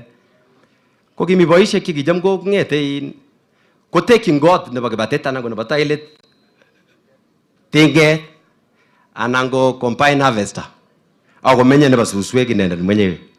Lakini kiaker Kibor ko kikweria Lexus 5.7 liters. Ingele 5.7 liters ingini mengen ko is a fuel guzzler. Ako garit ne negit top of the range. Nagi gararan ko gimengis kusuke agasini. Amuchang wakulima jawe gazit ama mengishe kora komye. Mie sige testai kunota ke mengishe kunota ngore ne gararan.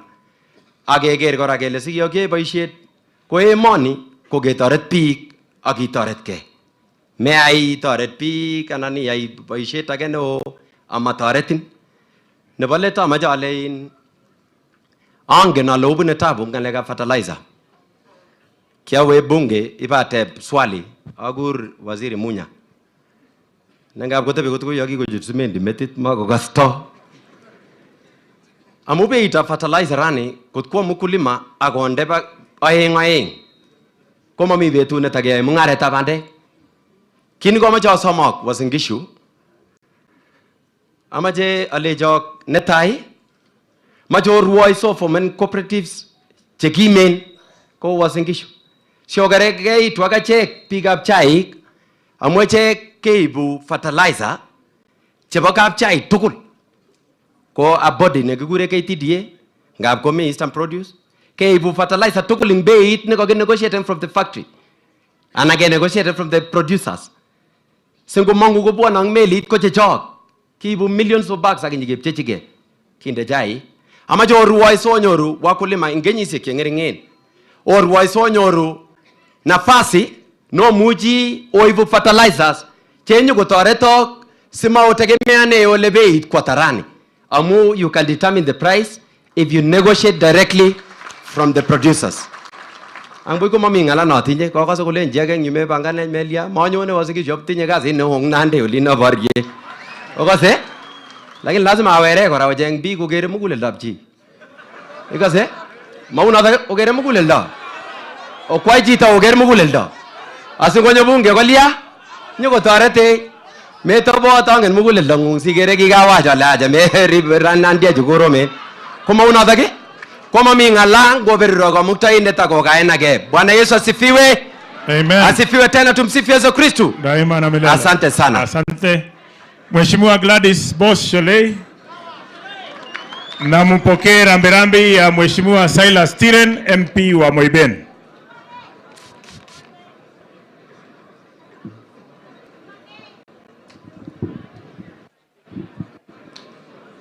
Emeritus Bishop Yego, Reverend Moria, Reverend Lagat na viongozi wote wa kanisa, the family of the late Jackson Kibor, also known as chairman, na waombolezaji wote hapa, ningependa kuwasalimu kwa jina la Yesu. Hamjambo.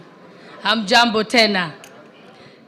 Leo nimefika hapa most importantly kusema pole kwa familia ya Kibor and also to participate with you people for the last farewell for your father. Nimefurahi kwa sababu kanisa leo, nilifurahi kwa sababu mlipatia familia wakati waweze to pay tribute to their father who was a great man. He's a man who inspired me because he was brave, he was focused, and he was a no-nonsense man, just my kind of person. So I greatly admired your father. I was impressed, Mama Unita, Mama Naomi, vile muongea. It was a beautiful story about a great man. Asanteni sana, na tulishukuru mlipata nafasi kuongea. The Kibor children, nimajua wote, wengi tulisoma na hawa pale Hill School, wengine Moi Girls, wengine Loreto Matunda. Lois, I've known you for a long time, has remained a good friend. Na mimi nasema kwamba vile nilikuja kusema pole, pia I wanted to say that I always admired your family. Wakati tulikuwa shule, nyinyi mlikuwa mnaitwa the Kibors, and then there was the Kositans, and there was the Tirens, the Chemwenos. The rest of us were Gladys Boss, Judith Boss, Michael Boss. But you are people I always looked up to and admired your family. So it's a great privilege that I'm able to say goodbye to your father. Magdalene and Eric, nataka kusema my greatest thank yous to you. Vile mlichunga baba yenyu. I had the opportunity kukuja pale nyumbani together with governor and the deputy president, tukija kuona baba yenyu akiwa mgonjwa. So Magdalene and Eric, that was a wonderful thing you did for your father. And Eric also alinisaidia sana. Kijana yangu alikuwa anafanya biashara ingine ya miwa, and Eric, I picked my phone and I said, Eric, can you help me? My son needs to be buying sugarcane from you. Na ukafungua mlango ya nyumba yako na shamba yako, and you mentored my son. Asante Eric Barngetuny. Pia tulisoma na the Barngetuny pale shule. Asanteni sana. Na nikiwa hapa Bishop Yego, nataka kusema asante. Na I know I've met you a few times on the plane, and you have been a great inspiration and a great advisor on many things. But I also managed kufanya kitu moja. Wakati walitaka kufanya amendment ya Biblia katika bunge, kusema watasema kiwango ya ile sadaka unaweza kupeana, nilisimama vile ulikuwa umeniambia na tukaangusha hiyo mjadala. So I have done my part on that one. Na pia today, as we rest Chairman Kibor, I think it is a great day because it also comes a day after tuliangusha BBI. Wakati ule nilikuwa bunge, nilisema kutoka mwanzo kwamba hiyo BBI hakuna mahali itaenda and it will be declared unconstitutional. Na nilisema it is a two-man initiative disguised as a popular initiative. And today, na jana kotini iliweza kubali na mimi. So I have been vindicated. So nashukuru sana watu wa Singishu, tumekuja kusema pole. Siku ngine tutakuja fanya siasa. Leo tulikuja kusema pole to the family na pia kumusindikiza mzee mwenye alikuwa shujaa sana hapa wa Singishu. Asanteni sana, Mungu awabariki. Thank you Mheshimiwa Shelley. Nafikiri sasa kabla sijaita Mheshimiwa Henry Koskei, pokeeni pole ya Mutua from Megun, ametuma pole zake. Nitasema machache alafu nitamuita Mheshimiwa Henry Koskei. Niseme kwanza poleni Mutua Kibor. Tumepoteza jirani, tumepoteza mzee shupavu, tumepoteza mzee ambaye hakuwa na umri. Kibor was a man of all ages. Wakati siku moja alipata matatizo na Edwin hapa kwa shamba, na akasema anataka kufanya DNA ya watoto, nikampigia simu. Kamwambia Kibor, hii aibu gani unatuweka kwa gazeti? Kile meje bibi man DNA lago kutiptono kanya biman un DNA. Ager ngigir la kweno ngirosu koros ina ile nungum. Ko ngirosu ko labat ina ile manungum pa ne biman DNA. Kole jagele na le una kole jangaje joge mano. Kole na torjige ko lugo torjine ga gale. Kaje joge man. Kwa hivyo Kibor was a man who listened to all of us.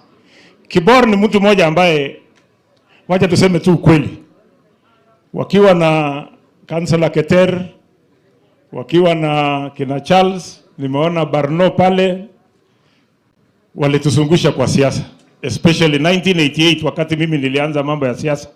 Siku hiyo tulikuwa tunataka Chesire akuwe MP. Tukafanya mkutano pale nyumbani kwetu.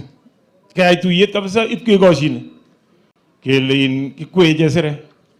Baadaye kaanyi kwa tu yeta ka Kibor ni bagembo ni gogo so kumwa biju kwa mwanyo. Ngeita karon ko wala ngale. Lakini ko torete mu 1988 ko gifaulen Chesire. Ko mai mun Kibor ko ta ko bangan 92 Kowirtai na Arab Saina, and then after that of course William Ruto came and became our president. But Kibor kwa siasa yake yote alipanga siasa ya intelligence, siasa ya amani. Hakupanga fujo yote, alipanga siasa tu ya kupanga kuchora. Nakumbuka siku moja baba yangu alikuwa anawania kiti ya chairman ya area hii ya Kano. Na Kibor pia alikuweko na team yake. Kebwanyi ke ngalale ngaketar ko gisikuyo ko gito magere chito ne luwe jego akwa megimie ne teni ke am Kibor ni ngame jale ja kujungi meje site bi ko banda ni amisie am tugu jumingo nyoni kabisa ko ji ko ji kikombe na giba maine kinde yo kole jago sita nyoni Kibor ondoje in chakula ako bal na ge kikombe ni min ko lacha kikombe na mami Kibor ibu kikombe ni ate wale ji tari ji kule ja tari Ki Kibor kou neut ak kimakwamdoi ki age ki chego ak kimyet. Kobuch kolechi sei. Ale anyun oye makong'ete anyun boiyot ng'echeret akong'et. Kwa hivyo Kibor ko kimakosirtoe ole mi bandiat. Kimakosirtoe. Ngowendi kityo koker bandiat konome Kibor ak kites nenyi nebo bandiat makichile king'ui atyo kole bas kanai ni angen aung'une anyi. Kwa hivyo tumepoteza mtu ambaye alikuwa mtu wa haki, mtu ambaye alitenda maneno yake. My brother Philip and the entire family. Ameja waleja kongoi missing ulikuwa kwerite boisietab boiyot. Kiyoni ak kesoiwo kele okwerie kunoto ko yekamwa tugul kwamba mama chekwak tugul kokweri boisiet kwa tai. Bishop, I want to say this and I want to thank the church. On behalf of people watu wa Kenya Kwanza, tunataka kushukuru makanisa. Tunataka kushukuru mabishop wote.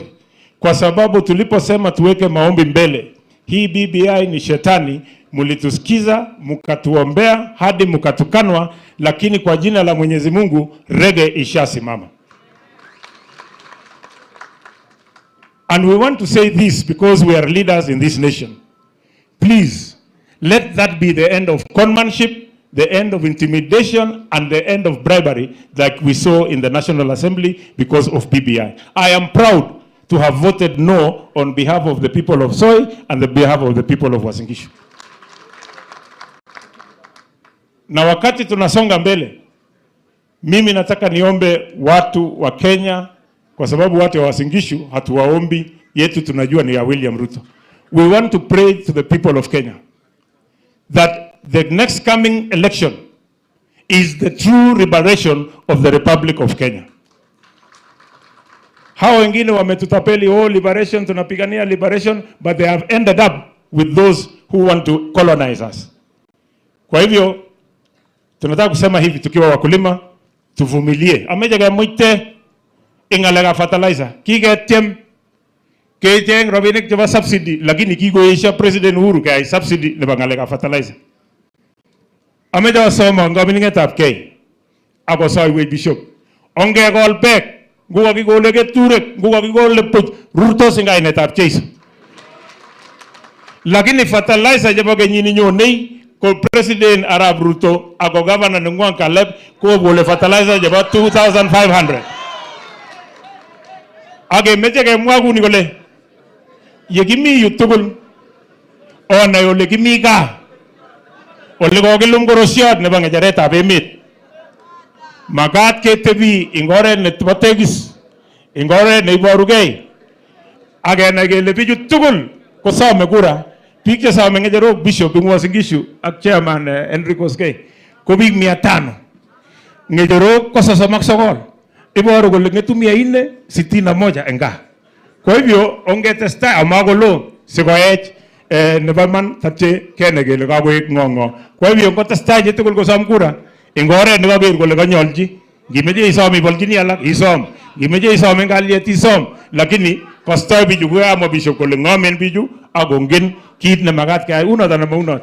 Kimeche kerib tekisto nebo chitab Kalenjin. Kimeche kerib imanda nebo chitab Kalenjin.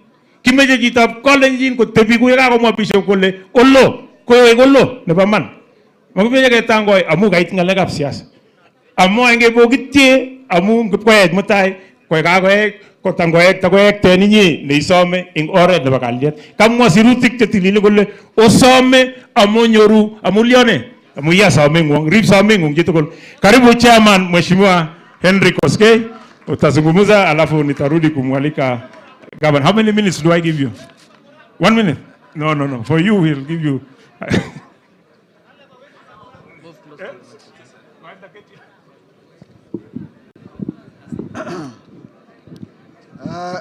Asante sana.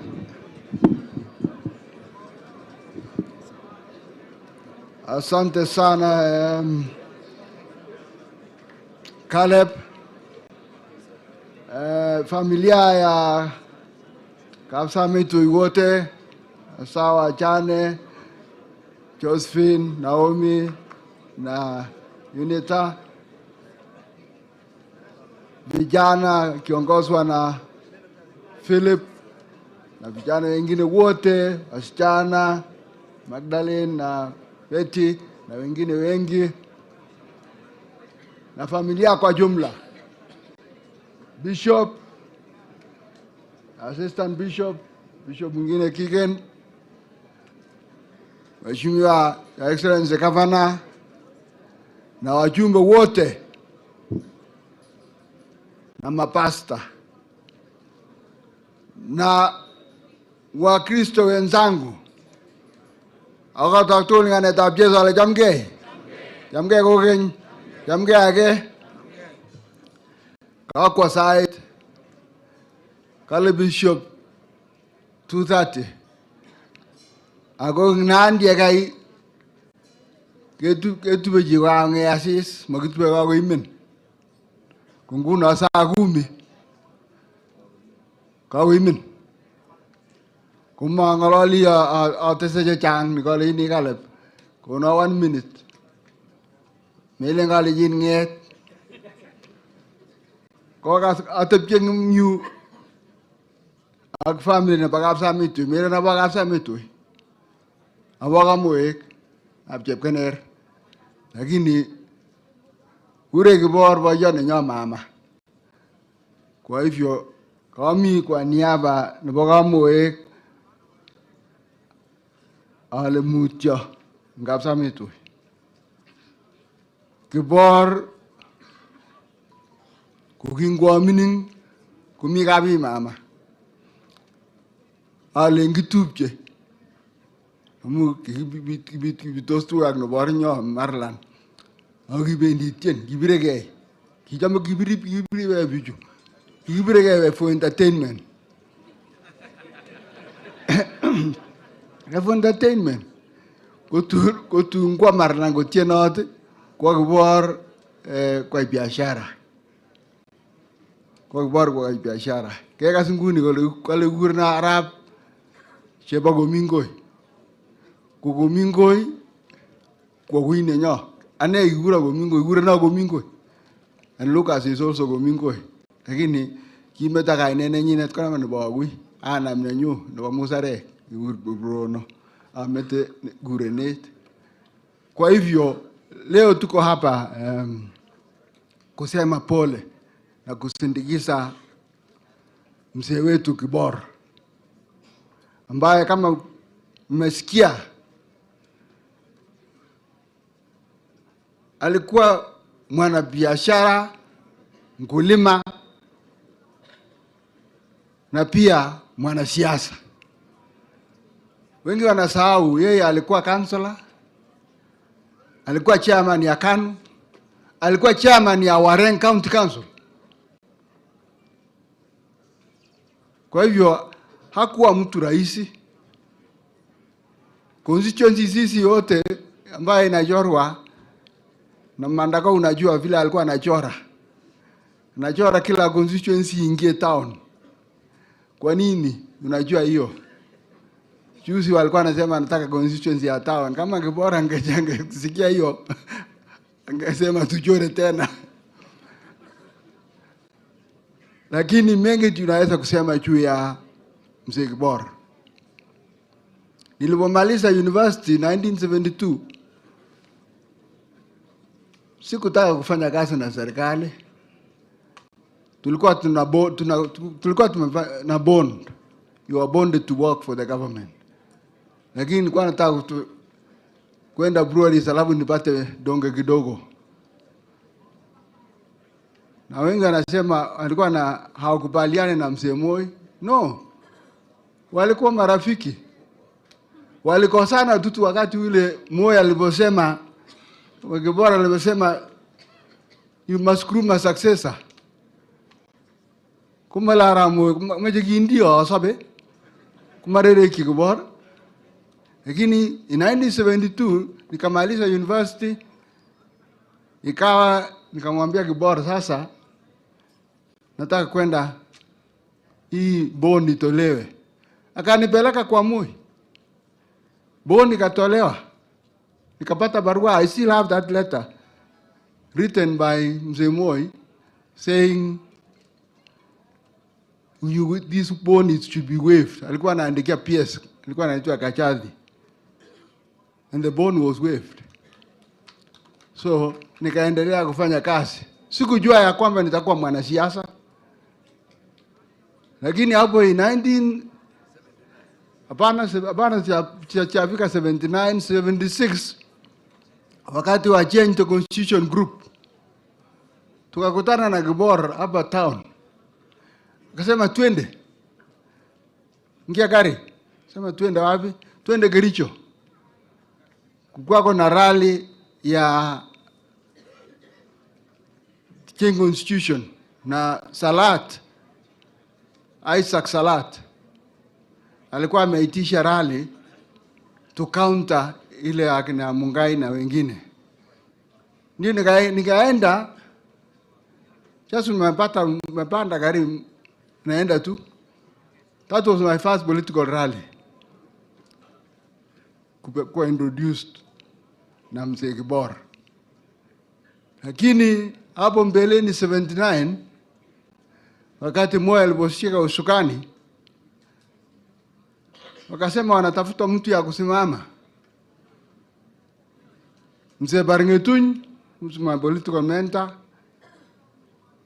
na wase wa AIC, Bishop. Wase wa AIC kutoka nyumbani akina Kukweta, Tanui na wengine. Ndio wakakuja na Kibor, wakakuja kwangu nyumbani. I was walking in the brewery, kusema tunataka yeye usimame. Kwa sababu wale wengine wote, kina Joseph Tendene, Kibelko, wengine walikuwa wamekataa. Mimi nikakubali, with conditions of course. Lakini all those conditions were fulfilled. So nikaendelea campaign from February to November. Na kama vile mlisikia kutoka kwa Naomi, nilipata nafasi kuja hapa nyumbani kupata baraka kutoka kwa mzee Kibor. Bali alikuwa anaita mimi ara mama. Mpaka sijui nasema anajua jina langu ama anaitwa ara mama tu. Fast forward, nataka kusema asante sana kwa jamii. Najua wakati alipoanza ile msukosuko, sisi wengine tulihuzunika kwa sababu jina la Kibor was not just ordinary person. Alikuwa shujaa. Tena mtu alikuwa anajulikana dunia mzima. He was an icon. Nikamwambia, wewe unataka kuharibu jina yako yote namna gani? Kaniambia, hii ni mali yangu. Kama ni mali yako, imeji iko Papa Sengweti.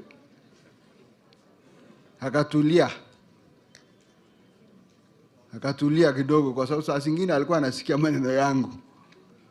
Mwishowe nikakuja nikapata kwa Eric Barngetuny. Na Eric Barngetuny alioa Magdalene. Wakati walipokuwa tunafanya siasa with Barngetuny on one side and Kibor on one side, we didn't know that they will be relatives. Now Eric was a little boy. A little boy. Alikuwa bado hajaenda hata. Then he later on went to India and came back, became a branch. He became a bank manager.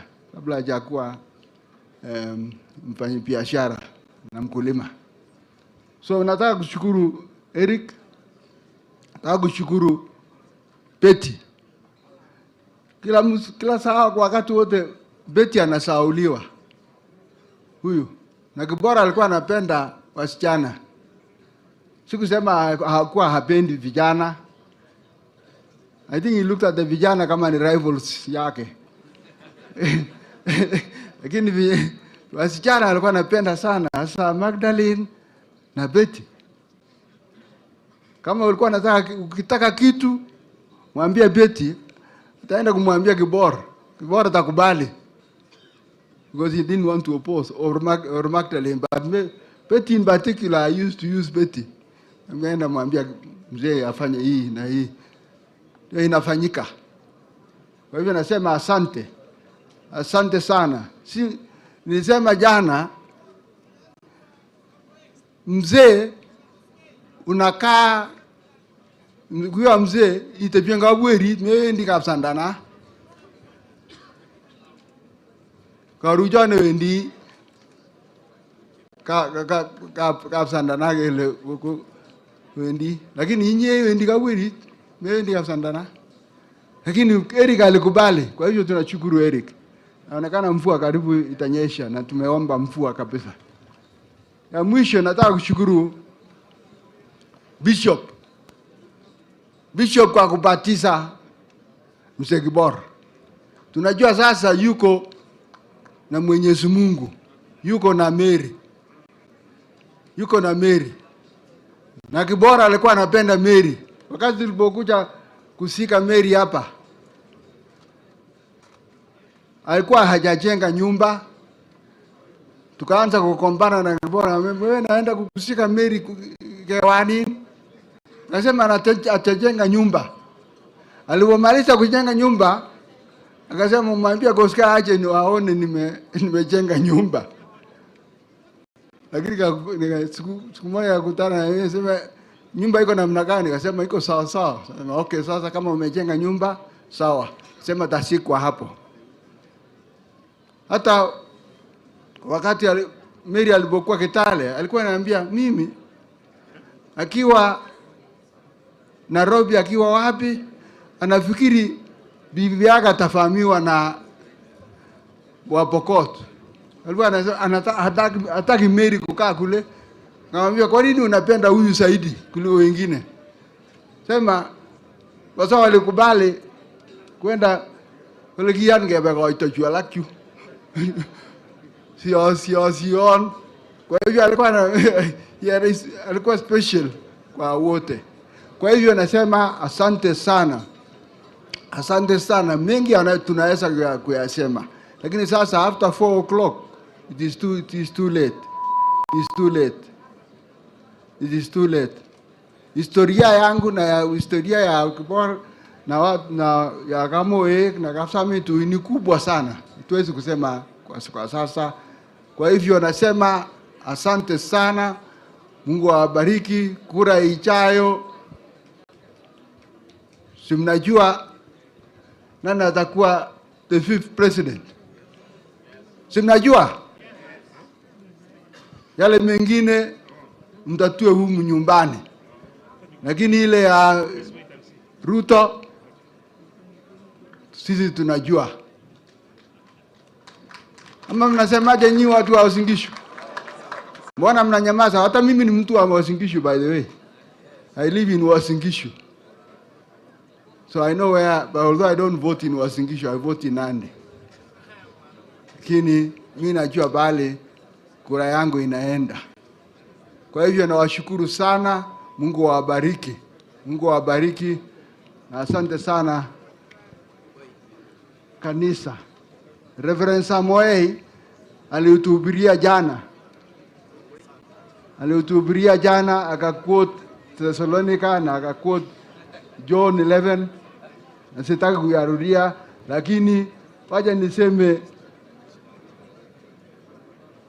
Yesu alisema love one another as I have loved you. Unasikia? Pendaneni kama vile mimi nimewapenda. And Philip. Acha kusikia Remi. Philip. Sikusema simama, sikia. Umetuswa sasa mamlaka. When I saw you in the TV talking, I was a bit excited because Kibor alikuwa ameambia mimi Philip ameenda biashara Uganda. Akasema huyu Philip, instead of taking over from Kibor, kwa nini anaenda kupotea? Lakini now you are in charge. I have your number. Kitu ikifanyika, mimi hapana bikia unita mabikia beti tena tabikia wewe. Mungu awabariki. Asante sana Kongoi. Basi wacha tuite His Excellency the Governor aje aseme machache, alafu asome speech ya Deputy President. Bwana asifiwe.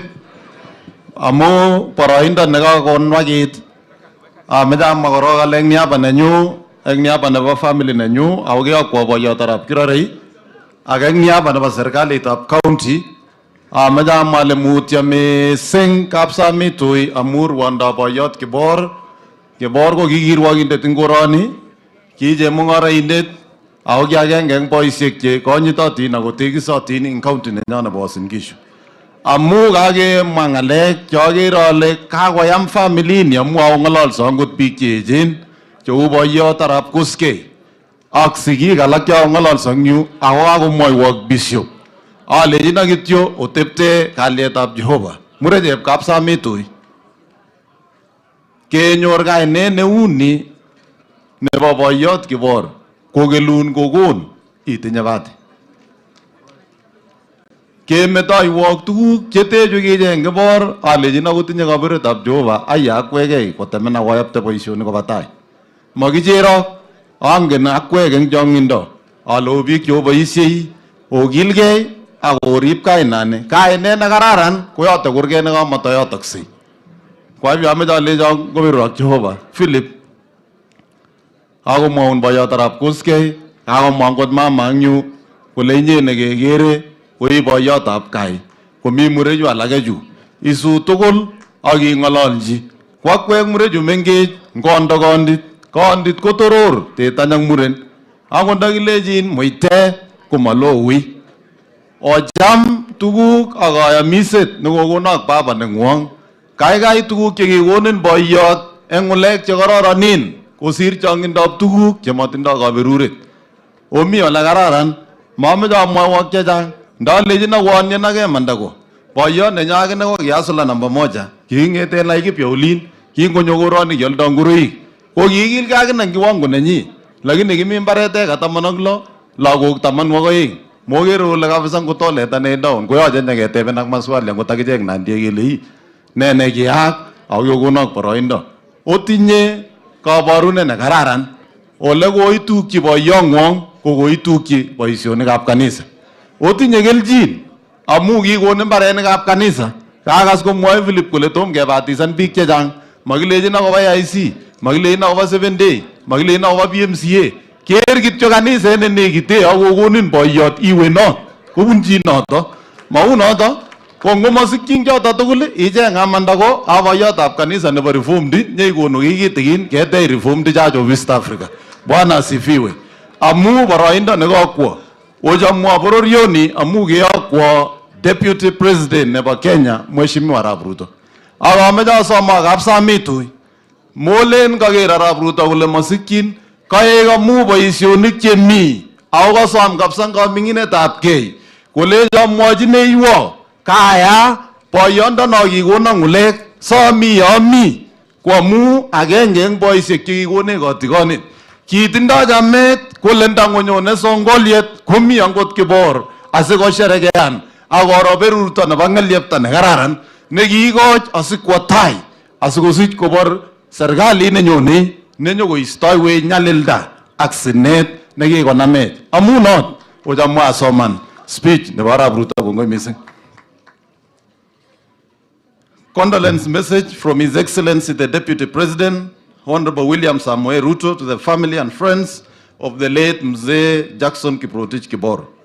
Our country has lost a respected elder who worked tirelessly to the greater good of the community and the nation. We are here today to mourn and remember one of the great sons of Uasin Gishu County. Mzee Jackson Kiprotich Kibor was a hardworking, diligent, dedicated farmer who was cause-driven. A committed promoter of harmony in the community, Mzee Kibor will best be remembered for the many life-transforming community projects that he initiated. We will fondly remember him as a witty and forthright leader with immense potential that made him a powerful agent for transformation. Mzee Kibor was more than this. He was a no-nonsense leader, industrious, a community mobilizer, and a counselor.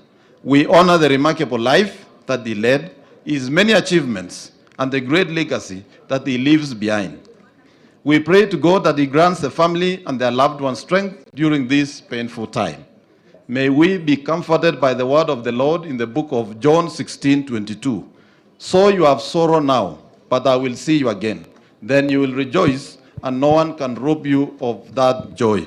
Rest in peace, Mzee Kibor, signed His Excellency Honorable William Samoei Ruto, PhD. Ako PhD ni kobo university ni kingen, lecturers kingen, ako classmates kingen. Ingen le mi bikin pon degree jamo kingen lecturer, magingen university, ako lengi soman.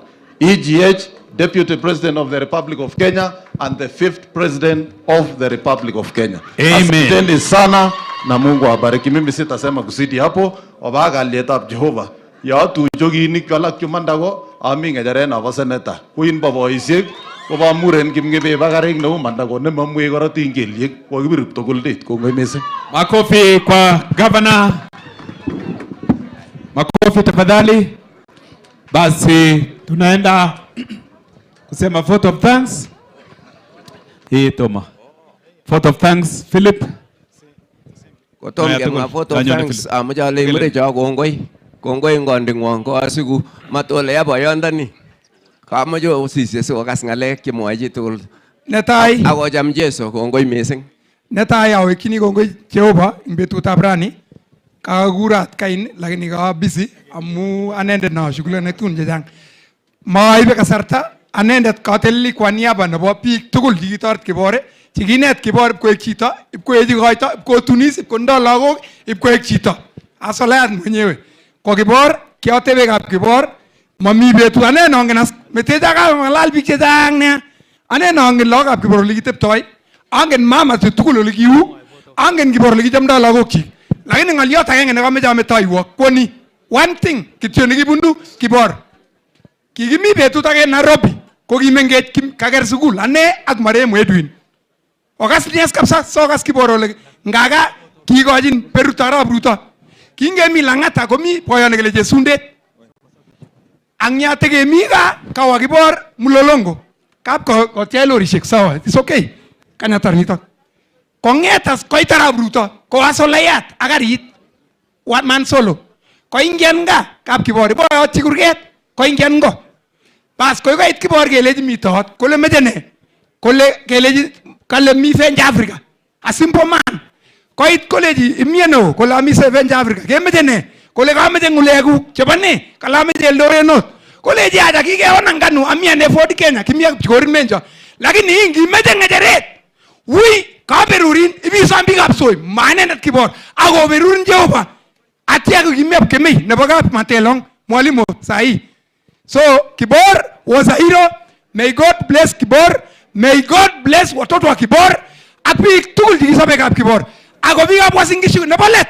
Ongepangankee tujipangwingwi na watu. Sokoronik biik alak chikomong miasimio nusu. Ako nyori Arap Ruto. May God bless you. Karibu Philip Kibor. Kongoi. Mine bor nyayu. Towet. Kikure Remi.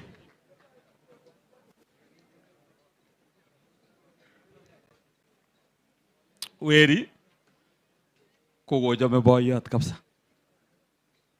Amu akor ngomach kwa pap kwa inendet neimuti, inendet neiuni, inendet neilokyin ngoroik, matin komeng'in kouni. Ko nguno iremi. Kongosirto baba kole ngande dedication achoran simautie. Ko nguno ii arnyo kakoru memakeke.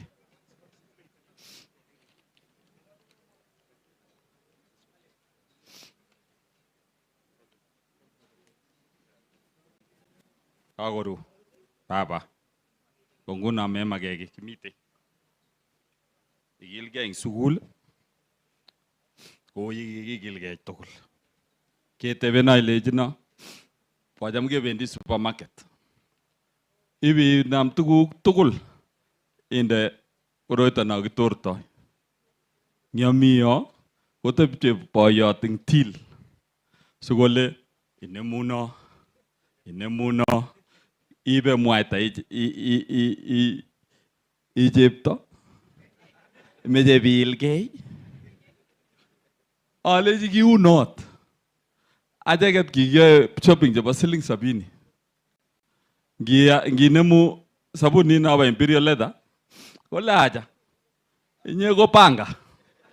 Lakini chepkemboi ni kwae shopping kiki betunotok chebo 5,000 mi tomato sauce mi ne. Ko kichome tibikyik. Kwa cheket ko kiborwech oret kole lazima iset asinyoru. Kongoi Remi. Kit nekameche amwa alen kongoi excellency. Konye itoretech ing eunek tugul.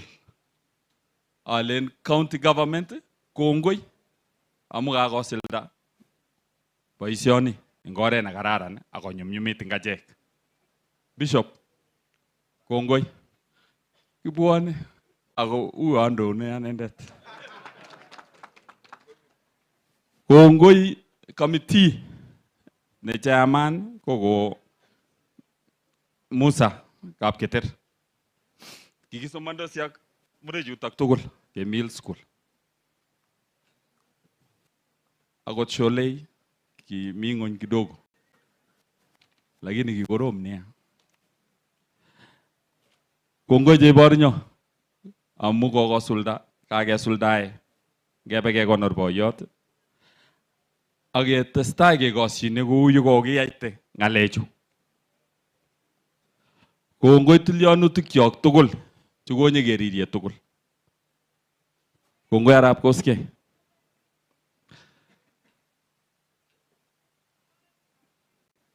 Pororioni chichi kokone ng'wong. Chichi koongen akot saa zingine osirech. Alen kongoi amu kanyoririet ak acheket. Ingane binafsi ko chorwenyu. Ko ngap kekwelegei kelyon lakini at the end of the day he remained my father and I listened to him. Chepkemboi. Kongoi amu kinyeri baba. Kiri baba amu akot inendet ko kimakomeche konyo korik chechoket. Amu kilen angarap katorta.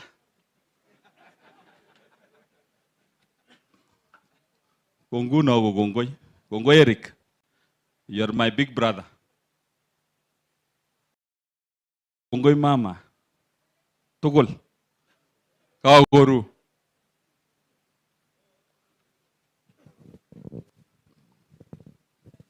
Baba. Kagoru ngetindo. Kagonget lionesses. Kumele nasi tugo raisi kora. Maraisi. Amu etunyi kora. Amu si sote bi agetundo ko malasma koi akot inyendet ko ingetundo age. Kongoi kiketebi tugul. Achek tugul kiyai makosa iwe Kitale. Tun otuye ak boyot obendi sukul kotil pocket money. Ginye yai ngabenes makosa iwe Kibos. Ibi yai Kibos nyerekte Kitale. Konguno kecham kekure exile. Imi exile ano? Bichepsoi. Kiyu kinye kikimi ak Caleb awakakomwa Chile kole kiunech. Kiunech man. Amu kimokoyang man. Lakini ameche amwachi biikab Soalechi. Angen kit nocheng'e. Ocheng'e Arap Ruto nemakomi nikikwo national. Kweinikab Arap Ruto komaraisi kolochi chi ngoroni. Konguno ngonyoru mjumbe oteny not kou ye kiotekte Arap Ruto. Sai okwege tagot parchile. Mami mole no barege ak the next candidate. Obagarege ak legacy no bango. No bara bruto. Konguno, I wish all you people well, the politicians who've come here, the people who are vying and contesting. I wish you well. It is not easy. One, mamigia ke na moy, Kongoi bororion, Kongoi excellence. Caleb ni kigimi tarase etagenge. One class, a Caleb. Kogige as brothers, amugi jam ke bendi kanisa kapopo, anan gebe kanisa ano kapsang. Kimo gomi kanisa se tugul jigere. Ko poyot ositan. Ko ki jitanigi pa kanisa. Ki gure waka jebi sasye. Mwaene jebi sasye. Sasa Kongoi konyi name kapsa. Ko poyot arap koske memetech. Memete kapsa. Abwati atebe baba lejini angi ngebu tanji takasit. Kuleja meje togoriya mayek. Rije mayek akoyo. Kunyo kwa kondo jibi. Sisa sa galeni kametoe jita kasit nemi barak. Ako kiamingin. Kametoe jita kasit nemi barak tatenyo. It is good. It was good that you left the job and you have become our leader and you have really done a lot for our society. Kongoi. My sisters, thank you so much. Dad loved you guys. Sometimes we say he was biased, but at least he showed you guys love. Agoto ngi ole mite awati ale jamya nata kigono ko mite ole kyope. Kongoi kanisa, kongoi pastors tugul. Kongoi kabisa. Kongoi. Makofi kwa Philip. Tumefika mwisho, tumefika kikomo na niko na tangazo tu moja. Funguo ni ya nani? Ni ya pikipiki, iko hapa. Utaona jamaa moja hapa. Ule, simama. Kwa sababu sisi wengine tutaondoka, yeye atakaa area, shika. Basi mpaka hapo, Mwenyezi Mungu awabariki. MC alikuwa hapa. Siku ya leo ni Stanley Koskei. Weri tamoino nindetu. Nabaga bamjat nitani. Ago pasta nabaga mainik tokuli. Engenya msima. Ago kora. Yepkendi otis na mama nyanyek aya tomato sauce. Bas, karibu kanisa, tumefika mwisho. Mwenyezi Mungu awabariki sana. Asante sana Stanley. Nataka niwape utaratibu ya kwamba askofu sasa ataomba maombi ya mwisho, alafu tutaenda kwa ile procession jinsi tumeanza kuja. Karibu askofu, alafu tubariki. Tusimame sisi wote kwa maombi. Bwana Yesu asifiwe. Asanteni kwa uvumilivu wenu. Asante kwa heshima yote ambayo mlitoa. Tunawapongeza sana. Asa waheshimiwa na wapongeza leo. Asanteni sana. Muliheshimu ibada hii. Tuombe pamoja. Mwenyezi Mungu Baba wetu, Muumba wa mbingu na nchi, tumetamatisha ibada hii ya Jackson Kibor. Tunasema asante sana kwa mzee huyu, maisha aliyeishi, aishi akibariki watu wengi, Jamhuri ya Kenya, pamoja na mayatima, makanisa na familia yake. Sasa Mungu, kama vile tumemaliza ibada, nataka kutaja baraka kwa kila mmoja wetu. Wataenda mbali, wengine wataenda Nairobi, wengine wataenda sehemu mbali kama Western. Mungu peleka kila mmoja wetu salama. Amuru malaika zako watangulize kila mmoja wetu, tufike nyumbani salama, kwa maana tumetoka mahali salama. Na kwa familia ya Kibor tunawatakia kila laheri na baraka zote ambaye natoka mbinguni. Kaa pamoja na hawa. Asante kwa wote ambaye walikuja, utulivu pamoja na vile wamekaa kwa muda mrefu. Na wabarikisha nikisema Mungu awabariki, Mungu awalinde, Mungu awaangalize kila mmoja wenu uso wake na kuwapa amani. Mungu aongoze mapito yenu kwa Yesu Kristo Bwana wetu. Amen. Mahali pale ni ndogo sana, kwa hivyo ni familia, wachungaji na waheshimiwa. Kibendi ko unota kamu mari chundak. Ongeba ko unota, kwa hivyo wala ambao wanatusaidia kwa maua, alafu tushike mwili, alafu tutaenda hivyo. Neno moja najua, ni salama moyoni mwangu, ni salama nionapo amani.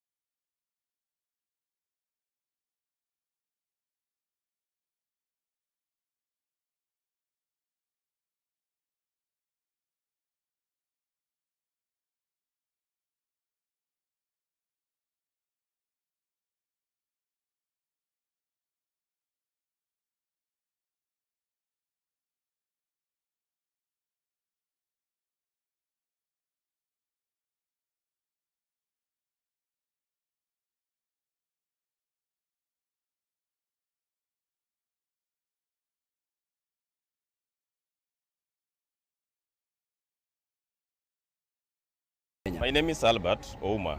I'm very happy about the Supreme Court judgment or verdict that have been delivered today. Because if you look at those promoters of the bill, they never had the interest of Kenyans. Because if the current constitutions and offices that exist does not provide service delivery to Kenyans, the Kenyans are really suffering.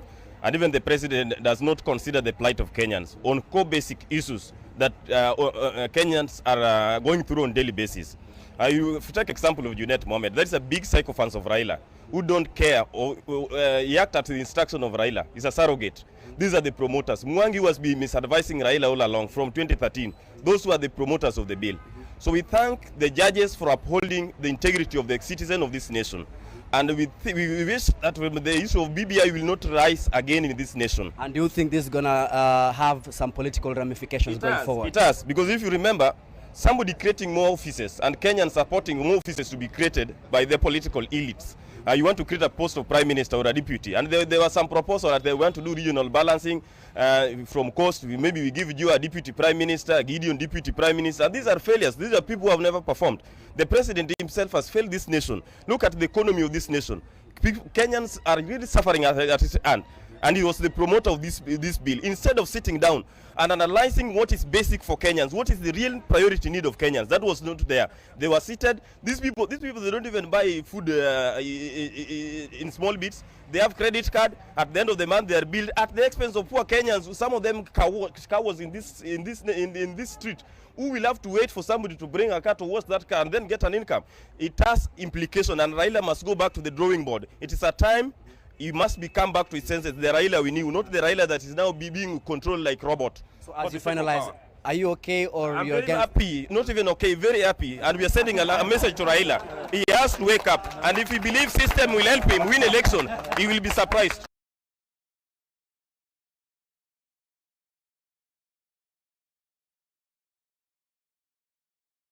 Na rais ambaye si raia wa kawaida. Bibi ya kunywa maji. Baraka, bibi ya kunywa maji. Affliction. What of affliction? Affliction. They've eaten the bread of sorrow and drunk from the cup of affliction. And I told my friend Manyora here. Kizungu mingi. I told this gentleman here that mutakunywa maji. On the day that the Court of Appeal pronounced itself on this matter. Yes. And there were fellow scholars like Professor Manyora here who are misleading the political class. And I think that President Uhuru Kenyatta especially, to a less extent Mr. Raila Odinga, but President Uhuru Kenyatta especially must consider the kind of counsel that he enjoys and the counselors that he has around him. I was expecting that this morning the big news would be that the Attorney General, the Honorable Attorney General, the Honorable Paul Kihara Kariuki, has resigned because he's an embarrassment to the head of state. As the constitutional principal legal advisor, they've been stumbling from one blunder to another blunder. And the president is at risk of eventually going home disgraced. And so he must redeem himself by just looking around and saying these people should go. And in the same docket are the scholars, the intelligentsia, that can see that this thing is going nowhere. It's a dead duck. And instead of going to the boss and telling the boss, you know, if the zip is down, whisper to him, the zip is down, please pull it up. You don't look at it and say, this is good. Haman, the zip has been down. It is true, Baraka and I were on TV somewhere on the morning of the judgment of the appeal courts. And I was of the view that the appeal courts was going to see things in a certain way. Barack really pumped it unto us that that was not going to be the case. Certainly he had his day at the end of the day. I very much doubt that Barack has had his day as of yesterday. Because I really don't know what there is to celebrate on the side of those who are against BBI. They should be in mourning right now. So I don't know really. It depends on how you look at this thing, Deba. Even when I look at headlines, spring blow to BBI, reggae is dead. I say, is it You know there's a problem. There are people who have very low capacity to analyze things beyond the surface. And there are also people who are so consumed with hatred of something that they cannot see the truth and the reality. There are those who hate BBI so much. That will include those who hate the proponents. You either hate Uhuru or Raila or both, and you hate them so much. Even when the Supreme Court yesterday tells you, you people were wrong all along. Because if you are looking at who is the winner of yesterday, it can't be those people who opposed to BBI. How? You see, Herman Manyora... I don't see, you don't have a problem seeing. Herman Manyora is waffling. So my brother here, as usual, my younger brother can now make me see. Because I haven't seen. He is waffling as usual, essentially putting together words that don't have any meaning beyond the verbalization itself. Here is a context where something is dead. And I told him several months ago that this thing was in the intensive care unit, that the Supreme Court was going to declare it unconstitutional, as it has done.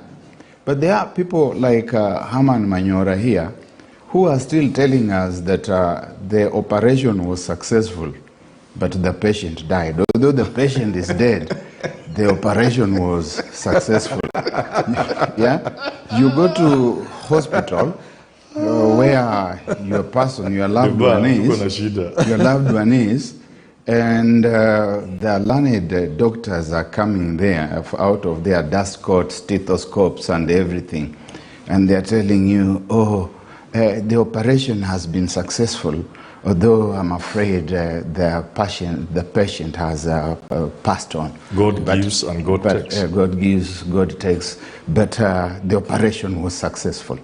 That is what they are saying. This thing is dead and buried. And it's dead and buried principally because of the agency. And that's what we were talking about, that there is a certain way of doing things. And things must be done within the coordinates of the law. Herman Manyora, you remember that expression, the coordinates of the law. That's why the beacons of the law. That's why it has been placed there. And we kept on telling His Excellency, the President, some of us, and there's no animus towards him or towards the former Prime Minister, Mr. Odinga. It's not that we love them less. It's that we are more faithful to the Constitution and the rule of law. And so we tell them, you are operating outside the coordinates of the law. Come in. And then even more confounding is that they have some of the people who claim to be the most learned lawyers in the country, starting from the Attorney General, the Amolo Otiendes of this world, the James Egre Orengos of this world, the Amos Wakos of this world. And you must wonder what is supreme in these people's estimation of their role. Is it their knowledge and fidelity to the law, or is it their role as toadies that must kowtow before the big man? If you are privileged to advise the big man, please have the candor to tell him or her the truth. Be polite. Be polite. But tell them the truth. But tell them the truth. Let me just cross over to Dr. Ojwang and ask you, because Barack is holding the view that the Attorney General should resign. He should have resigned. For the umpteenth time, he's been, misadvising the president, and BBI is just, a testament to that. At the end of the day, we shouldn't have begun this journey. We are operating outside the presence of the law, and the courts have, showcased this with the ruling yesterday. Do you agree this particular view? He should resign, and not just the BBI, even in other jurisdictions that we know, some will be that of the case of the judges who are not really appointed by the president. After the JSC had given that particular list, it took a while for the judges to be appointed. Yeah, I hear what Senior Barak Muluka is saying. You know, what comes to the surface as misadvice or misapplied actions are a tip of the iceberg. Anytime you see people go to court and the illegality is found, you know that there is another 1,000 illegal action that people didn't pick, didn't go to court, didn't conceive, because it takes a lot of stamina, a lot of energy and resources to go to court against the state. So this is a tip of iceberg of the series of unfortunate and constitutional advice, including even the way it was done. You know, there's a right way of doing the wrong thing. Launching it always in Bomas during the president's birthday was so glaring that even my first year student will say, boss, we can't go between you cutting your birthday cake and launching a constitutional moment, and you are not the Wanjiku. But I'm not so much interested in his resignation. Koigi Wamwere taught us something that when we were obsessed with saying Mo is good, but his advisors, Koigi Wamwere told us, until the day we start from the top, it cannot be you are good, but your advisor. How do we know? And so Koigi Wamwere said, don't be saying Moi ni mzuri, but the people surrounding Moi. Let us just say at the top, from the decision level, we are seeing plethora of wrong actions, but to solace, this is going to end through the natural attrition, because the president, the attorney general lifespan, whether they resign or not, is at most 3 or 4 months. So the very impunity that Muluka is saying, why is he a squirrel and not an elephant? Why tell the attorney general to resign and not the president, who have spent 15 billion and 4 years of wasted time, not to resign? I accuse you of the same double standard that you are accusing your humble giant Manyora. So either they all resign, or whichever way, they have 4 months. That is enough time to pack your bag, because for sure they are going home. All right, Manyora, is he a humble giant or is a humbled giant right now? Humbled giant. There's a difference. Humbled giant or a humble giant? Humbled giant. Manyora is a good name. Deba, I told you, it depends on what kind of lenses you use to look at an issue. Either you are able to go beyond the surface, face value, or you can't, or you are so blinded with hatred. Like I said, those who hate Uhuru and Raila would refuse to do it because they are so blind. Barak here, a very good friend of mine and a younger brother, says the patient is dead. Barak, the patient has undergone a very successful operation, but died. Listen, very successful. The patient is being wheeled from the theater to go and recuperate from the world. But Barak's eyes, because he's so blinded with this hatred for Raila and Uhuru, he thinks that the patient is being wheeled to the theater. The patient has had a successful operation. The patient is going to the theater. The patient is going to recover well, bounce back into life, and we will all rejoice.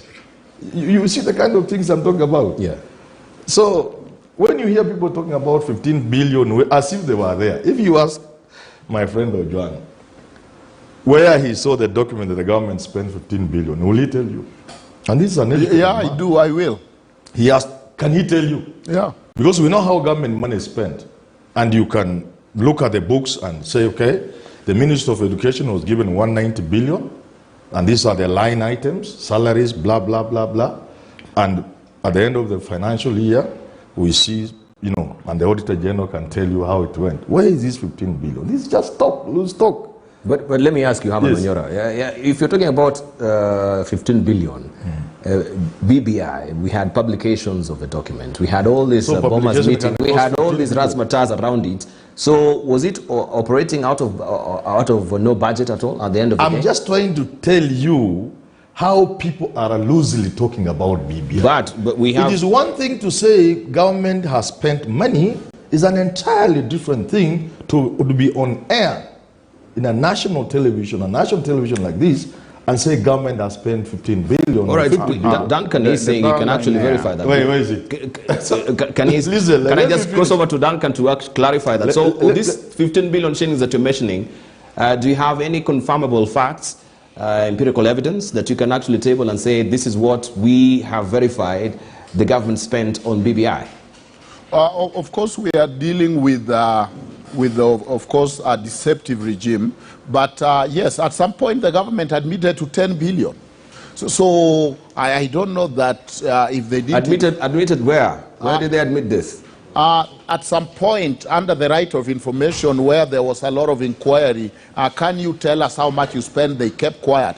But in one of the rallies, there is a time that one of the principals admitted to about 10 billion. But you see, Dibal, this is depressing. It's like watching an accident scene. You want to look away. Because we are not here to play with words. Okay, thank you. I just wanted you to clarify that. He finishes this, so then we go to Para. So you see, even the 10 billion he's talking about, it was, I think, Kibor was laughing it off. Where is this money we spent 10 billion? So you can, it goes to show you the seriousness. Let me finish. Just a moment.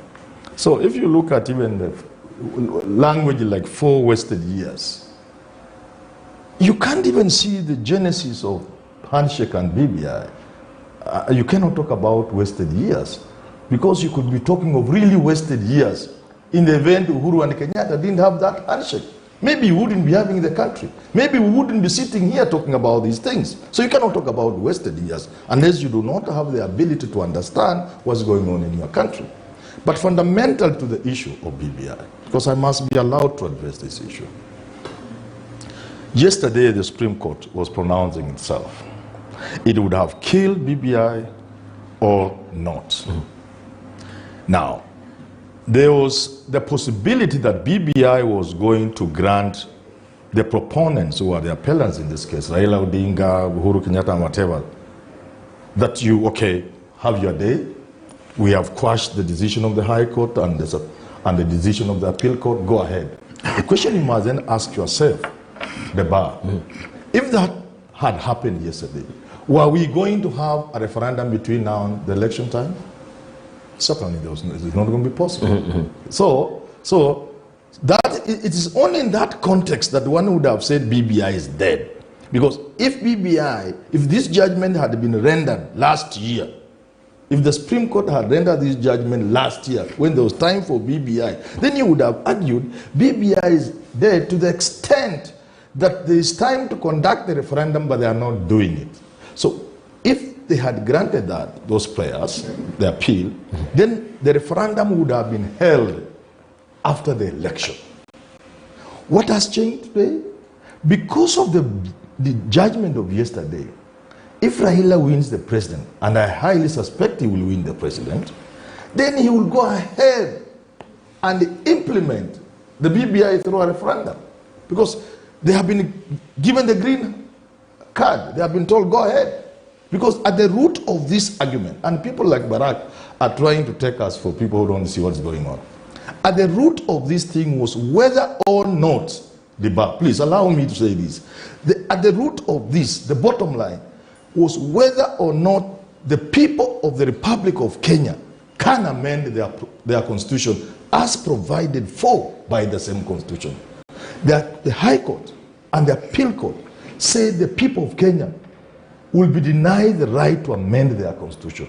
By putting such a serious roadblocks in the way, not only was the path that they set aside so difficult through those 4 things of civic education, public participation, thank you, and so on and so forth. Not only was it so difficult, even after you have done that, you had to go to the court for them to tell you now, this article you can't amend. Thank you. This one you can't. What I'm saying, listen, just give me a minute. Yes. To the extent that the Supreme Court yesterday said that is not applicable in Kenya, Kenyans can go ahead and amend their question. The people to celebrate are the proponents of BBI. I don't know for how long you want me to sit here and listen to this vacuous pontification. You cannot talk a dead person out of the grave. Even those we love so dearly, when they die, we bury them. BBI is dead. Reggae is dead and buried, kaput. And if you still have councillors around you, like my brother Haman Manyora here, who are still waffling around and they are still telling you it is not dead, then you are completely misadvised. Ethelred, the redless, Ethelred, the unready, the ill-advised, because of poor councillors. You see, my brother, younger brother, Professor Ojuang, is saying that we should look at the fellow at the top, and he's talking about natural attrition, by which he means that President Uhuru Kenyatta is retiring anyway, and he'll go with this retinue of the Paul Kiharas of this world. There's a sense in which, in the interest of the health of the nation, and in the interest of posterity and precedence, that those who have misadvised the president should die with him. Should go when he's even still in power, in his twilight moments. Because the Constitution of Kenya recognizes that His Excellency the President needs advisors. And it talks about the principal legal advisor. The done thing in this context is to move away. On the other hand, when this thing is dead, you don't keep on looking at the subject in the casket and you're saying that he's only sleeping.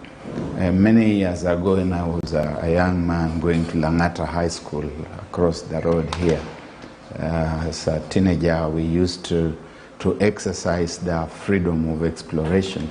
And on our way walking home back to Fafajerico along London Road, it was called those days, which became later on Lusaka Road, we stopped at a grave, a burial site somewhere at the junction of Uhuru Highway and Bunyala Road, which was War called Cemetery. The War Cemetery. Yeah, and Bunyala Road, which was called Barclay Road, those who remember. And as young people, you adventurers walking around and looking at the epitaphs on the graves. And there was one where they had written that he dieth not, but he sleepeth. And I remember my classmate in Form 2, Hagai Odongo, saying, "You deceiveth not anybody, but thyself. You are dead, you are dead." The best thing that these people should be saying as they lick their wounds, eat humble pie, eat the bread of sorrow, drink the water of affliction, is that we have taken the lesson. That in the future we purpose to come back again because there are good things, there are noble things in this BBI. And we are not denying that there are noble things in this BBI. All along I felt that there were good things in this BBI. And my brother, my younger brother, Manyora, recognizes, yeah, he's my younger brother. I think so. Academically, he's my younger brother. Intellectually, too, he's my younger brother. So my younger... Barack, you really had to flaunt that, eh? because he keeps on telling me that I'm his younger brother. He must know that age and seniority are also measured using different metrics. It's not just the longevity of how long you have lived. Allow me to cross over to Doctor. You finished? No, I haven't finished. So you must allow me to tell my younger brother that when you go back to these people, please don't tell them that this thing is still alive, what not. Tell them this one is dead and buried because of the processes which were wrong, and we should have listened to those who told us about the processes. When you are getting lost and they are telling you you have taken the wrong route, please listen until they can restart the process. Thank you. Dr. Juan. Yes. Let me come to you right now. Even listening to Baraka with the stories of epitaphs as well, I'm reminded of my friends as well who are firm believers, of course, in Christ. And one day their friend passed on, and he was in city mortuary. And they decided, because they're men of faith, they will go there and pray over the corpse of their friend for him to resurrect.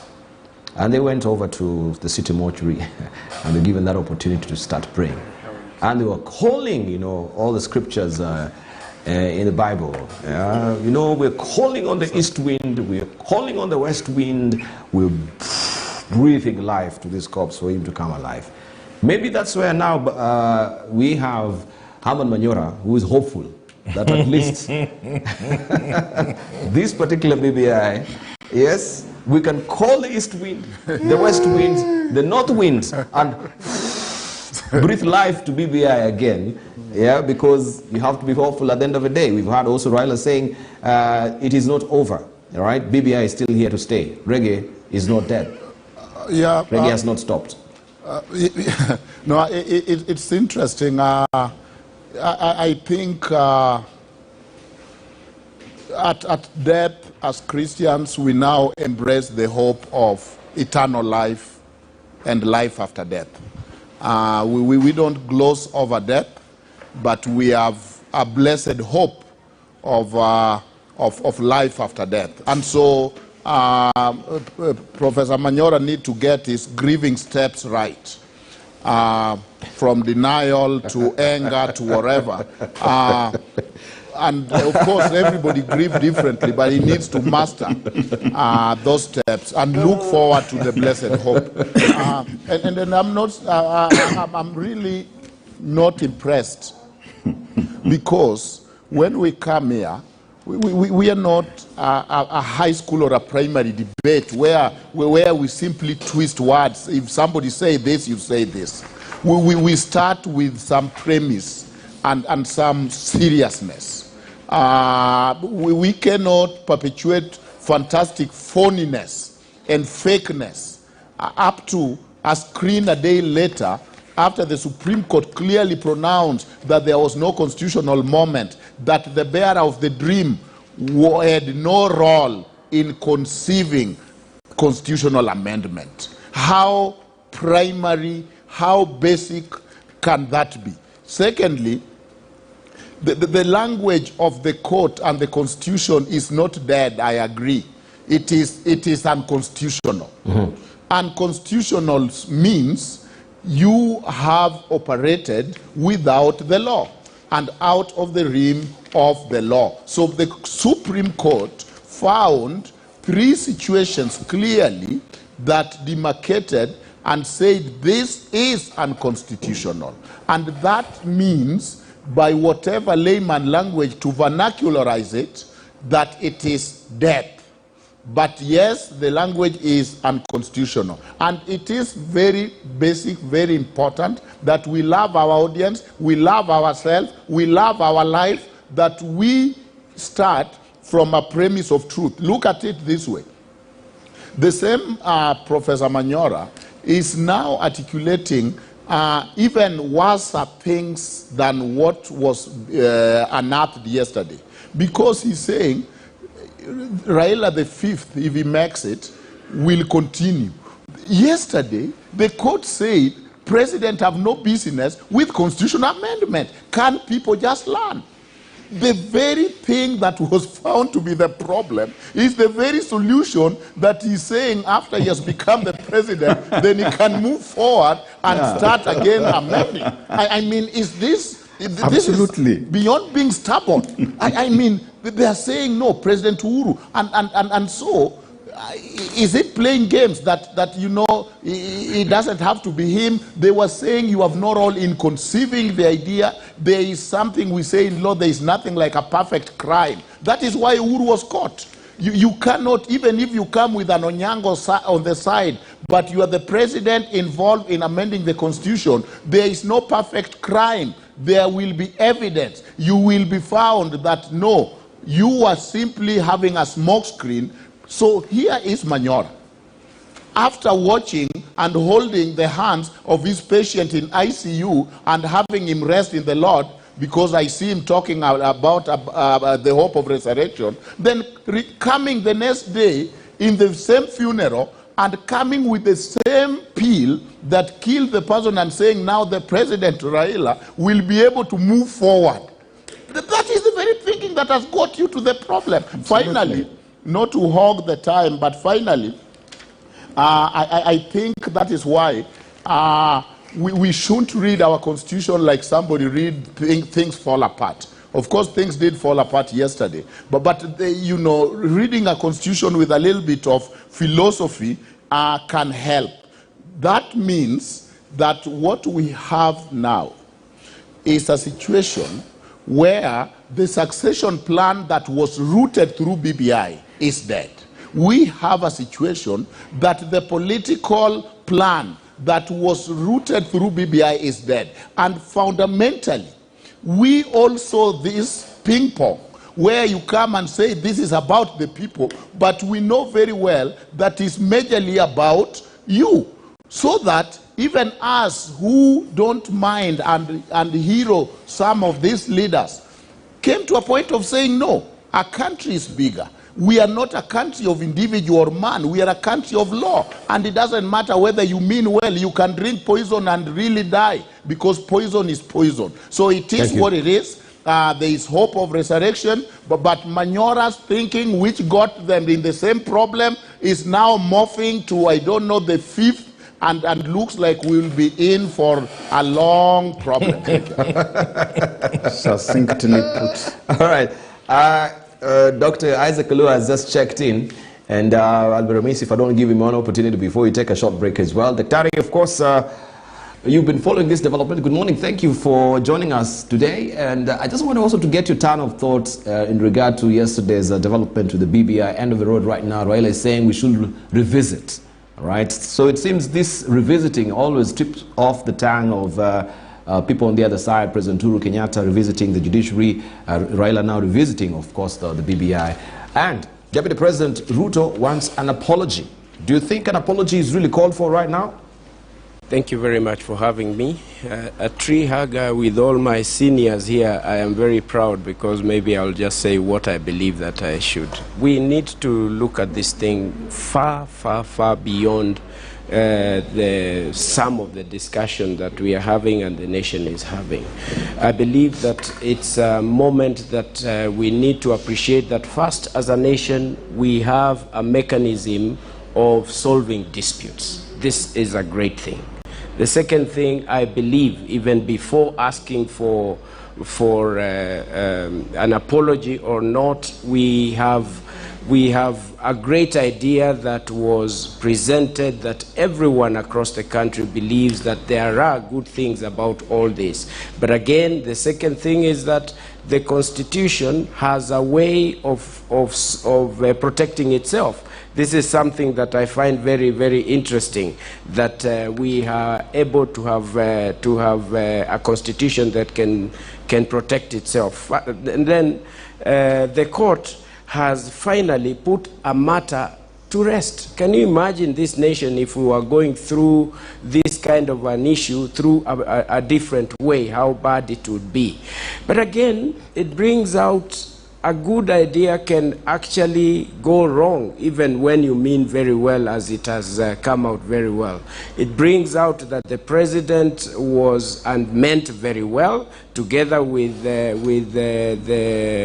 former prime minister. They loved the idea, but then it comes out very clear that the president could not have started the process. that is fine. So now we can see how best we can start the process in a manner that would help everyone else, because if it had been started by somebody else, maybe it would have made the entire difference. And it means that the president, even if he comes to my house or goes to Kenyatta Market to have meat, he's still the president. You cannot change that situation. And this is something good for us to know. It also brings out a fact that in this country we can actually fault our parliament, because as it is now, we don't have a method of dealing with some of the issues like holding a referendum. This is something that we already know. But imagine there are lost opportunities. And let me tell you, Bebal, as I finish to answer your question. Do you know, this matter has been politicized. And we also don't have, I have an idea of how far politics can go. You know, we may be here thinking that, the government has lost, yet this was all in the plans of things, that maybe it was all planned to be. And nothing is impossible in politics. So let us think about things in a bigger way, because who would not want to have the government and the power in the way that it is, when the Constitution had actually defined that there will be sharing of power? It's a winner-winner situation, no vanquishing of and losing of the situation. Who would not want to have a government that is in this manner when you walk into it? So there are things that we really need to look beyond what has just happened and start looking and agreeing that there is much more that needs to be done, and we must remain at the bigger picture, because the nation belongs to us and there is no way. And stop politicizing these issues in the way that we may be doing, because there is life after the elections that is coming. Kenyans are suffering.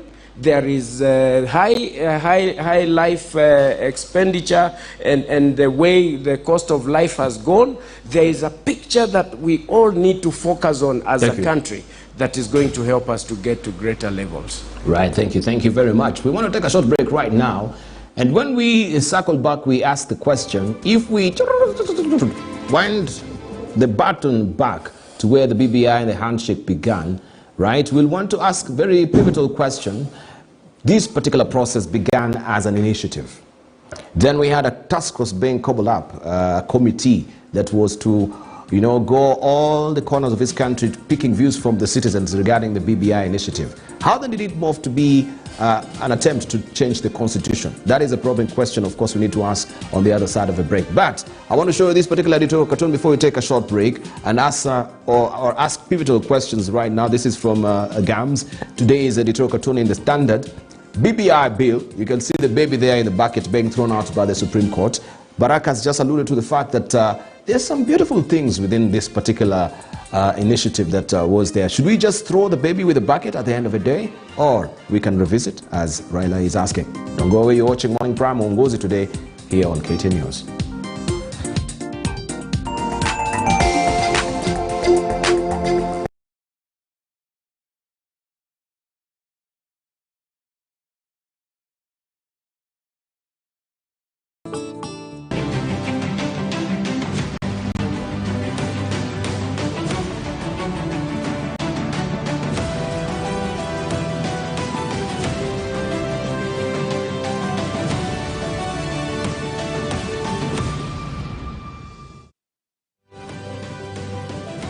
Well, and that's all we had lined up for you tonight here on Crossfire Special.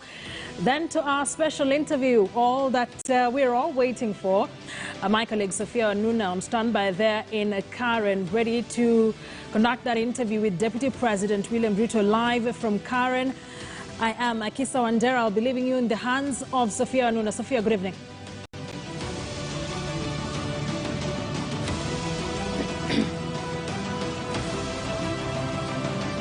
Indeed, thank you very much, Kisa Wandera. I believe our viewers are duly briefed on today's top stories.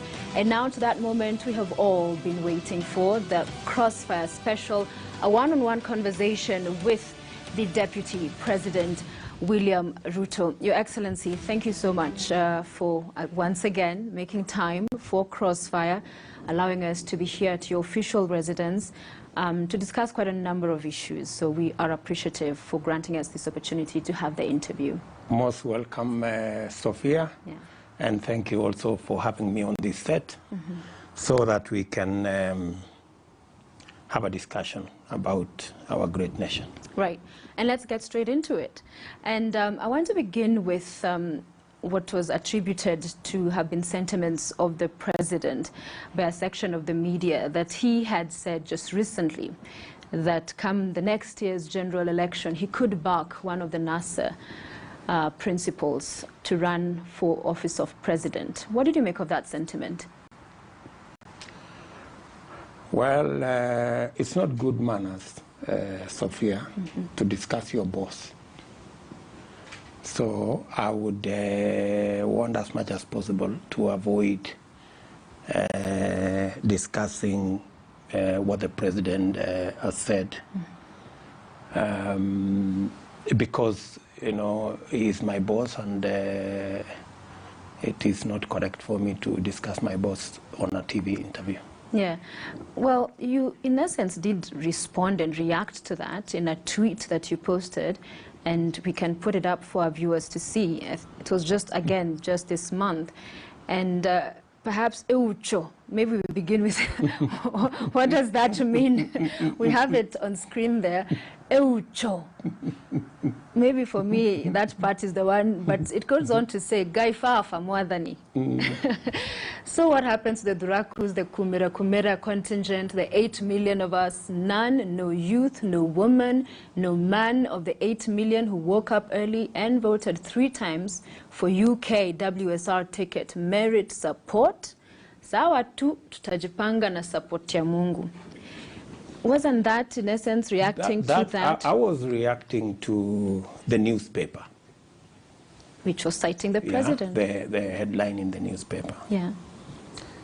As to whether the president said it or not, and I highly doubt that the president would actually tell anybody that kind of thing. And in fact, I think subsequently, a person who was in that meeting, the Wiper leader, actually said nothing of the sort was said by the president. So my reaction there, because newspapers have the tendency of saying all manner of things and insinuations, and sometimes half-truths. So because I do not think either myself or the president will forget that there were millions of Kenyans who believed in us and who voted for us and who subscribe to what we believe in. And they came out in large numbers to support us. And it would really take a miracle for any one of us to turn our backs on these people. Even if, for argument's sake, even if anybody thinks William Ruto does not fit the bill, there are 8 million people in Jubilee, and it must not necessarily be William Ruto. If you can't support William Ruto for one reason or another, there are many other leaders. There's many other people in Jubilee that can merit that support. So I think that issue was vacated when actually it was confirmed that the president did not say that. But for some, in terms of interpretation, in seeing that, and it was attached the Star headline, you know, there are those who said, then that, if in fact, as you say, it wasn't said in that meeting, as the leaders, Kalonzo and Mutua, governor, have confirmed, who were present, but it does give an indication of, if it were true, if in fact he was to say that, that is your feeling, that you have, in essence, communicated in this tweet, because it talks about that don't we merit support, sawa tu tutajipanga. Ni kama waona hajarudisha mkono after all you and the 8 million supporters did? Not really, Wanuna. You know, I am on record saying publicly that when I chose to support Uhuru Kenyatta for president, it was not conditional. I did not tell him I'm supporting you so that you support me. Right? Yeah. And I have been with a lot of clarity in public and in private to say President Uhuru Kenyatta owes me no debt. Right? And no community for that matter, you know. I will be running like any other Kenyan, and I want to be judged by my track record and by what I believe in and by my ability of what transformation I can bring about in Kenya. Yeah. Right? So that's really the whole story. Yeah. Belonging to one outfit, of course, creates a synergy, you know, and brings people together, and people understand each other better, and they can support each other better. That's why I also believe very strongly that our politics should be organized, not around individuals, not around personalities, not around tribes, but around political parties, so that we can speak to issues and so that we can judge leaders not against the community they come from or the region they come from, but against the belief of their political party, their philosophy, their issues, the way the position on issues that can then transform the country. Yeah. Because when you elect a president, you don't elect a president for a community or a region or a tribe. You elect the president of Kenya. Correct. Right? And that kind of a person must have the perspective of the nation. Yeah. And Jubilee, we spent a lot of energy and time and resources. All right. We invested a lot of emotion in putting it together. Unfortunately, it has been destroyed by people who don't appreciate that the way to de-ethnicize the politics of our country is to organize our politics around political parties. Indeed, and when you destroy political parties, you actually take away from our political organization, and we regress. We are engaging the reverse gear. We are going backwards. I want to promise the nation that I intend to build with the whole of my ability a political party, a national political party that will bring Kenyans together, communities together, people from all regions together, because I believe that it is in the institution of a political party that a better Kenya is visible. Is visible. And that, the sentiment you also tweeted about that, the dismembering and destruction of Jubilee, a national party meant to pave way, you said in that tweet earlier as well in the month, for support of regional tribal parties in NASA, you questioned. Now with the collapse of Jubilee, isn't it fair for those who can't fit into ethnic parties to build UDA as an alternative national party? So then, Your Excellency, I would ask, from where you see it, for all intents and purposes, is Jubilee as a party dead?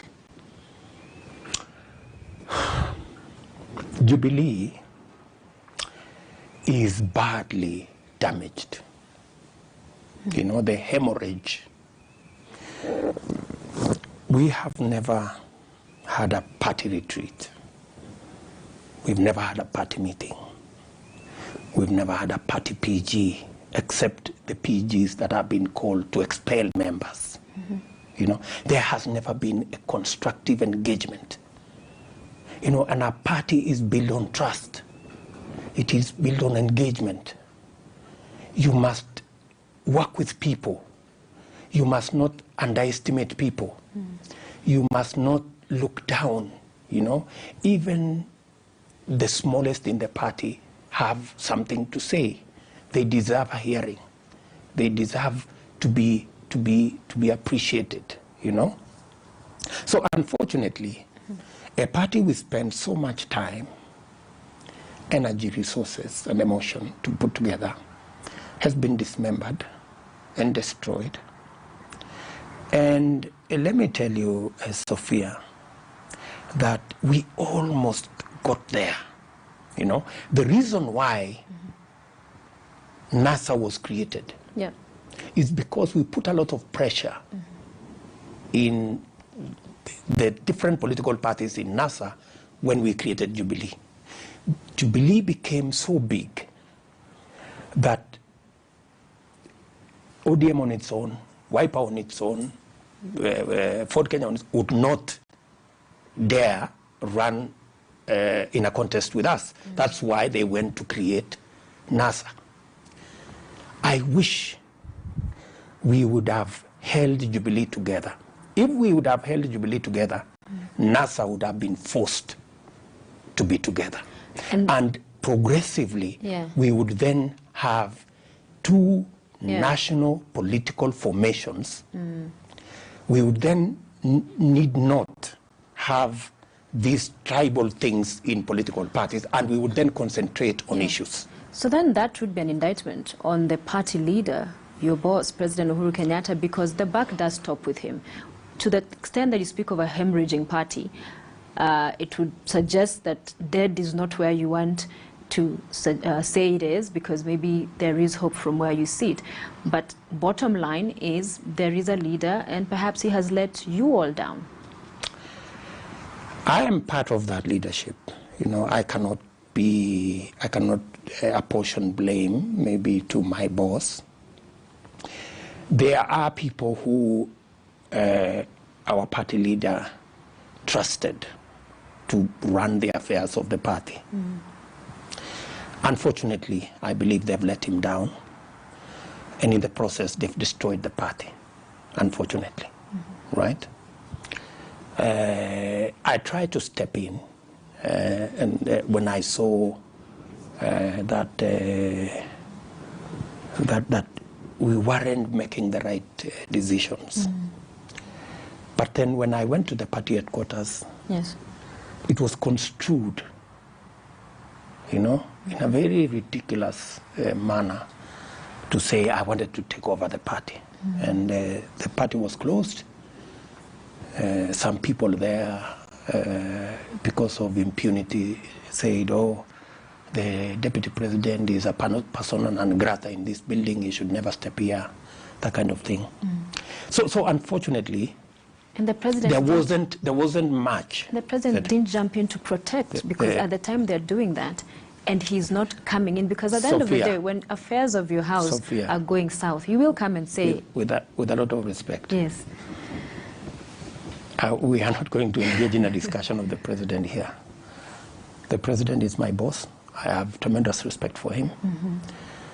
And I know him very well. He can speak for himself. He's very articulate. So please, let's just deal with William Ruto here. Yes.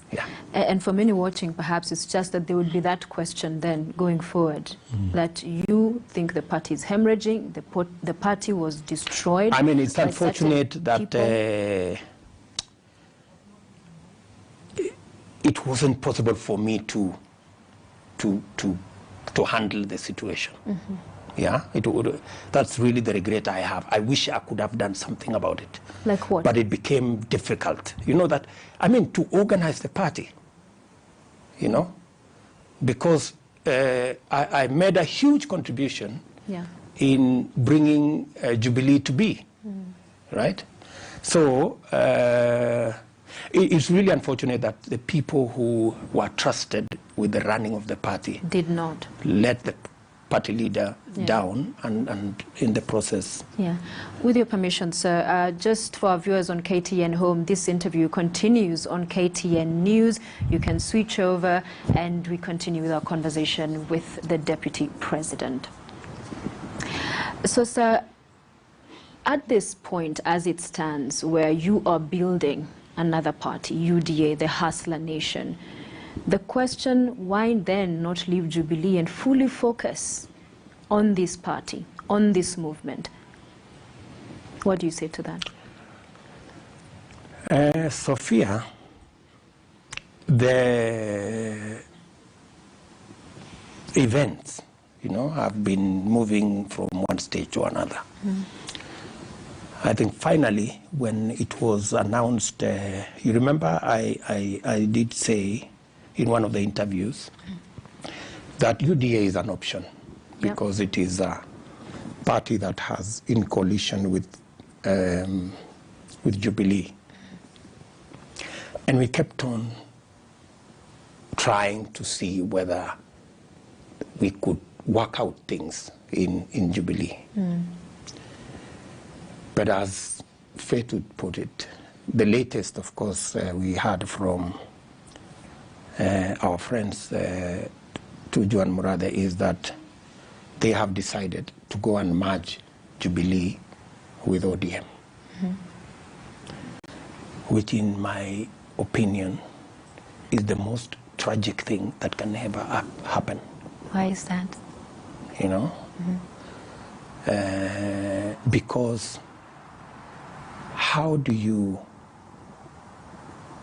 take a party that has 200 plus members of parliament, senators and governors, and MCAs, without an iota of consultation, without a single meeting, without any reference? It doesn't matter how low you think of the people in the party. They deserve reference. They deserve to be informed. And yet, Your Excellency. And to be involved in such a momentous decision. So that's why I say it is tragic. And yet, Your Excellency, sitting back, one would say the elephant in the room is, in fact, as you say, you do not want to discuss, and I think this is largely about your feelings, that all of these things would not surely happen without the express permission, clearance of the president. Even some would say all of the things you've described that have led the party to where it is, it could not be that he's not aware of it, or all of these people are doing these things you describe as tragic without his express knowledge or even go ahead. Fair point? You don't have facts to prove what you've said, Sophia. You don't know for sure. You don't know that the president has given approval, do you? What I see in every other person, because perception, powerful, you and I know that. So if everything is going a certain direction, it is left for interpretation. But I'm open to hear a different view. No, that perhaps you think that I'm president... just saying, you do not know for a fact, that there is express authority from the president to do this. Or just allowing it. No, you do not know for a fact. Maybe he's just allowing it. So since you do not have that knowledge, in fact, then it is unfair, since the president is not here, it's unfair for us to insinuate that maybe he gave approval, maybe he has... So perhaps let me flip it. Have you had occasion, seeing all of these things going down, to ask the party leader, hey, what's going on here? Perhaps. Because then, I'd imagine at this point you'd be giving us more insight, because then you have a clearer picture. That's fair. I have had occasion to discuss these matters with with my boss. Yeah. And our discussion cannot be part of the discussion between me and you. Okay. So then you know he's not given express permission because you have challenged me, for which of course I do not have facts. I am speaking from perception. So then it would be, from what I'm hearing, that if conversations have happened, if I'm not getting you wrong, then there are rogue elements that do not heed authority that is in the party as it stands. Would I be wrong to say that? Maybe you could be right that there are people who maybe have hijacked the party and they want to do whatever it is that they want to do. Yeah. But unfortunately, anyway, for the rest of us who believe that we have a contribution to make post this arrangement, we have to think about that future. So to the original question, going back to that, why then stay in what really then sounds like a mess, a situation where things are just deteriorating, going down south day by day, different developments. Now there's talk of a merger for which we'll discuss shortly. So why not fully throw yourself, get into building UDA proper? Why not? Sophia, Sophia, you know, you are Sophia and I am William. Yes. Yeah, this is how I want to do things. This is how I am wired to do things. Partly, it is my mess, you know, because, you know, you cannot discuss Jubilee without me. I am. But you were told you're persona non grata. Yeah, that's fine. You know, anybody can say whatever it is. Yeah. So it's part of, I have to manage this situation in the best way that I know how. But for how long do you stay, or are you in two parties? For how long? No, let me tell you, Sophia, just relax. I can scale the stairs and I can chew gum at the same time without biting my tongue. Even when the Political Parties Act says you should not propagate the ideals of another whilst you're in another different party? Jubilee and UDA are partners. You know the answer to that. Okay. Yeah. The interesting question that has come up off of some of these tweets that you have posted is, perhaps from where you sit, the sentiment in some quarters is that your relationship with the president is irrevocably broken. I wonder how tonight you would speak to Kenyans about the state of that relationship. There have been numerous developments around of national issues as well. So it is, of course, a concern out there. How is this thing working? Would you speak to that, sir? Sophia, I have this to tell Kenyans. President Uhuru Kenyatta is the President of the Republic of Kenya. That will not change until an election is held on the second Tuesday of August next year. William Ruto, seated here, is the Deputy President of the Republic of Kenya until such time that the elections are held and a new one is elected. Yeah. Yeah? I have discharged my responsibilities as Deputy President in accordance with the Constitution. The Constitution gives me the function of assisting the President and giving him advice. At any one time when my advice is required, I have given without fail. Any assignment that the President has given to me, because it is in the Constitution, I have discharged that responsibility without fail. To the extent of complying with the Constitution, we are fair and square. There are no issues whatsoever. There is no duty that the president has assigned me as his deputy that I have not discharged. Every duty that has been assigned to me, I have gone the full hog to make sure that I discharge that responsibility. And it would appear some of your duties, yes, as principal assistant to the president, have been since assigned to other people. Because the president, and I want us to play a clip of something he had to say at the Bomas of Kenya during a BBI event, felt that there was a point in which you were not aligned in agenda. So let's listen to that clip by President Kenyatta and we'll proceed with the discussion. Race hii ni ile ya kuhandover, unajua? Ndio, inaitwa relay. Unakimbia ule mwingine anakugojea pale, anatakikana kukugojea ndio ashike aendelee, si ndio? Lakini sasa my brother William hapa amepinduka, anakimbia nyuma.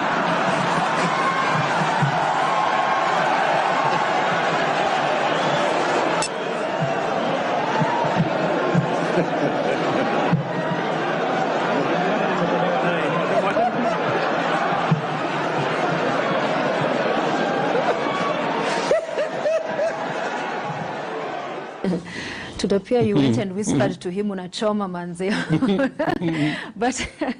But to the point he makes there, and remember before that at some point he talked about Tanga Tanga, that the president got to a point where he felt, whilst he was focused on delivering the promises he made to Kenyans and the Big Four agenda, that you were now focused on succeeding him, on your ambition to become the next president. He has given that analogy there. So would you say it is because largely what has been seen is you have a, say for instance, Super CS who has been given many of the functions that we would see carry out, that you're pretty much now a titular deputy president, there in name, but in terms of principally assisting the president, not so? To that occasion which you have referred to at the Bomas of Kenya, the president there was speaking in jest, one. And when he said that, if you want to know what I was telling him, is I was telling him that he was almost handing over the baton to a member of a different team. That's what I was telling him. Right? And when you say a member of a different team, you mean? I mean, you can only hand over a baton to a member of your team in a relay. So he was handing to Raila Odinga of team. Relax. Team ODM. That's exactly what I was trying to tell him. Yeah. That the rest of us were worried that he was almost handing over the baton, maybe inadvertently, to a member of a different team, and that's why he was laughing.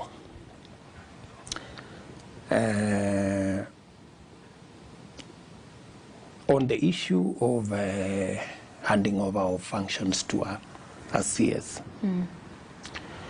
it is the president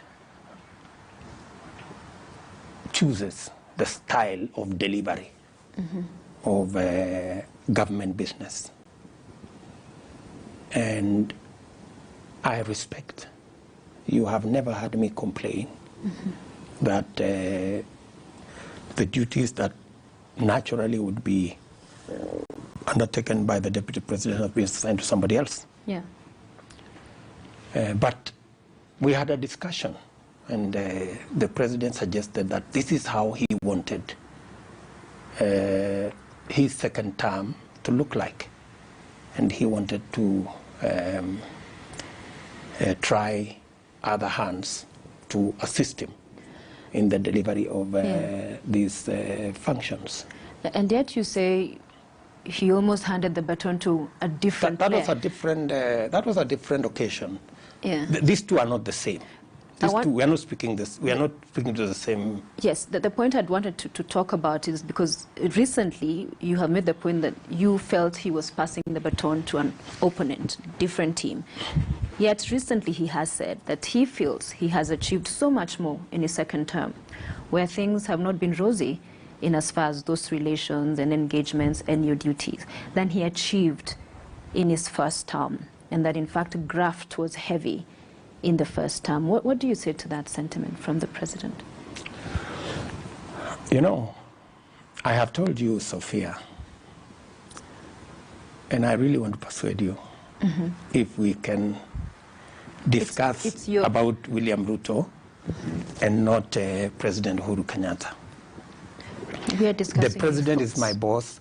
It's not for me to come to an interview and begin to answer or to give my opinion on what he said. But in fairness, you have told us about that he was making a joke in that event when he said that. Yes.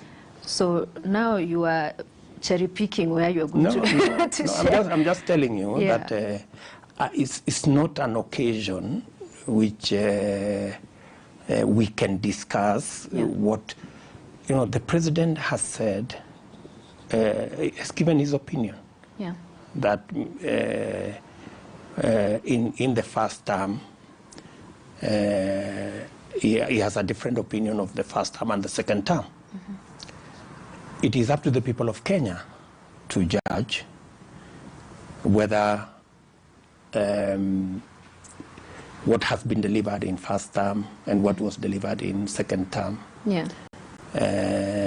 and which is better, and even how valuable that is.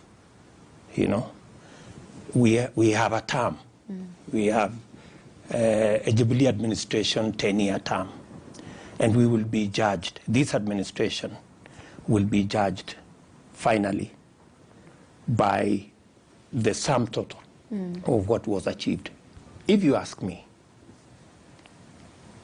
this administration, the legacy that Kenyans will remember of this administration will be on the infrastructure around the rail, on the infrastructure around roads, on the education infrastructure around TVET, and the whole area of reform of our education system to make it competence-based, to realign it more to be technical, right?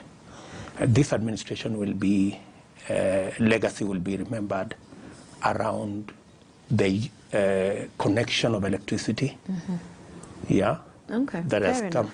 And all these, to my knowledge, all these four were first-term assignments.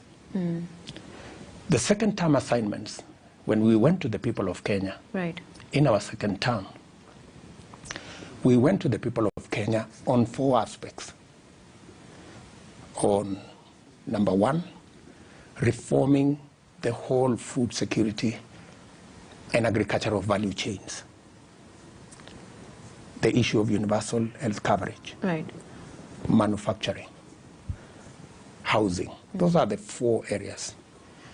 It's up to Kenyans to judge how much has been achieved in our second term, with our program in our second term, compared to the first term.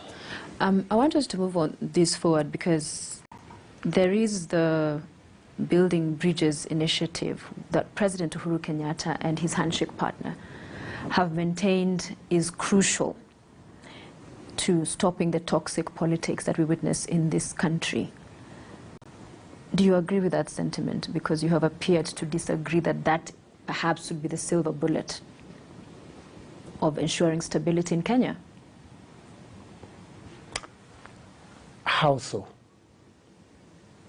How? The problem in Kenya has always been the outcome of elections and the ability not ability. The fact that contestants in an election are democratic enough to accept the outcome of an election. Yeah, the whole problem of our elections has been the constant issues around perceptions of rigging, insinuations of rigging, and the subsequent refusal to accept results. I read the BBI text cover to cover. There is nothing in that text that would stop the next contestants from contesting the result of elections and refusing to accept the outcome of an election and swearing themselves in illegally or doing those other things that have been done before. Right. So I have a different view. You know, I have a different view. I agree that we must make our politics less toxic and less tribal. Right. But I do not think changing the constitution would make us achieve that. I think organizing our politics around competent, democratic, national parties is the way to go. So you would vote no? Building the institutions of a political party is what will guarantee us that these are democratic political parties. These are national political parties. Right. The manner in which we had tried to craft the two formations when we went into the last election. So then would you vote no if the referendum, say, was held next week? You said we do not need... I think that's a question about... It's guesswork. You are asking me to engage in guesswork, Sophia. If it were to come as has been before it hits we will cross every river when we get there. Yes. But maybe I would say the following. Yes. Yeah? Yeah. My thoughts around this whole BBI thing. Yeah? My position is this, that as things stand now, BBI is illegal, is unconstitutional, it is null and void to the extent that the courts have said. Right? Yeah. That's the situation as it is. Yes. My position, and that is why I agree with the judgment of the court, is that we must not set a precedence that you can change the constitution using unconstitutional and unlawful means. All right. That is your position. That is dangerous. Yeah. Sophia. It is very, very dangerous. And we are waiting for the appellate process. Reason? Yes. There are two things that are fundamental on the BBI process. Number one, how do you change the constitution? You know, it cannot be that you can change the constitution the way you want, in the manner in which you want, to the extent to which you want, because you have power, you have influence, and you can use a mechanism. So you agree it's a president's initiative, as the court ruled. So that trajectory, if we go that route, you may change the constitution the way it is proposed by BBI. But then you will have set a very, very dangerous precedent, and yet that the next person can follow, with power, with influence, with money, can come and change this constitution in such a manner that you will never recognize it. You can even create a monarchy. You can create a dictatorship, because if the measure for changing the constitution is that you wield enough power and influence, and you can drive the system to achieve what you want. And that is why the court said correctly that for you to change the constitution, there must be steps.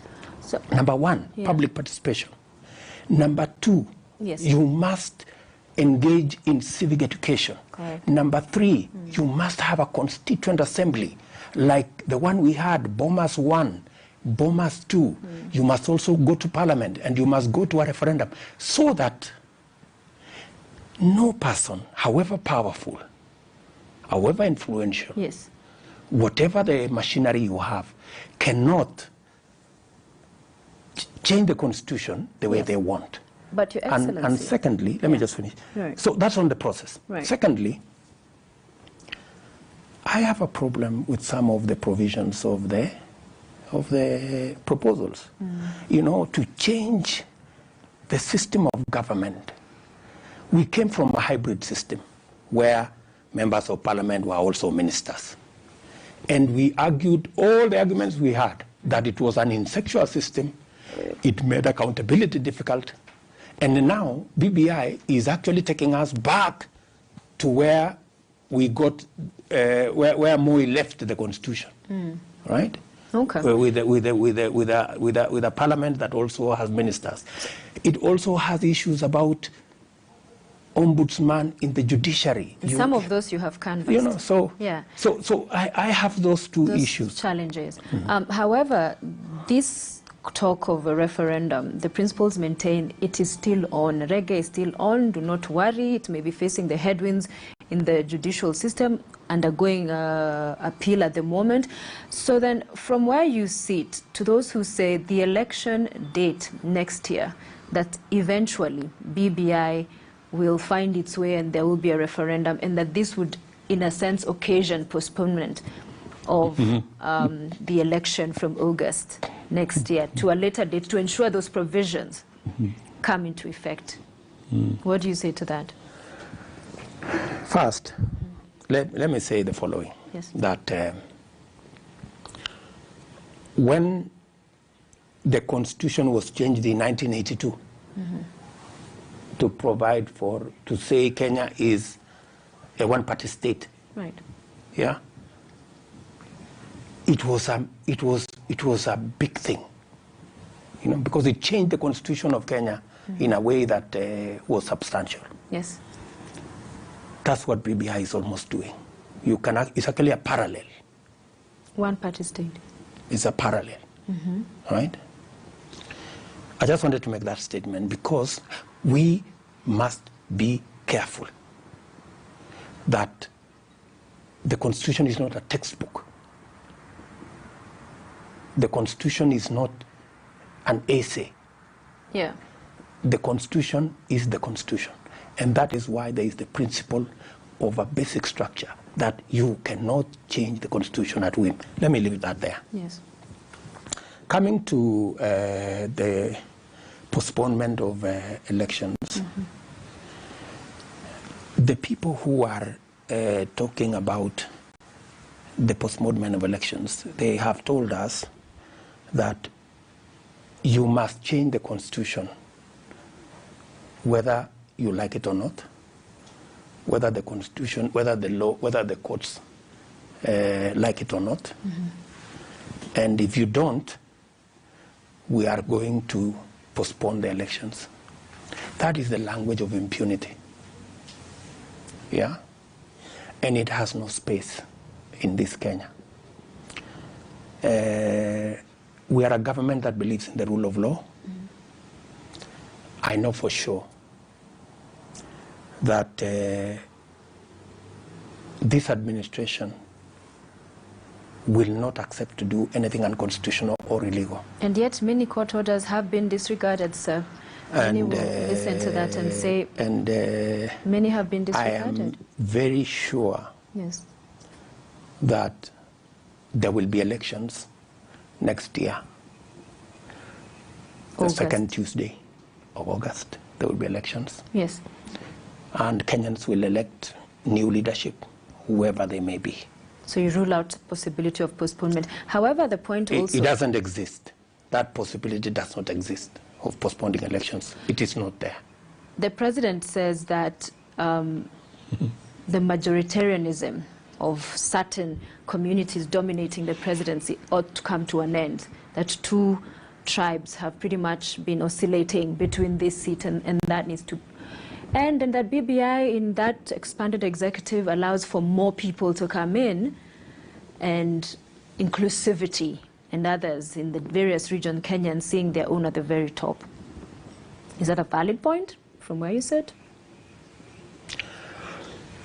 I have no problem, absolutely, with an expanded executive. I have no problem. I am one person who does not subscribe to ethnicity. Yeah. And my record stands out. I supported Moi. I supported Raila. I supported Uhuru. And so my support for any candidate is not necessarily because they come from my community or whatever else. There is a push that our problem is ethnicity. I have a completely different view. Our problem is not ethnicity. What is it? Our problem is leadership and the economy. But you've been talking about tribal kickpins, that tribal politics Exactly. being a problem. No, that's why I'm saying they want to tell us the solution to our problems is to change the constitution so that a few, 3, 4, 5 people can be accommodated in that arrangement, and then our problems are over. That's not the case. You know, it's not tribalism. That's not it. It is leadership. Leadership is the problem. You know, we need to get leaders who can think beyond, plan, work beyond tribe. Number 2, the real problem we have is our economy. You know, if you say, let's change the constitution so that we can get a few positions, to me, let us get the correct policy so that we don't get a few positions, we get millions of jobs. Yeah? Yeah. They tell us, let's change the constitution so that we can share 35%. Yeah? Mind you, we are unable to pay 20%, right? Yeah. My position is we should change policy. We should get the correct policy so that we can create more instead of changing the constitution to share. They are telling us, let us change the constitution so that we can share power. I am saying we need a policy that will create more empowerment as opposed to sharing power. We can create empowerment for ordinary people. Right. And that's why I am saying the solution going forward is a bottom-up approach. Change our economy. Instead of trickle down, we do a bottom-up. We achieved so much. We built the SGR. We built 10,000 kilometers of tarmac. And we connected 8 million people to electricity. We did 140 technical training college. And we'll we talk didn't more. change no constitution. Yeah. We didn't change no law. We just worked on policy, and Kenya can change tremendously. And I am a great believer that we can change this country in our lifetime if we get the correct diagnosis of what the problem is. It is not tribalism, my dear sister. And yet you have said many times, DP, you have talked about the tribal leaders, leave them, the tribal kingpin. So now you're saying tribal politics. No, that's exactly. Tribalism, ethnicity, negative ethnicity is not the problem. I mean, I'm telling you, the people who are telling us tribalism is the problem, they are not telling us the truth. You have been telling us we need to move from tribal politics and personality politics to what you've described in fairness. Exactly. But now you're saying it's not a problem. That's why I'm saying they are telling us we need to get the solution, that they will give us the solution. That will not give us the solution. The solution will come when we sort out our economy. The solution will come when we measure every leader. William Ruto must be measured, not because he's a Kalenjin. But you have been deputy what president. He stands for, what he stands for. You cannot just say, let us vote for this guy, even though he is empty, even though he has no plan, even though he has no vision. Let's just vote for him to satisfy the tribe card. That is nonsense. But you have been the deputy president, 9th year now. You are talking about this approach and the direction the country needs to go with. And you have been in office all this time. Yes. Somebody watching you and wondering, so what miracles are these that will happen when you have been in power? But now you're telling us about this bright future. I will answer you, Sophia. Yeah. Let me say the following. Yes. You agree that we have built close to 10,000 kilometers of tarmac, do you? That's the truth. We have connected close to 8 million people to electricity. We have built almost 140 new technical training colleges. In fact, the students in Tibet have increased from 80,000 to almost 500,000. Correct. Including, if you read our statistics last week, 15,000 young people who are called to go to university, they actually opted to go to Tibet because Tibet is giving them new opportunities. Okay. Right? Right. You yourself, Sophia, have said, I am a titular deputy president. So explain to me how you can at the same time ask a titular deputy president without roles, without responsibilities. How can you at the same time tell him that why haven't you performed? So you are associating with the successes of Jubilee on one hand, and on failures you extricate yourself on the part of saying titular deputy president. But to the point that you said you have done all that, so is it to say if Deputy President William Ruto next year becomes president, he would continue with this Jubilee's agenda pretty much? Because you say you have done all these things. There are major things that require continuity. Like what? Yeah. We need to complete our program on the on infrastructure, on the roads. We need to complete our program on electricity. We need to complete the transformation to technical education. We need to urgently roll out our housing program, which will create about 4 million jobs. We need to urgently roll out our UHC program, and my ideas are very clear. So it will be Big Four 2.0 in Ruto's administration? And we need to do a different economic model, right? So it will be a mix of what we did, what we did not do. I will complete what we did not do, and we will blend it with a new economic model that ensures that everybody carries an equivalent burden of funding our budget and our development. And we urgently need to deal with our economy, and I have clear ideas on how. On how. So because you speak, and we've talked about the titular deputy president now. It's you, Sophia. It's not me. You appear to agree. You've just owned it right now and said, now what do you expect me to do if I'm titular? Meaning, even you concede that there's not much you have done because you have not pretty much had a job. You have been sitting here at the Hustler Mansion, the official residence of the deputy president. But the question I seek an answer to is then, how you rate the performance of the government in this second term. How would you say Jubilee has performed in this second term?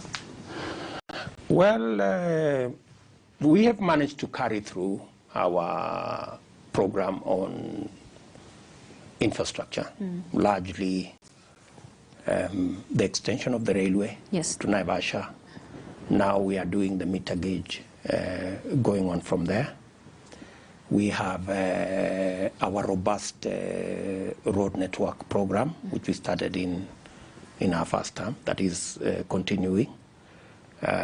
You can see the overpass right here in town and many other roads. So you think that are ongoing. Strong performance. We have, however, we have not done very well with our housing program because we haven't rolled it out as we should. We haven't rolled out our UHC program, which we again promised. And the whole area of agriculture and value addition and agro-processing all the way to manufacturing hasn't come out. So these are the areas that... and what do you attribute this to?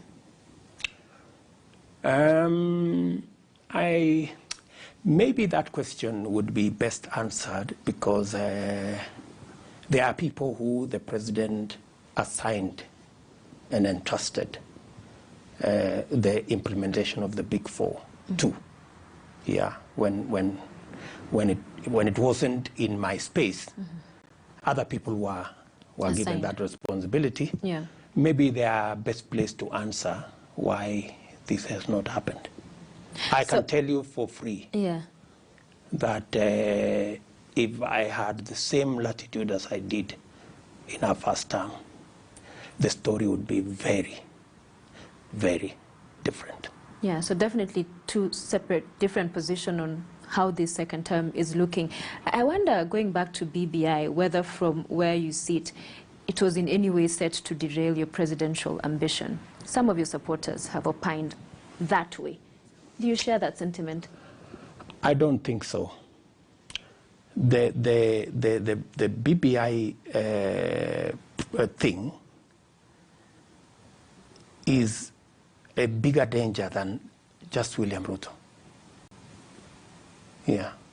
So it would be an overkill if it was meant to derail anybody. Yeah. My position on changing the constitution is that there must be a process that is credible, that is not opaque, that is not subject to manipulation. A process, as the courts recommended, that involves the participation of the people of Kenya in a legal manner and in a comprehensive way so that we arrive at a product that the majority of Kenyans can share.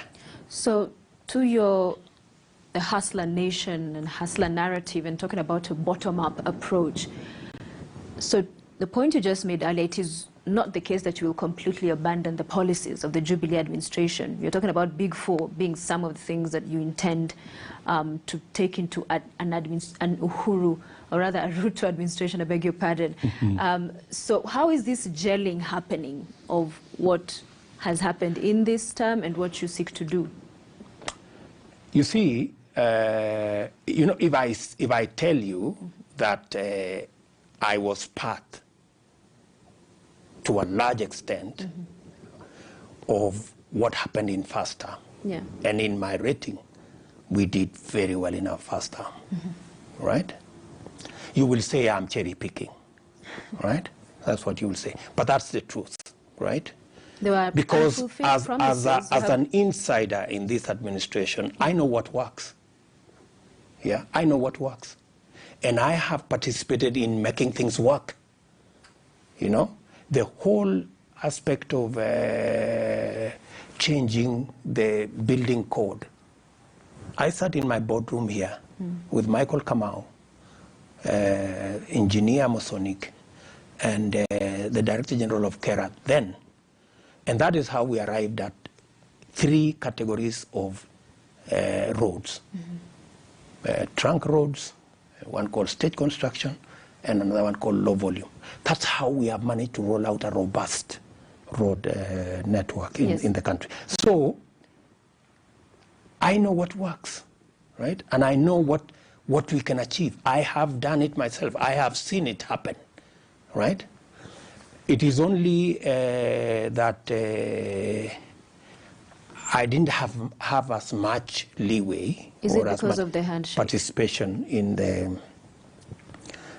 the delivery of the Jubilee program in our second term. That responsibility was given to other people. Do you see the handshake then playing a role in that it came in, and I think you have alluded? Well, maybe we got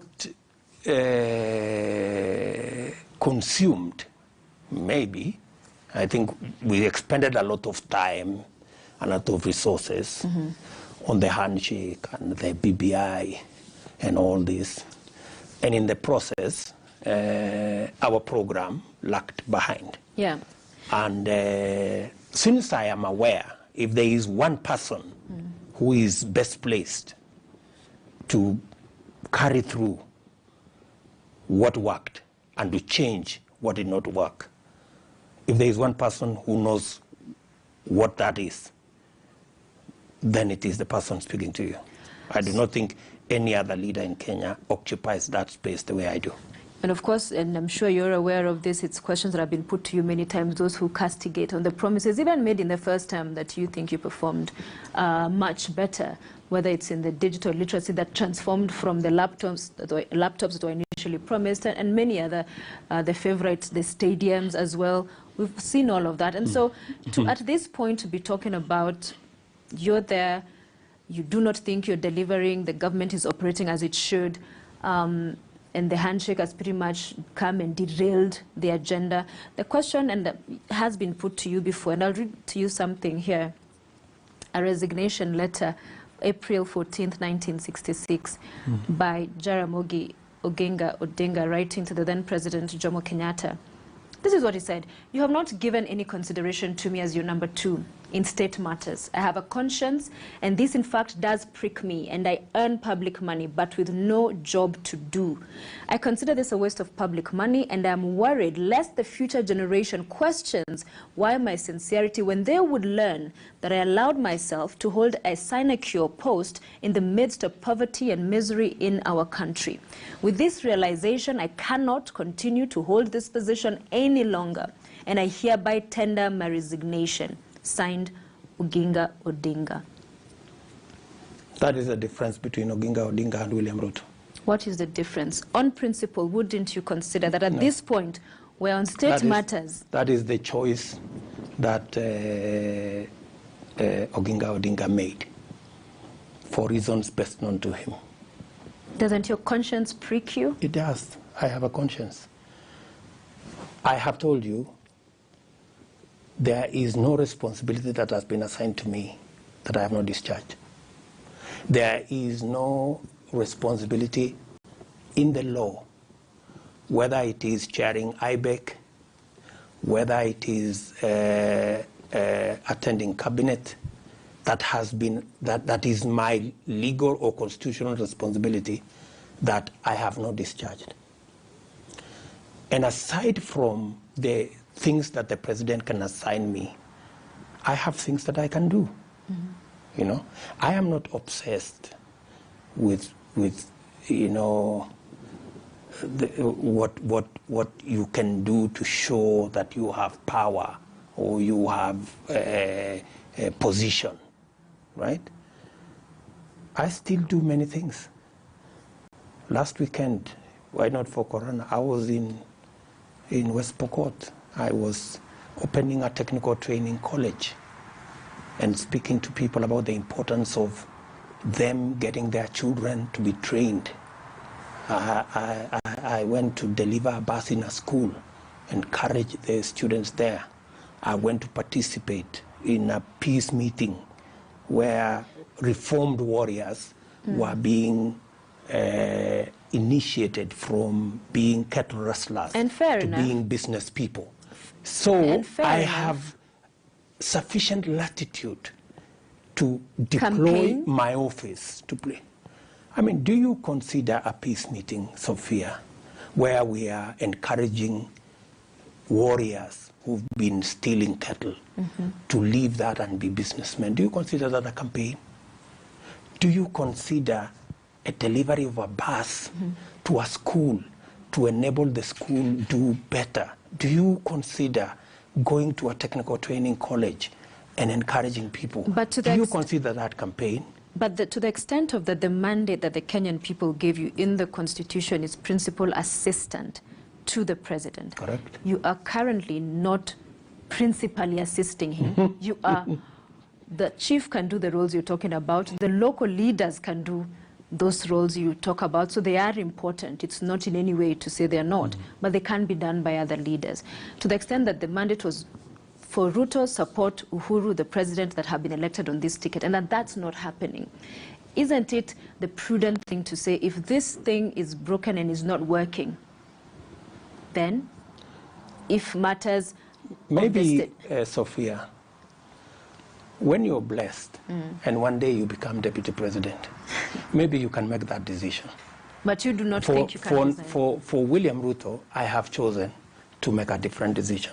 I believe that I can still use the latitude given to this office to do more for Kenyans or other things for Kenyans. Would you tell the president, for example, he was in Nyanza the other week opening a road. Would you have told him, why have you gone to open the road? You should be in Nairobi doing something. It's not important to open the road. It can be done by a chief. Would you tell him that? I don't think so. It is important, to rally people, because part of leadership is getting people to understand where government is going, what government is doing, how is it important, how is it necessary, why do we need to stop cattle rustling, how do we mainstream them into doing business. That's part of what government is supposed to do. So this is then, Sophia, Deputy President, like a marriage, that things have really degenerated. Mom and dad have fallen out, but they say to just stay there and all in the name of the kids. No, is that what you're telling me, sir? Sophia, I have told you this, right? The president is doing his constitutional duties in as far as the Constitution is concerned. The deputy president has not violated any law or any article of the Constitution for him to warrant a resignation or whatever else. So, I mean, if it is working, why do you want to fix it? So how long do you stay in something that's not working? Sophia, I think you just better leave it. We just leave it. That you're here to stay. Kama mbaya, tunashikilia serikali, UDA, Jubilee, all of them together. It's a balancing act, that one, isn't it? Let me tell you that I painstakingly, with millions of other people, assembled this government by our own sweat and hands. Yeah, I think it would be the biggest act of betrayal if I were to walk away from 8 million Kenyans who voted for us. But you're not doing what they voted for you to do, to principally assist the president. So then, have they complained to you, Sophia? That is the mandate they gave you. They have not complained. Kenyans are happy with what I'm doing. How do you know? Have they told you? Of course they have told me. Those are the fans. No, there are some out there who perhaps would be wishing to come in here and say, Deputy President, you for some reason. You will always have people who support you. You will have those who don't support you. It's the nature of politics. See, the thing is, and I want to take us back a little bit, something you said a little bit earlier, that when Jubilee is then in talks to possibly form a coalition with ODM, that you wonder, there are no consultations, they're seeking to just go right ahead. But if in fact things are so bad on one hand, why would they be consulting you? It has not happened, as you said, the PGs for a very long time. Is it a fear of what a strong coalition that would be coming up against UDA in the next election for you? You know, people, have I told you they should not do it? They are free to do it. I've told you. It's only but that, you said they're not it's only that as they do it, because they have chosen to do it without consultations, then we will have to do what we have to do, you know? Which is because, I mean, organize ourselves around other alternatives. And I have told you clearly, the alternative we have at the moment is UDA. So as they organize themselves to merge with ODM and do whatever it is that they want to do, which is fine, we'll also organize ourselves with a lot of respect, you know, around other political formations. So you're not averse to forming coalitions?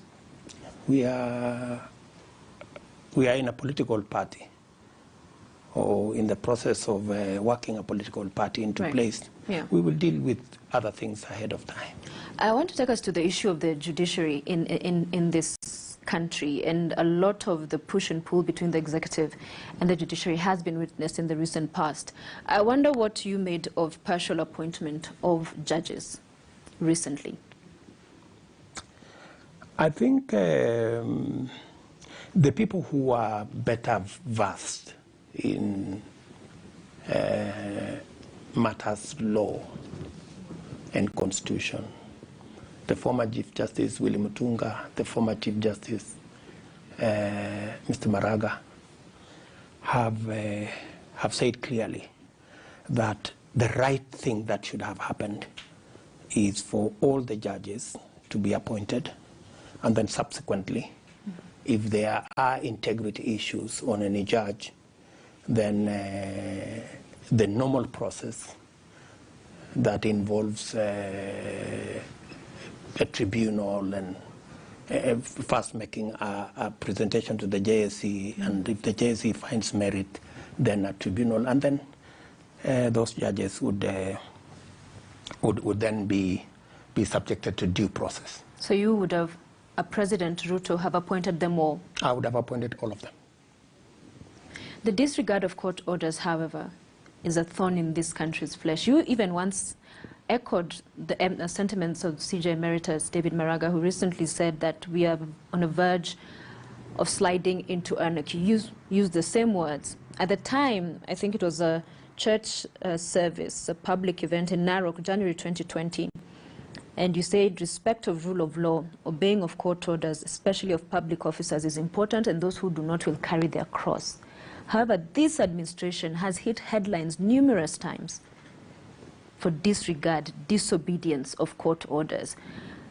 So we cannot say obey and then do the opposite. So do you then see us descending to what you and the like of CJ Emeritus have talked about, and yet you are the ones disregarding these orders?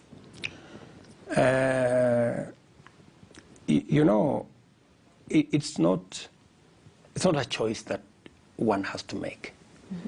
I mean, the law is the law. Until it is changed, it is the law. The Constitution is the Constitution. Until something else happens, it is the Constitution. And it is for all of us, irrespective of the office we occupy, whether we are in the low cadres or in the higher echelons, all of us, if we are to remain a sane, democratic country, yeah, we cannot afford not to respect court orders, not to be a country of law, and not to respect the Constitution. CJ Emeritus is talking about the president being candidate for impeachment because of violation of the Constitution. Those are his views. I think... So what is the cure for you, for an administration? Let's imagine some other country where court orders are being disregarded, left, right, and center, blatantly. I think every country, of course, has its own laws, you know, and every country has the way they want to do whatever their thing, and how they want to manage and work on their public officials who do not respect the law or that kind of thing. So in our context, who checks the president? But I think to stretch it to impeaching the president, I think is stretching it a bit too far. But there's no checks and balances. The National Assembly, the parliamentarians. are not playing that role? I think the courts can still find a mechanism of ensuring that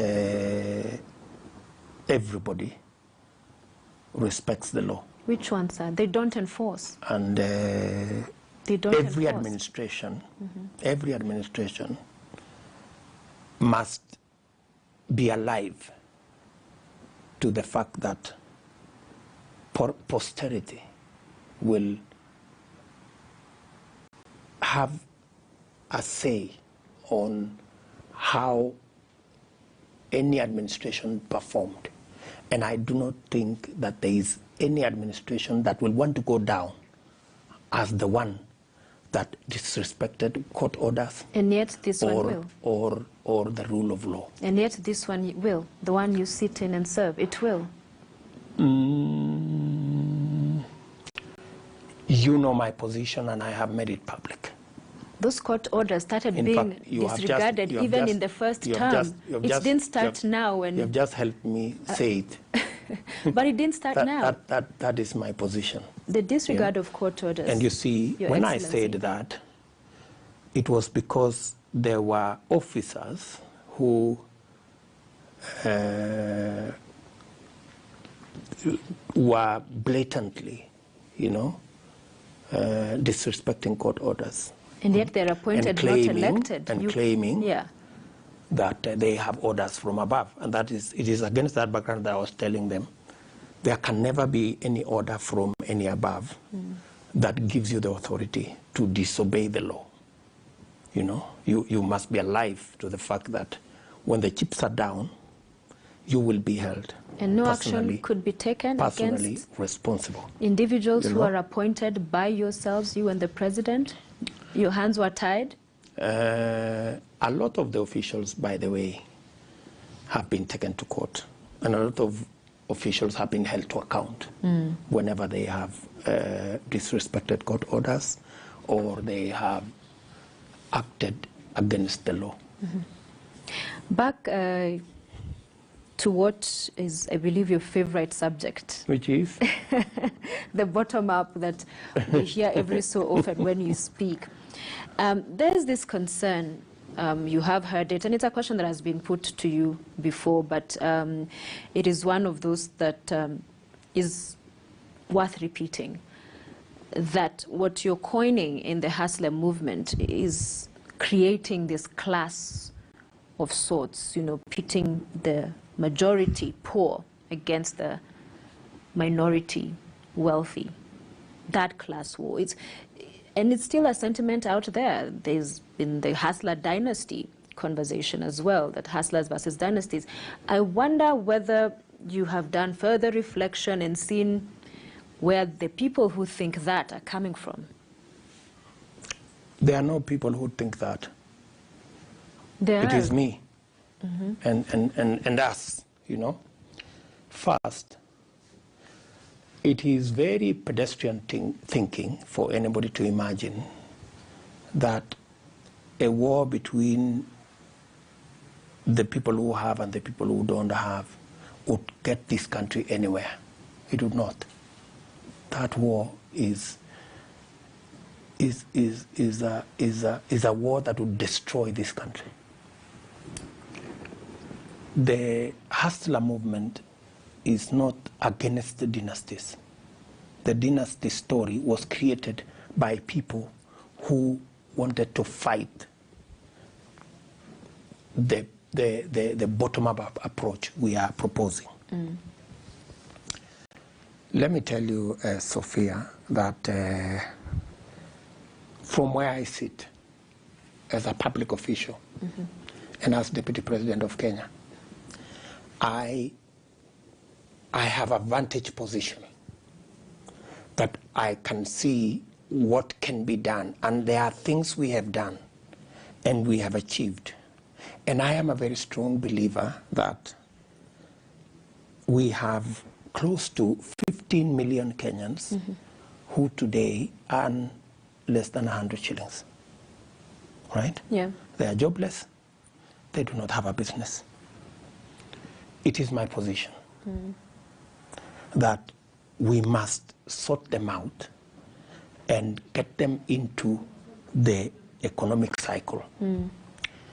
Unfortunately, there are people who believe wrongly that if the person who does not have gets, the person who has loses. That's not correct, right? In fact, it is in the interest of the person who has for the person who don't have to have, so that they can share, right? So this win-lose thing is a game of people whose thinking is limited. We can have a win-win. We can have a win where those at the bottom can be lifted. And by so lifting them, those at the top can be comfortable, right? And that's what I'm saying. In fact, our housing program was meant to address part of the bottom-up economic paradigm. Because of these 15 million Kenyans, statistics of Kenya, Bureau of Statistics, 15 million Kenyans who are hustlers, right? These 15 million Kenyans, the way to sort them out and to recruit them into the economic cycle is to make sure that they have jobs. Yes. Number two is to make sure that because they run micro, small enterprises, is to make sure that we support micro and small enterprises so that they can do business, right? That is the proposal I'm making. So how do we achieve it? How are you supporting? Yes, that's how do we achieve it? Number one, rolling out the housing program will give us 4 or 5 million jobs. And we have enough money, not public money. We have enough people. If you ask PS Housing, he will tell you there are enough people in the private sector who are willing to invest in our housing program. In fact, trillions of shillings have been pledged. All we need to do is to change the law, provide for the housing fund so that there is an offtake program for the houses being built. People have access to money for mortgage. So and right we are now, looking at low-cost housing. So right now then you're saying the challenge is the law as it stands is the problem, because all of these things you say are available. It's a project currently in play but has stalled. And all that has not been done is to reorganize the law so that we have a mandatory contributory housing fund, right? Okay. And there are things there that is holding it, that beyond the law, interests. Yeah? What kind of interests? Let me not go beyond there. So that's the story. Cartels? That's the story. There is a cartel something there that we need to dismantle so that we can roll out. We will create jobs. Secondly, if you look at our budget, we came from a deficit of 200 billion. We went to 600 billion. We went to 800 billion. This year, the deficit is almost 1 trillion. Yes. What has that done? It has crowded out all the SMEs, driven them out of credit. In fact, SMEs have lost close to 100 billion on their own. Forget about the private sector. SMEs alone have lost close to 100 billion. Meaning, many micro enterprises have closed down. That's why when I say the problem is the economy, is that we need to sort out the economy. But this so that we can get enterprise back. In fact, some of the enterprises, and I was speaking to some young people today, and I was amazed at how they understand. They're telling me, Mr. Deputy President, you just need even to decriminalize some of the enterprises. So the decriminalize enterprise, decriminalize hawking, organize hawkers into proper areas where they, yet this is the Jubilee economic blueprint we have been working on from 2013. So you're saying it is different. The double digits that were promised by you. It is different, in 2012. Wanuna. It's a combination of many things, right? In our first term, we laid the foundation. In our second term, this was what was supposed to happen. And it didn't happen. Unfortunately, the people who assigned this by my boss did not do it. You know, either they didn't understand it, or either they didn't appreciate it, or maybe they didn't have the capacity to do it, or something, I don't know. So this is what we need to do. And if we build it from the bottom, we will expand the tax bracket. Okay. We will invest, and in fact, the first thing we need to do urgently is to inject a stimulus into agriculture. That's why the Big Four involved agriculture. We need to put money. For example, dairy is a big industry. It's 100 billion output industry. We can actually double that by just, because we have the cows, all we need to do is find a mechanism of supporting the farmers to have enhanced feeds. That will transform. We can do another 4 million liters every day of milk. That will give us an extra 100 billion shillings every year, equivalent to what we are getting from tea. And yet we can triple. Yeah, and yet just with a little effort, coffee production. That's what we intended to do. That's what should have been done. And yet now the economy is buckling, that whoever does become the next president of this country is dealing with debt, huge debt burden that you're literally borrowing to pay. The wage bill is another. There's the issue of corruption, of course. So that there's little wiggle room, even of these stimulus projects you talk about, that in as far as the money little left for development or for all of these projects, it's a real constraint, isn't it? What would I do? Yeah. Yeah, what would I do? Next year's budget, I would not fire people. I would not reduce the size of the workforce. I would not do the things IMF are recommending to us now, because I don't think that removing money from this economy will sort it out. Reducing expenditure in this economy will not sort it out. In fact, it will crash the economy, and it will have a spiral effect going downwards. But those are conditionalities for IMF giving you money, right? I'm just telling you. Yeah. What I would do is, we are currently investing about 400 billion on development. I would cut that development into half. I would invest in brick and mortar, 200 billion, and I would take 200 billion and switch the investment, not in brick and mortar. I would switch that investment, invested in a stimulus in production, you know, so that we can produce more, sell more, create the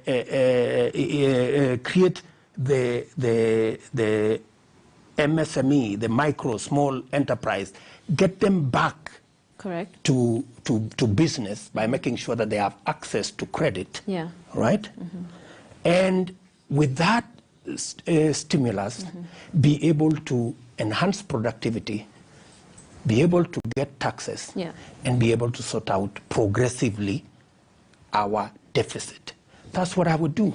And that's why I insist that the way to sort out Kenya is not to change the constitution to create positions for tribal leaders. The way to change Kenya is to sort out the economy. And I have clarity in how to sort out the economy, get the hustlers working, get the hustlers in business, get our farmers working, improve productivity, expand the tax base, make sure that everybody is carrying a fair proportion of the burden of taxes, and be able to grow the country. I want to move this forward to 2 or 3 issues before we bring this to a close. One of them, there's the Kiamba by-election coming up. And it was interesting, the last Sagana meeting the president had, he talked of intruders trying to get into his backyard and destabilize it. And a lot of the defections we are seeing many people from that region joining the hustler movement. So is it that you're relishing this moment of going into his backyard to do what he has made public, that he was aware of those efforts and that this is in fact what's happening? What do you say to that? First, whatever you're calling defections is your language. You know, the people who are working with me are people who are elected together. These are Jubilee members. They are coming to see a Jubilee deputy president. How does a Jubilee member seeing a Jubilee deputy president amount to a defection? You know, it's just a perception we are trying to create for, you know, there is war, there is what. There is nothing of that sort. You know? You have a number of... You would be discussing defection if people are leaving Jubilee to go to ODM. Let's leave the semantics then. That there's a significant number, not significant, but a number of people from the region that are now part of the Hustler movement. And in the backdrop of that comment that the president had made, that there are those seeking to come.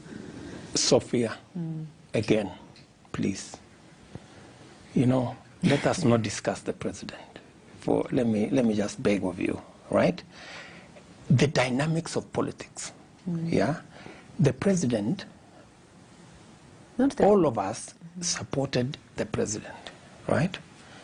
In a year from now, the president will be leaving office, right? The rest of us who believe that we still have an assignment and a future to work on, we want to organize ourselves. Yeah. There are those who think organizing ourselves means we go and merge with ODM. There are those who believe organizing ourselves is creating a hustler movement that brings everybody on board, that is non-tribal, that is non-regional. These are just political organizations that are being, that are coming into play because people are organizing themselves for the future. And I think it's perfectly democratic for people to do that. The other issue is... Don't you think so, Sophia? Let me ask the question. Thank you. The other issue is one of the degrees and qualification for elected leaders. Yes. This was a bill that was tabled by the then leader of majority, Duale, passed by cabinet, which you sat in. It's an issue that has been pending, I believe, since 2010. So you are now saying it's unnecessary to go that direction, but you never held those reservations from the beginning. So what has changed? I have always had reservations on the kind of qualifications. But you see, you can have reservations. But you see, when the majority have said this is how it is, that's the nature of democracy. You agree with it, right? Okay. But I believe... So this is not a populist position next year, the election? It is. In fact, if there was anybody who would be supporting people to be educated, it should be me. I should actually be proposing that those running for president must at least have a master's. So why not?